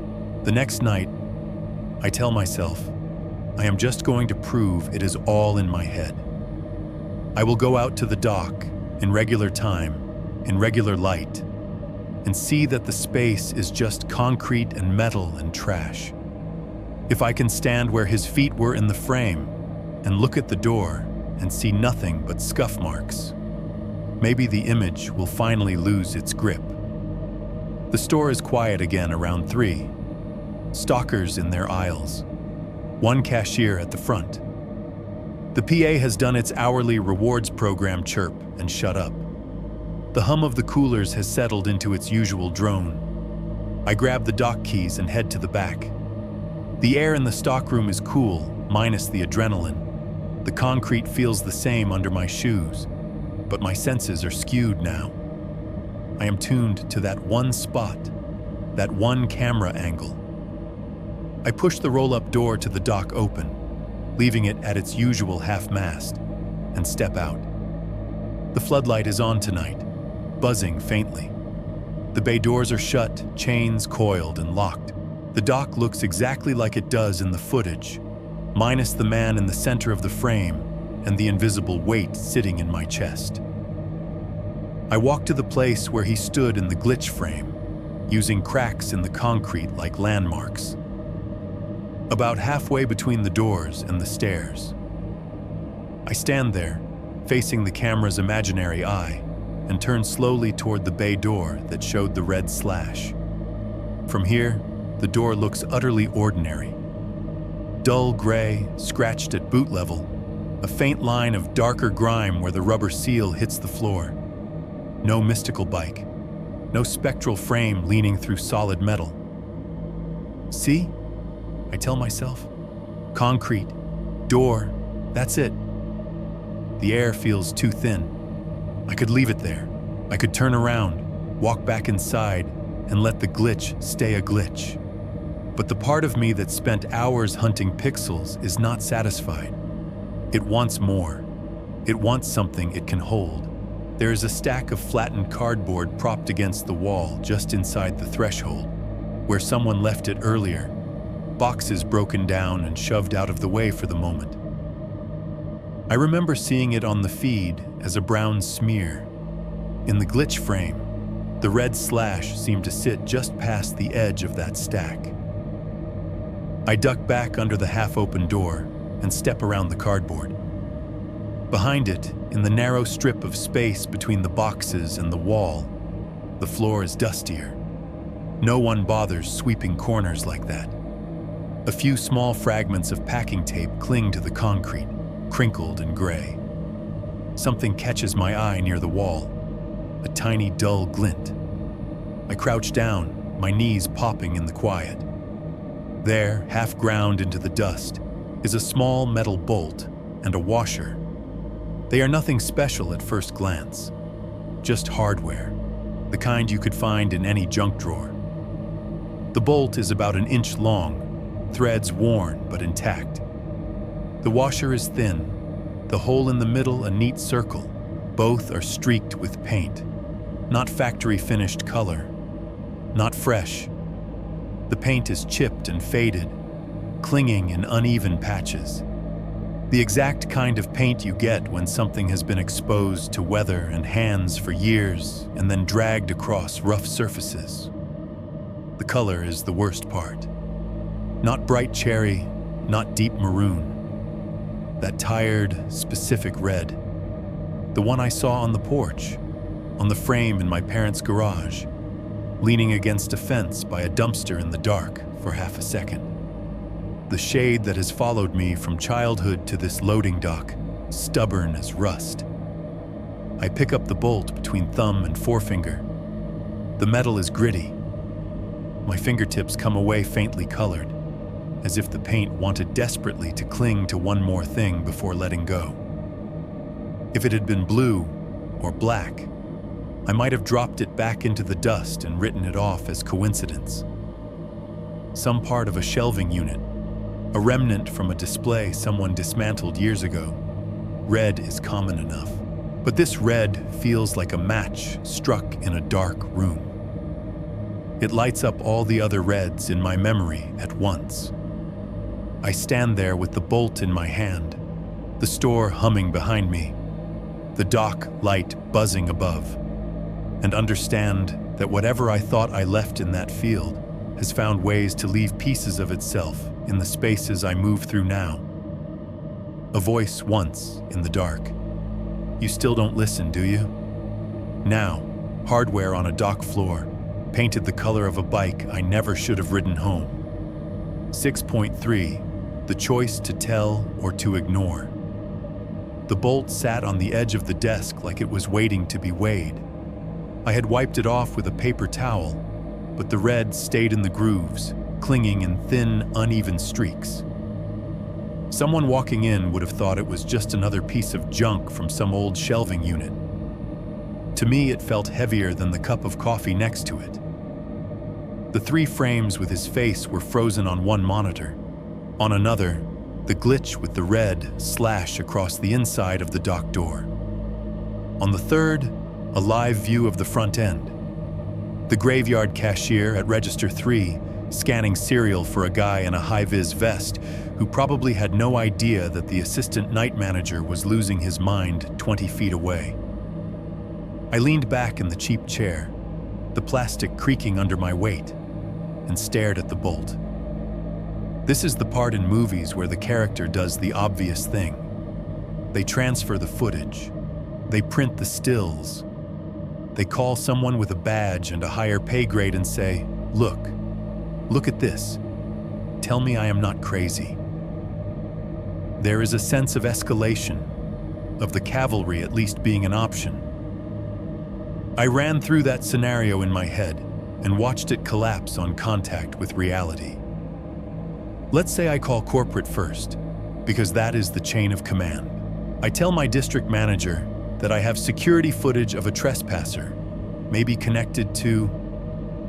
what exactly? The vague feeling in my chest? A decades-old almost something in a field in another state? Best case, they tell me to burn a copy to a thumb drive and email a report to loss prevention. Some guy in an office 2 time zones away glances at it between PowerPoint slides and sends back a form reply. "Thank you. We'll notify authorities if needed." The footage gets labeled Incident, Unauth Person Near Dock, and buried on a server until it is overwritten.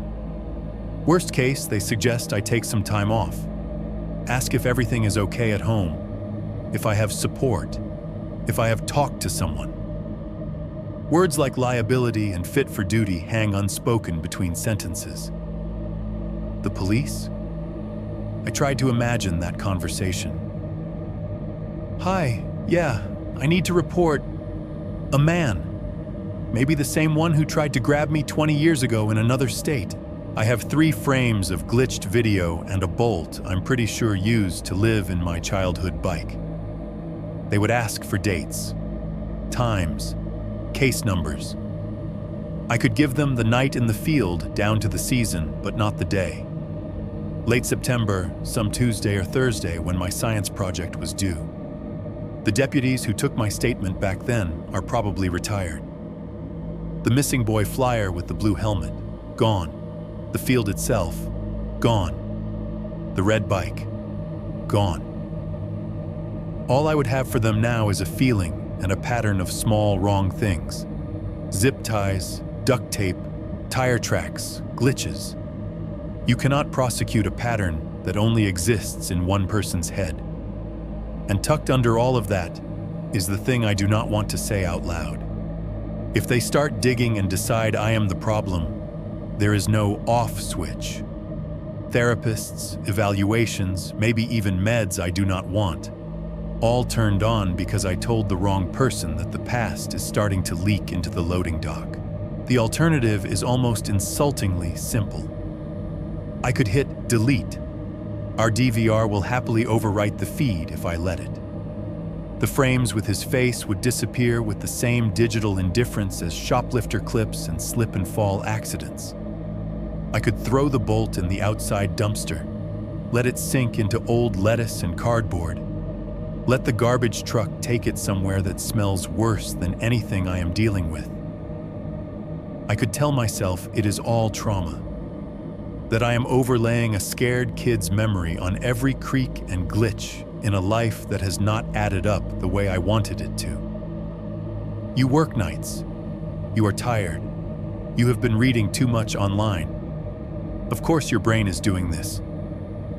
If I am being honest, that option has its own gravity. Pretending none of it is happening would be so much easier than admitting that it is. The monitor showing the live floor view flickered slightly as the automatic door cycled. A new customer came in, pushing an empty cart, headphones on, hood up. The world out there was still doing its thing. People buying bread, worrying about rent, thinking about anything but men in fields. I closed my eyes for a second, and the memories lined up without my permission. The missing boy in the blue helmet, whose name I only saw once, in black letters under a school photo. The way the deputy's face had gone blank when I repeated the line about smaller than the one with the blue helmet. The not quite match of the guy on TV years later, the wrong build, the wrong gait. The red bike propped neatly on our porch like a present. The orange band. The mud streak in the second garage. The tire tracks on my dock. I am not special. I am not the only person who has ever almost been something on a flyer. The difference is, I remember what he said. In the field, when I was curled up in the dirt, listening to his boots crush stalks around me, his voice muttering to himself in that hoarse, work-tired rasp. This one ran faster. It's okay. I'll get him. I always get him. At 12, I heard that as a threat against me. A promise that if he did not catch me that day, he would catch me later. Sitting in the office at 32, with fluorescent light buzzing overhead and the air tasting like coffee and toner, something uglier settled in. What if him was not me?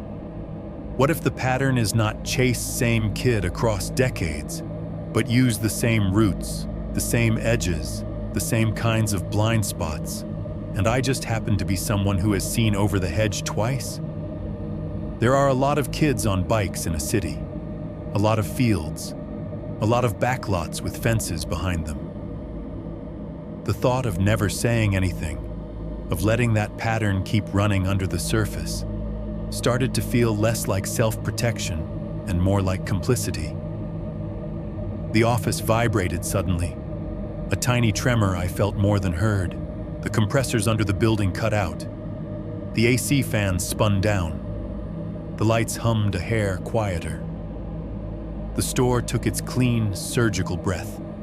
In that 1 second of silence, the memory of the field cracked sharp across my mind. The dry hiss of corn leaves, the weight of dirt under my ribs, his boots inches from my face. The half-whispered line, too casual, as if he was marking something off a list. This one ran faster. It's okay, I'll get him. The hum came back. The fridge compressors roared. The moment closed over like it had never been open. I looked at the bolt again, at the faded red paint in the threads, at my own reflection, warped in the black plastic of the monitor frame. If I took this to the police and they shrugged, that would be one kind of ending. If I deleted it and pretended I never saw it, that would be another. Both versions had the same flaw. No one else would ever know what I know. When the boy with the blue helmet vanished, his story got compressed into a flyer, and then into a file, and then into nothing. No one besides his family and a couple of exhausted deputies ever heard the whole shape of it. The man who stepped out between my rows that afternoon almost managed to fold what happened to me into the same silence. Maybe all I could do was refuse to let that happen again. The idea came in sideways, not as some grand plan, just as a small, practical thought. If I cannot get someone to investigate this, I can at least put it somewhere that is not just inside my skull. I turned from the DVR to the old desktop computer on the other side of the monitor stack. The wallpaper was still the default Windows blue. No personal photos, no distractions. Just the browser icon hovering in the middle of the screen. I clicked it. The browser opened with our company homepage. I erased the URL and typed, "True Horror Story Submission." My fingers hesitated over the enter key for a second. This was not calling the cops. It was not pressing some panic button. It was emailing a YouTube channel. Weird when you say it out loud, but those channels have more eyes on them than most local news. People scroll their feeds and listen to strangers talking about night drives, cabins, houses, fields. They hear details. They recognize places. They recognize people. If I wrote this down, all of it, field, bike, man, supermarket, bolt, and sent it out into that noise, there was a chance someone somewhere might read it and feel the hairs on their arms stand up for reasons that had nothing to do with my story. A neighbor, a cop in another town, someone with their own almost flyer in a drawer. I hit enter. Search results filled the screen. Submit your true, scary story. Share your experience, Horror Channel. We read your real encounters, email addresses, Google Forms, guidelines about length and anonymity. Somewhere in that mess, my cursor hovered over one link and stayed there. The one I had been listening to on and off for months. The voice in my earbuds when I could not sleep. Stories like the one I had been trying not to admit I had. I clicked. The submission page loaded. A blank box stared back at me, white and waiting. In the corner of the monitor, the timestamp on the DVR feed rolled over to 2:17 a.m. again. I picked up the bolt, felt the edge of dried paint bite my skin, set it carefully next to the keyboard, and started to type. 7.1. Writing to you in the quiet hour. Right now, it is 2:17 a.m. in Phoenix. I am at the same cheap IKEA table I eat at, pay bills at, pretend to relax at. The fake wood laminate has a little bubble in one corner from when I set a hot pan down without a trivet. My laptop is open in front of me, the screen throwing that cold light over my hands, making my fingers look like they belong to someone who gets more sleep than I do. Behind me, the fridge is humming in that steady way it has.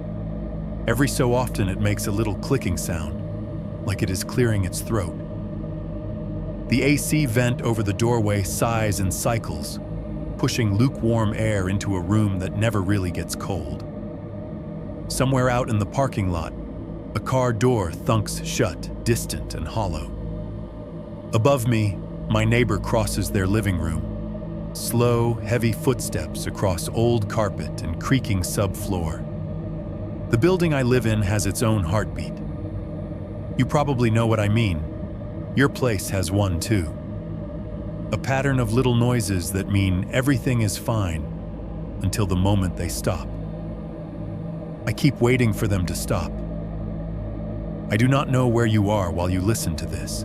That is one of the weirder parts about writing to a horror channel instead of talking to a cop. I am not aiming this at one person in a uniform anymore. I am aiming it at you. Maybe you are in bed, lying on your side with your phone on the pillow next to you, earbuds in. The room around you is dark, except for the tiny bar of light under the door from the hallway. You can hear your own fridge in the other room, the AC, maybe the occasional car outside. Maybe you are on your couch in a small apartment, TV off for once, letting some guy on the internet talk while you scroll.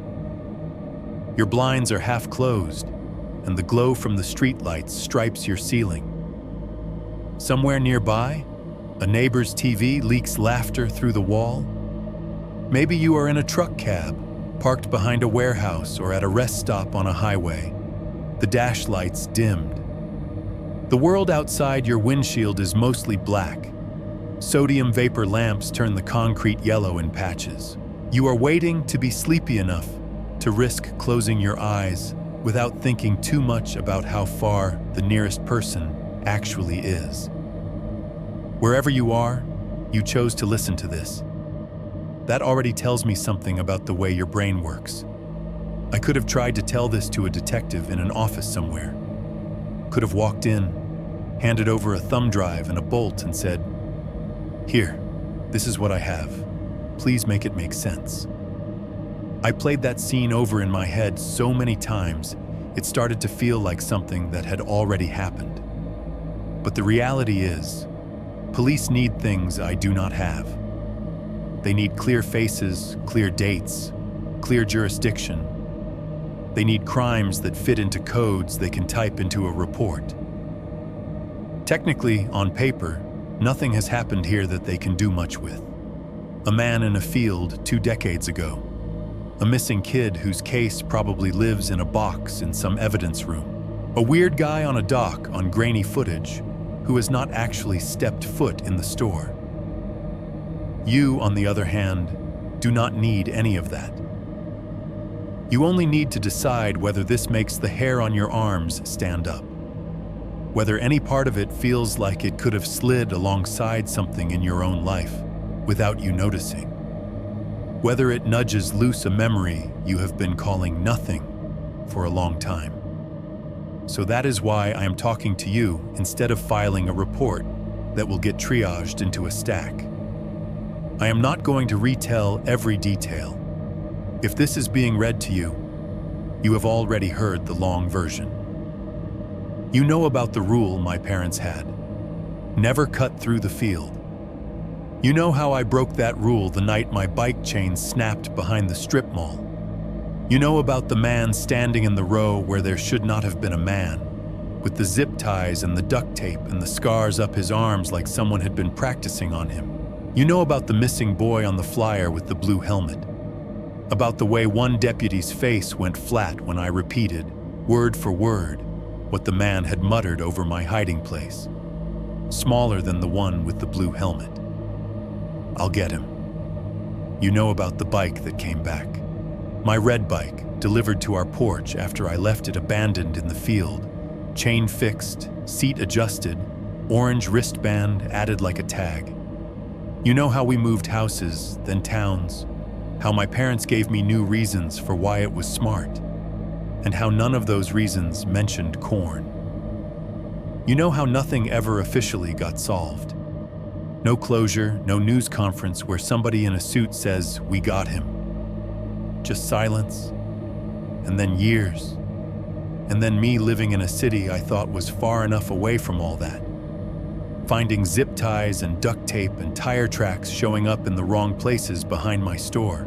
You know about the man's face, glitching into focus on a camera at 2:17 in the morning. Older, but definitely him. You know about the red slash in the footage where there should not be anything but door, and the bolt with the faded red paint I found on the dock. You know the line I keep pretending I do not hear replaying in my head. I always get him. All of that is why I am here at this table, hands a little shaky over the keys, typing into a box on a website meant for true horror submissions. I am not pretending this is evidence anymore. It is a record. Something outside my own head that says, this is how the pattern looked from where I was standing. As I write, I keep stopping. I do not mean because I lose my place. I mean because the building breathes. I will be in the middle of a sentence and the fridge will suddenly click off. The AC fan will spool down. The upstairs neighbor's TV will cut to silence between commercials. For exactly 1 second, the world in here flattens into perfect surgical quiet. Every cell in my body pays attention to that second. I listen for that extra sound. A footstep in the hall outside my door. The scrape of something against my threshold. A single heavy knuckle rap on wood. So far, while I have been typing this, the silence has stayed clean. Nothing has stepped into it. Earlier tonight, it did. This part I have not told you yet. It was 4:58 a.m., the kind of time that feels fake until you have worked nights long enough. I had just gotten home from my shift. The sky outside the parking lot was turning that pale purple that means the sun is thinking about it. I kicked my shoes off by the door, put my phone on the counter, opened the fridge, stared at food I did not want. While the fridge was open, the compressor cut off. The little light inside was the only thing on. Everything went still. In that moment, someone knocked on my apartment door. One knock, not frantic, not polite, heavy. The kind of knock that uses the side of a fist instead of the knuckles. It rattled the peephole in a way I felt in my molars. I froze with my hand around a carton of orange juice, the cold plastic sweating against my palm. For half a second, I just stood there, feeling my heart climb into my throat. Then I did the thing every horror story tells you not to do. I went to the door. There is a tiny hallway from my kitchen to the front door. The light out there was off, but the glow from my apartment was enough to paint the outlines. I did not ask who it was. I just stepped up, looked through the peephole. Empty hallway. No one in front of my door. No one standing at my neighbor's. The fluorescent in the ceiling flickered once, buzzing. At the far end of the hall, the red exit sign glowed above the stairwell like it always does. I opened the door anyway. Empty. The carpet pattern stretching in both directions. No doors closing. No footsteps on the stairs. Just the smell of dust and old paint. I stood there for longer than I want to admit, waiting for something to move.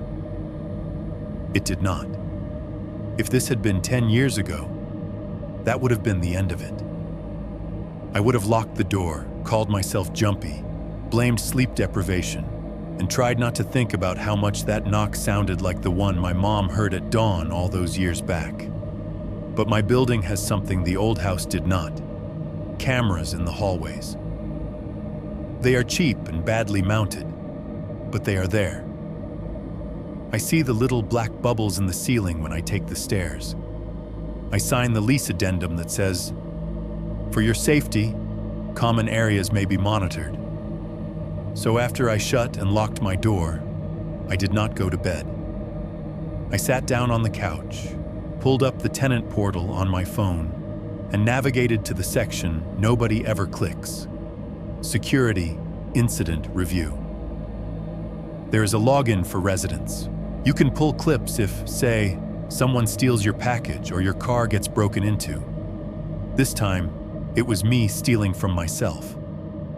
I entered my floor, my hallway, my time frame. 4:50 a.m. to 5:05 a.m., hit play. That is what I was doing half an hour ago, before I opened a submission page instead.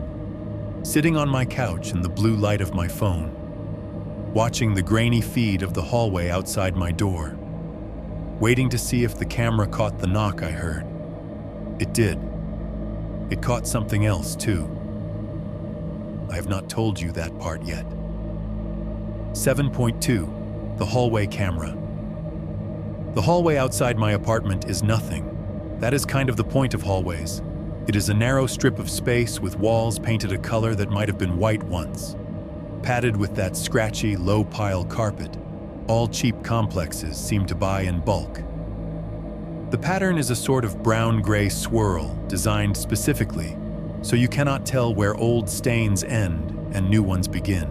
A fluorescent tube hums in a plastic box on the ceiling, and every few minutes it flickers, like it is thinking about giving up but never quite does. At one end of the hall is the stairwell door, heavy metal with a push bar and a little square window that shows nothing but the dark shaft beyond. Above it, the red exit sign bleeds its glow onto the walls, tinting that whole end of the hallway a faint emergency light pink. At the other end, a turn toward the elevator, which rarely works right on the first try. Between those 2 points, a row of identical doors.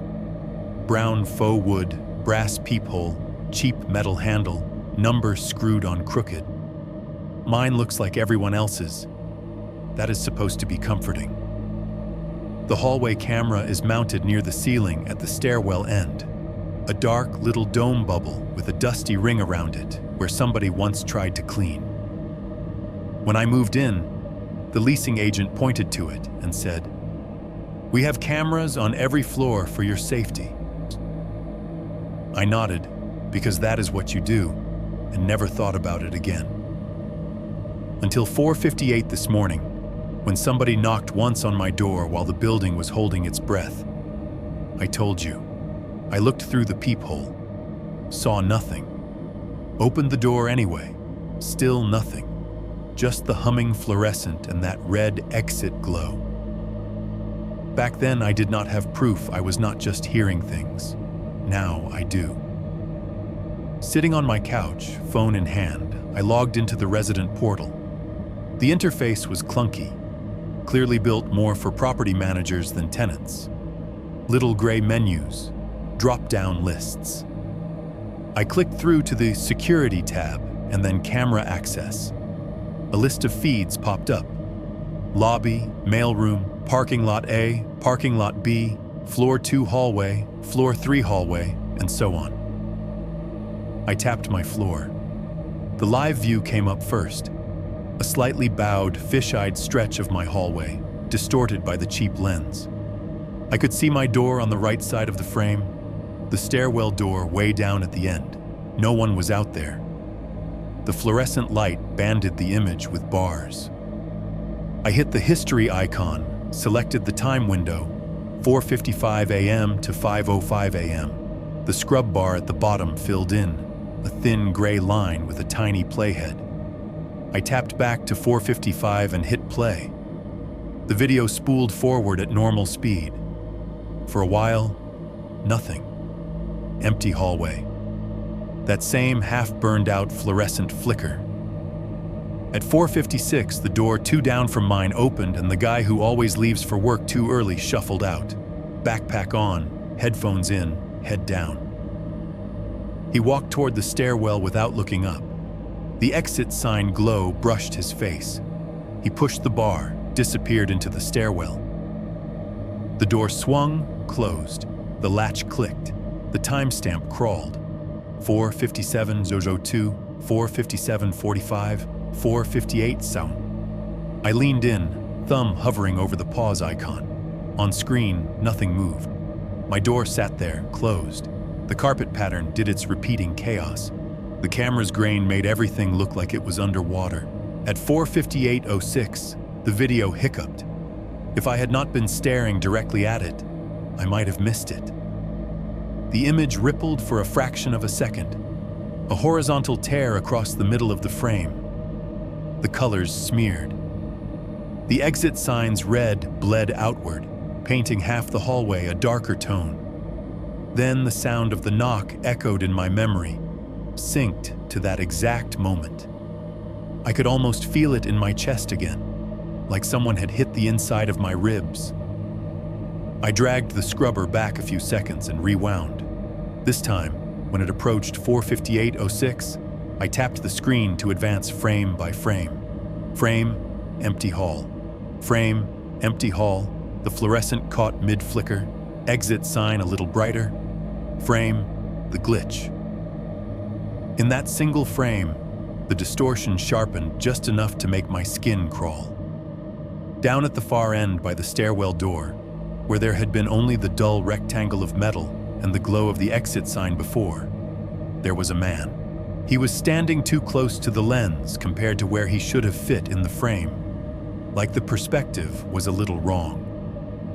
Tall, thin, shoulders slightly rounded, head tipped forward. The pinkish spill of the exit sign cut across his upper body, making everything feel off-color. The camera's compression did its usual smear job, but some things do not need full resolution to come through. His face was turned just enough toward the lens that I could see it in profile. The nose, the jawline, the hollow under the cheekbone. Older, like in the dock footage. Thinner. The eye socket a deeper shadow, but the angle unmistakable. That same tired, intent set to his features, like he was observing something interesting and filing it away. The silhouette of what he was wearing pinned the rest in place. A jacket that fell just past his hips. Not the same canvas I remembered from Illinois. Not the same gray windbreaker from the dock, but cut from the same practical no-frills shape. The kind of coat you can work in and move in and disappear in. He did not belong in my hallway. He did not belong in this building. He belonged between tall rows of corn and at the edge of a loading dock, not in cheap carpet and beige paint. But there he was, standing in the red exit light like he had been there a long time and was just now being noticed. My thumb hesitated over the screen. I made myself move to the next frame. The motion was blurred by the glitch, but his left arm was slightly extended away from his body, hand hanging loosely at his side. In that hand, caught halfway between compression and clarity, was an object. Small, roundish, with a strap that hung down in a gentle curve. The exit sign's pinkish glow washed over it, tinting it a color that could have been blue, could have been gray, could have been anything under that light. The camera did not have enough pixels for me to see vents or stickers, but the outline, the way the strap fell, the way the object sat against his leg. Every playground, every cul-de-sac, every big box store bike aisle my brain has ever seen conspired to fill in the gaps. Bike helmet, kid-sized. My stomach lurched in a way that had nothing to do with the coffee I had been living on. For a second, I felt 12 again, small and stupid and slow, watching an adult's hand close around a bundle of plastic promises. I stepped through one more frame. Empty hallway. No man. No helmet shape. No smear of coat. Just the stairwell door, the glowing exit sign, the same scuffed carpet, my door down the hall, waiting. There was no break in continuity, no door opening at the stairwell, no figure walking toward my unit. Just that single frame sliced out and replaced with something that should not be there, then gone again. I replayed the whole segment, this time letting it run at full speed, from 4:57:59 to 4:58:10. The hallway looks completely normal unless you know exactly when to look. If you are not paying attention, the glitch registers as nothing more than a tiny stutter in the video. Cameras do that all the time. Wi-Fi hiccups, encoding burps. But I know exactly when the knock landed on my door. And I know what I saw when I stepped through frame by frame. My thumbnail dug into the side of the phone hard enough to leave a crescent mark. I sat there, alone on my couch, the first thin light of morning starting to push around the edges of my blinds, and tried to imagine what I would say to the building manager. "Hey, can you pull the hallway footage from 5 a.m.? I think someone might be wandering around with a child's helmet at night. Hi, I know the cameras are low res, but I'm pretty sure this glitch shows a guy who tried to get me 20 years ago in another state. Can we maybe, I don't know, check that?" Best case, they look at it, see nothing, tell me the system glitched, reassure me the doors are locked and the building is secure. Suggest I get more rest. Maybe casually mention a tenant resources pamphlet about stress. Worst case, they look at it and see exactly what I see. They pause on the same frame. They zoom in until the pixels fight back. They lean back in their swivel chair and say something like, "Yeah, we've had a couple of people mention a guy hanging around this floor. We thought it was a delivery driver, but..." I do not know which version scares me more. If they see nothing, then it is just me and my ghosts, and there is no one to back me up when they step further out of the frame. If they see something, and already have other complaints, then this is bigger than me by a wide mile, and whatever thin illusion I have been clinging to that this is some private orbit between my past and my present gets shattered. So I have not said anything. Not yet. The clip is still on the server. I know they overwrite after a few weeks, but for now it lives there. A little knot of bad data at 4:58 a.m. on a Thursday, showing a man at the end of a hallway who, by all rights, should be a face in a file from a county I do not live in anymore. Instead of calling the manager, I closed the resident portal. Instead of dialing the non-emergency police line, I opened the submission page you are hearing this from now. I am not proud of that. I am not even sure it is the right choice. But as I sat there, phone screen dark, hallway blank beyond my door, one thought kept circling back, tighter and tighter. You are hearing this in a place where a lot of other people also send the thing they did not know what else to do with. All there, I know how this sounds, but... And you can use a fake name. Just tell it how it happened. A whole pile of almosts and might-have-beens. If even one person hears this and recognizes the way that man stands, or the lines of his face, or the habit of where he waits, then this story is not just me trying to convince myself I am not crazy. It is a flare. And maybe, that is the only kind of alarm some patterns ever get. 7.3, for whoever thinks of cutting through. If you have made it this far, there is something wrong with you. I mean that in the same way something is wrong with me. Something in your brain hears true horror and leans closer. You listen to people talk about the worst thing that ever almost happened to them while you lie in the dark or drive down some empty road, and you think, I just want to know how close it got. So let us talk about you for a minute. Do me a favor. Wherever you are, take a second and look around your own life. Think about the shortcut near you. Maybe it is the narrow alley behind your workplace, the one that runs between the loading dock and the back of the neighboring building. During the day, it is just where the trash goes. At night, it is a strip of concrete lit by one buzzing light that never seems quite bright enough. You walk it because it shaves 2 minutes off your smoke break. Maybe it is the path between two houses in your subdivision, where the kids cut through to get to the creek faster. A gap between fences where the grass is worn down, where the streetlights do not quite reach. You can hear people's TVs through the windows, see the glow on their curtains, but the space you stand in when you cut through is technically no one's. Maybe it is the break in the fence behind the strip mall you always drive past. The place where the chain link has been bent just enough for people to slip through, so they do not have to walk all the way around. There is a patch of scrub back there, a ditch, then another road on the other side. You see it in your headlights and think, that would be a faster way if I was on foot. Or maybe it is a path you have not thought about in years, the one between school and home, between the bus stop and your street, a trail through trees, a gap in a hedge, a cut across a field. Most people do not think about those places once they are past them. They are just practical, time-saving, a way to shave a corner off a square.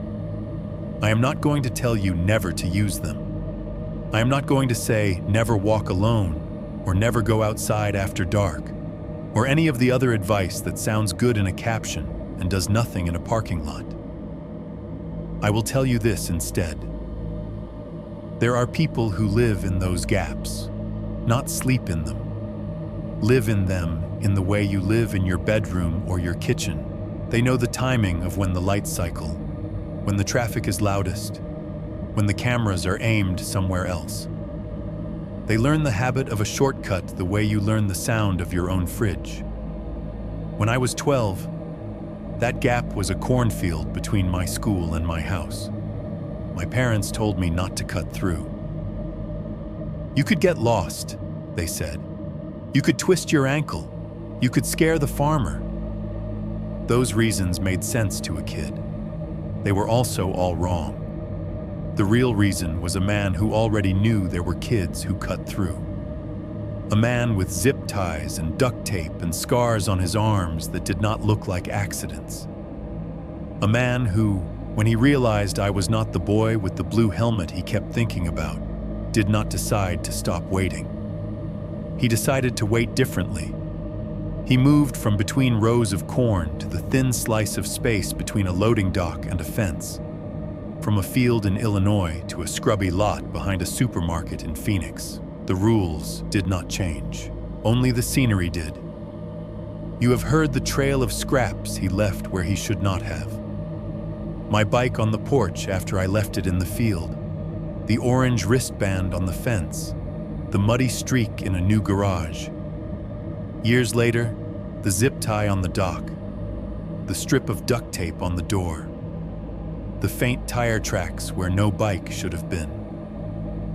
A bolt streaked with the same red paint as a bike frame I have not seen since I was a kid.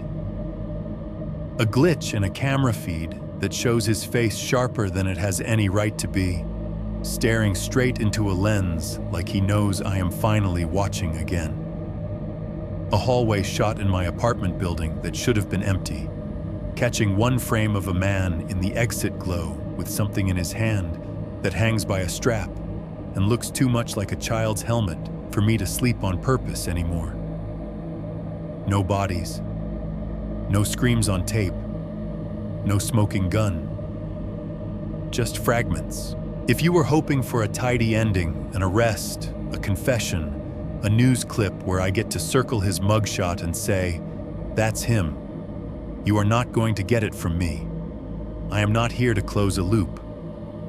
Everything I have is circumstantial and stained with my own fear.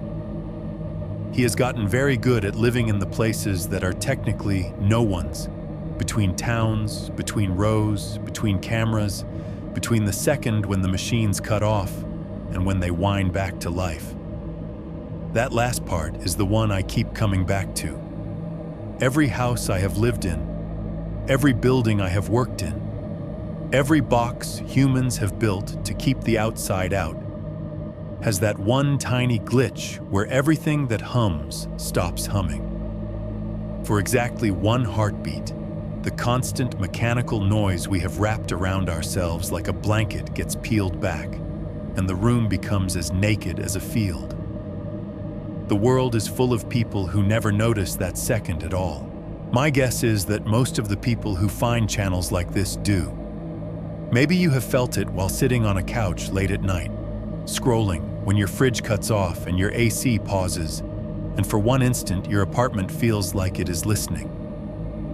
Maybe you have felt it in a car, engine idling, stereo off, when all the fans and clicks in the dash line up to silence at the same time, and the night outside your windshield seems to press closer. If you have ever had that moment and found yourself holding your breath for no good reason, then you already know what I am talking about. Where I am right now, sitting at this table, that second is back. The fridge behind me clicks off mid-cycle. The AC vent stops pushing stale air.